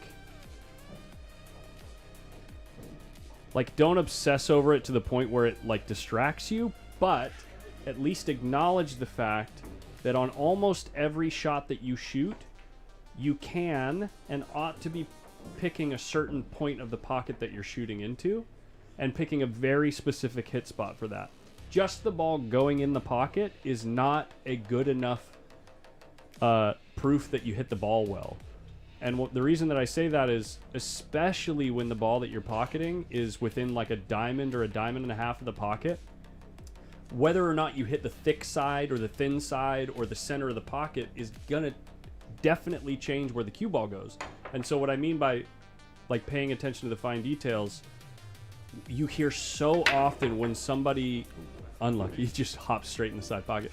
When somebody loses control of the cue ball or is playing a bank shot and it goes too long or too short or something like that, they'll usually just say something like, too much, or not enough. Not enough what?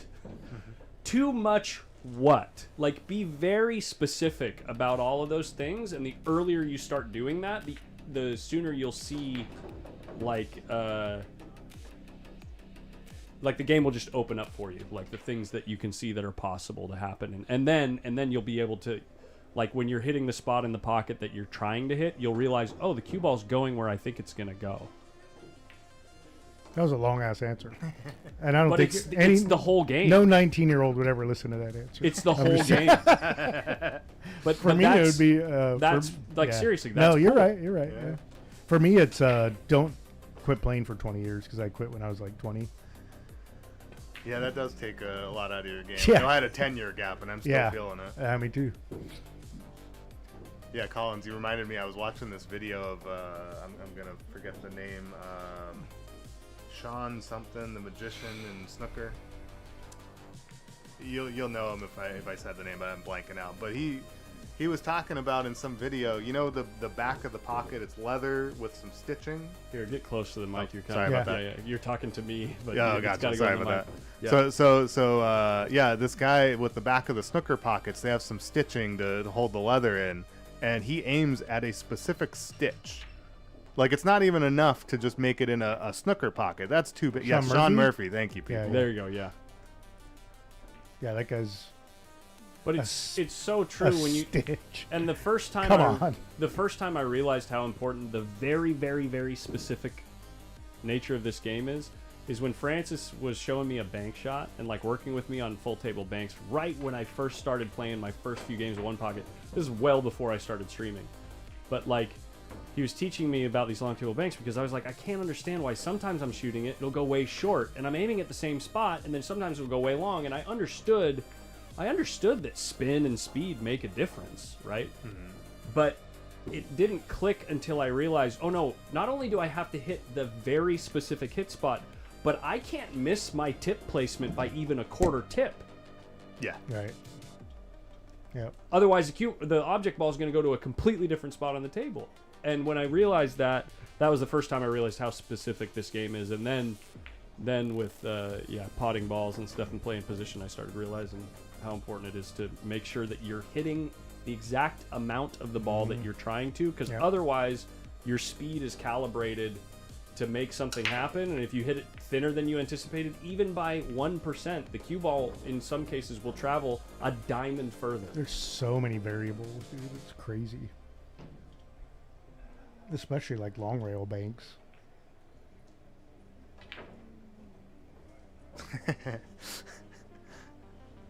I like that comment about Steph Curry hitting an individual rung in the net. The cool thing, actually, the way that the players are taught to shoot free throws is how I aim my jump shots. So they don't aim at the hoop; they actually aim at like an imaginary ghost ball up in the middle there, like at the top of the arc of their shot. Oh yeah. And that's kind of basically what I do in my jump shots. I try to. Oh yeah, sure, okay.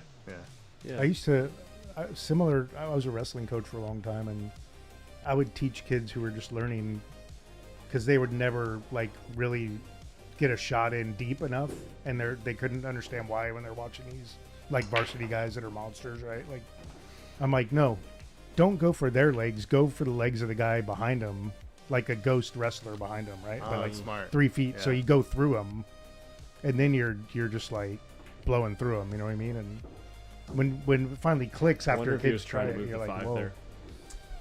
Sorry, I didn't mean to cut you off, but Yeah, he was no. sending his cue ball like right Yeah. at the 5 with Yep. speed. Even when the 3's just hanging in the corner, it's like, well, you're gonna have a shot on the 3. He must have been trying to move the 5 there. Yeah, even if he gets hooked, he's gonna have either a kick or a jump almost Right. certainly, as long as he doesn't like scratch off the 7. Or And something. now he's got to play the he's gap screwed. between the 10 and 9 and go 2 rails to the short side of the 5. Good luck. I just play safe. There you Nice go. call, Collins. Here we go. Is he gonna get there? He's gonna be all right. He'll have a cut. Yeah. For him, he's straight in. I I don't don't think know. it goes. I don't think it goes. Yeah. No? Yeah. You got the I think overhead? he's too far up the table. He's Playing to choosing safe. not to, Shut the fuck up. Oh my god, dude. Why, This guy. Why do we even play? Jesus, I should just the quit. game is just a joke. I should just put my focus into something else. Yeah, there you go. It's so ridiculous. Snap back but to wait, he reality. might still get it. Oh, there goes gravity. David just says, sigh. This game is so hard, dude.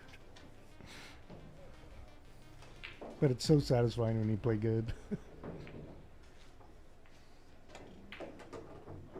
Which, by the way, all the things that I just talked about, for a player like Mitch, who is just raw feel and like Yep. just put him down, it goes completely out the window because a player like that is thinking, just put it in the hole and I need my ball to go here. My body will do the rest. Yeah, right. You know? Yep. It's that next level stuff.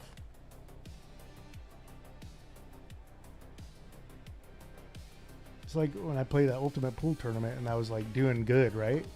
Bar box 8 ball, you know, I can hang in that. And then I played a pro from the UK. And it's like playing Jerry in one pocket. I had no chance to do anything. But He would chip off one ball, then hide me if he got out of line, and chip another ball off. And like, I got beat 7-0 in like 20 minutes. And I'm like, are you like a big deal in the UK or whatever? He's like, oh, yeah, I'm number 20 in Ultimate Pool UK. I'm all, oh, okay. So that's like playing, you know, I don't know, who's number 20 in Fargo and pool Yeah. in the US. Like, I don't know. And it's like a different game over Dude, there. it's Like crazy. when you play their version of 8-ball, Yeah. you're an 8-ball player, black Yeah. ball or whatever Yeah. they call it. Yeah. You're not playing snooker. Dude, they you're play not playing so 9-ball. good. It's like, crazy. Yeah. Watching a guy like Tom Cousins play, it's just like, I want them all to play Hayball. I mean, know. Hayball Yeah. for me Dude, is the Hayball's- most entertaining version of Hayball's Hayball, and it's not even amazing. close. Ultimate Pool's pretty fun too. I do like I've never been a fan of the shot clock until Ultimate Pool. It did, Yeah. Sure. Yeah. It was pretty cool how they For did a that. small table, I think the shot clock is perfect. It's great. Yeah. I think it's There's some perfect. funky rules, like you can't, Huh? I think so. Yeah. yeah, Oh, I think so, yeah. I missed one. Okay. the, there's some funky rules, like you can't hit your opponent's ball into the rail and play safe. You lose the rack. You can't like tie balls up and take an intentional foul. If you do an intentional Right. foul, you Yeah, lose yeah, the yeah, rack. yeah. It's great. Like So that's like throws your whole game off if you're used to playing 8-ball and like tying something up. They actually, it's subjective too. Like I know there are spots where like if you have a ball, if you have a ball like the 8-ball's hanging right here, and there's like a couple of other balls over here, right, and then your cue ball is hooked over here, and you don't have a kick. Right. You don't have a kick this way, so you have to kick all the way up here and down. If you hit it bad and don't even get close, they just say you're better than that. You lose. Yeah. Oh, they have the miss roll in 8-ball. Oh my god. Well, they say you must make an effort to hit the ball. Yeah. Oh wow. Okay. So if they an think offensive that, shot, if they think that you're better than the mistake that you made, if you genuinely made a mistake, the ref will just say you didn't try to hit that ball. You lose. Yeah. Yeah. Pretty crazy. The refs are hella cool though. I got to know them a little bit in North Carolina. They're like. Those guys work hard, dude. Like, imagine accidentally putting a half a tip of English that you didn't mean to, right, and it makes you completely miss the ball, and they're like, you're better than that, you lose. But you're like, I suck, dude. What are you talking about? Yeah. And like the 8 is completely protecting the pocket where 3 of their balls are, so they don't have another pocket for those 3 balls, It's right? like, yeah, it was weird, man. The situation really didn't come up. It was like, but I did have to play quite a bit of defense for bar box 8-ball. Yeah, I know for TV and all that, it's definitely a good thing. Well, it's good. It's good for speed. I mean, with the shot clock, you want to whatever makes the game faster. I think that's the main reason they do it. I do have to say that is my favorite part of 8-ball is when you have to like tie up balls because you just get screwed and turn it into a one-pocket game basically. Right. Exactly. Yeah. That's why you're a hayball player. Have you played hayball? I have not, properly? but I would love to. It's a great game, dude. Yeah. So for pool excellence, for like skill and excellence, hayball is the way to go for 8-ball. For sure. For like entertainment and league and TV, probably something closer to Ultimate Pool. Yeah, Ultimate Pool is fun. Like until you get to the point where 5% of the people on the planet know enough about pool to be like somewhat of an avid player, it's probably going to be Ultimate Pool as the entertainment version. But for the avid player that really likes skill and excellence, hayball all the way. Dude, you know what really blew my mind was watching a team, and Ultimate Pool's only been out 3 years in the U.S. now, 4 maybe. I don't even think that long. And watching 2 teams that are like could be any APA team out front, right? Play for $100,000 and $50,000. That's pretty cool. Like the BCA and APA should be ashamed of themselves. Those guys jack so much money, dude. It's crazy. And the CEO was talking about in 10 years, if it keeps growing the way it is, he wants it to be $1 million. I was like, an amateur team playing for $1 million? Well, let's talk to Oscar, get a league going. Dude, no, that's the point. The guy at Bank Shots trying to start the franchise, Okay. And they said that they would host a league here, on like a Tuesday night or something. So Collins, I have one question for you about Chinese 8-ball tables. Yep. How do you think it would change the game of one pocket? Impossible. We played a couple games. It's really hard. It's like not even doable.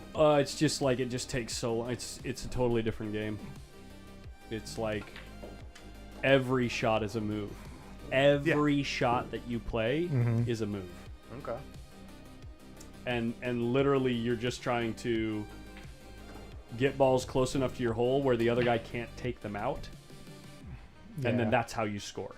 Yeah, that's Does that make sense? Yeah. Yeah. Okay. It's terrible. Probably takes, I know probably I'm in takes the minority, forever, dude. That sounds amazing. It takes, it does sound amazing. Forever. So, yeah. Like a bank shot, like even this, even stuff from way out here, like this, it's just it's not a real shot. Unplayable. Yeah. Like I kind of think at some level it would be cool to watch the pros play a game on there, because they actually are at a level that they can still run out, but also they wouldn't just be able to fly at their hole. Yeah, but the problem is, as far as watching it goes, the problem is once a ball does get close to their hole, they're gonna have to play it in a way where, you're not gonna pot the ball, and you're trying to get it deep enough. So now you have to be aware of where your opponent's gonna tuck you next to your pocket, and that will happen all the time. And every game will take like an hour and a half. Oh, he hooked him. No, he. Oh my god, that's brutal. Yeah, no fun. No fun.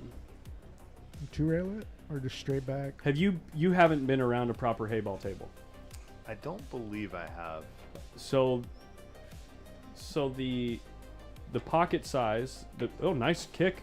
Oh, Unlucky. no. So unlucky. At that speed too. That's Yeah, so hard you would to think scratch. you would That's think crazy. that he'd catch the ball thinner. That's why you hit it that hard, right? Yeah, to try to get it out. So you put so the balls are the same size Okay. as yeah. American pool balls. So put one in the middle of the pocket. You have yeah, nothing. that much space Right. on So like either a ball and a chalk. Yeah, it's crazy. on either side of the Okay. ball. Mhm. Okay. Yeah.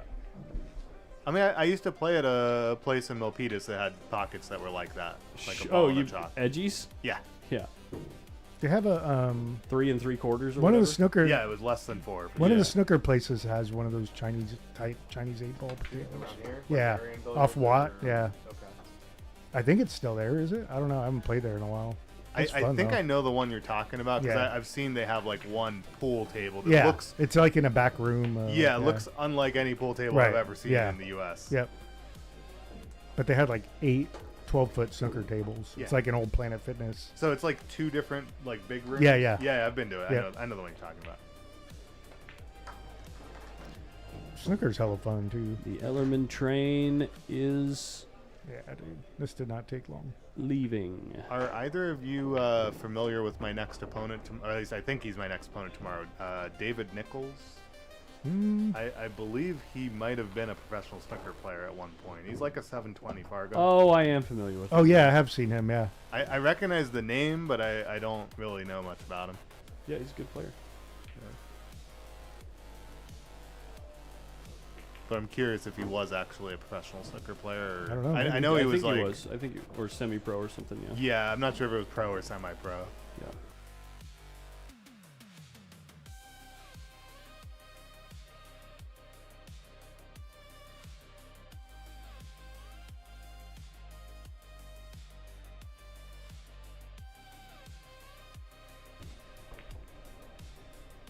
Maybe that's a move. Probably not. Get him talking. Roofer update. Hill, baby, next door, and the roofer's on the 7 ball, and it's an easy run out. Okay.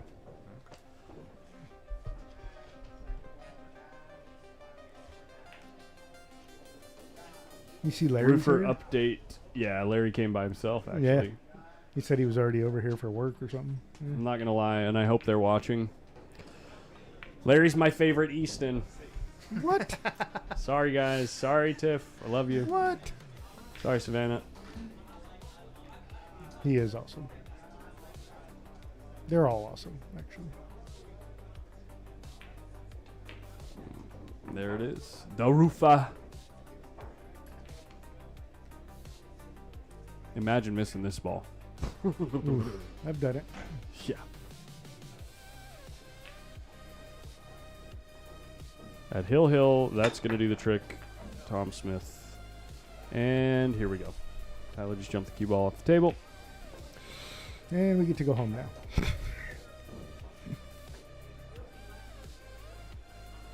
And Oh, yeah, he coached the women's snooker champ. That's right. Oh. Yeah. Okay. And not a beer was consumed in the booth tonight. What the? Yeah. It's a whole new world, dude. I haven't really had anything since Vegas. I'm trying to think of when the last time I had a beer was. Tomorrow. I really can't think of it. The next time you Look have at a this beer, shot it's from tomorrow. Mitch, dude. I gotta say, I'm a little disappointed with this shot. He could have gone around the 2-ball next to rail. An extra rail, yeah. Yeah, come on, man. He just played for the carom on the 9. So mid.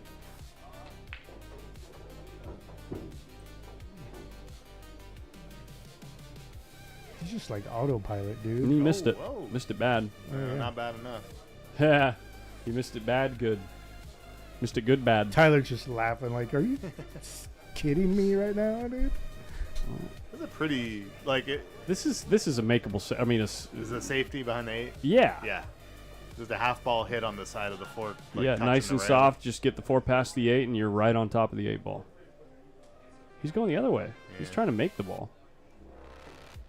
Can't really He's blame made it. him. Well, he did. He's made it, and he's left himself Okay. a bit of ridiculousness across the table here. You got to strike this really well. You just got to make it though. You roll it in and come down to the bottom cushion and up. And it's just I don't think you can get it past the 10, actually. With this angle, yeah, I'm pretty think you certain. can. You have to draw the ball. Yeah. This is surprising to me. I'm gonna go with the old. Maybe you're right. I'm gonna go with the old. I've watched a few thousand hours from this angle. I'm pretty sure you run into that ball. I give Uncle. I know, right? I've only watched hundreds. Yeah. Dude, I don't know how you do that U.S. Open circuit, dude. That's rough. It's actually so fun. No, of course it is, but I mean, I can't watch bank pool. I'll tell you that. Oh yeah, that's brutal. It's not my favorite. Pool is brutal. It's like watching a trick shot exhibition. You're like, oh great, he'll probably make it the 5th time. It's like somebody needs to come up with a variation of bank pool where they just start with 6 balls hanging in the corner pockets or side pockets. Speed it up. Shut up. Did you see exactly the point that he pointed his tip dude. at? Was exactly where the cue ball went. He's like, let me come over here, just make sure this isn't a ridiculous scratch. shot, dude. This guy. Let me just walk over here. That's where the cue ball's gonna go. Yeah, cue ball, you go here, okay? Good Lord in heaven. Curious aim. Yes, I am playing the one pocket. Looking forward to it. That's Divage. Oh, hey, Divage. Good to see you. For the sake of Pete. Divage, why are you not here? What did I miss? Nate, you missed everything. We're going home. Everybody have a good night. Bye. Shout out to Mitch Bye, Ellerman guys. playing a blazing fast set right there. Yeah, he did. Here it is, guys. The Amar Kang Memorial. Wait, we're going to go booth cam. Where's the camera? Where should I look? Right over there. Peace off. Everybody, have a great night. Had a lot of fun. We got 3 more days of action. Mike is going to get things kicked off tomorrow for you. I'll be here around like 4 p.m. I got a job interview at 2 o'clock. All right. So, all right, guys, have a good night. Love y'all. See you in the morning, or see you tomorrow afternoon, but everyone will see you in the morning. Okay. Good night.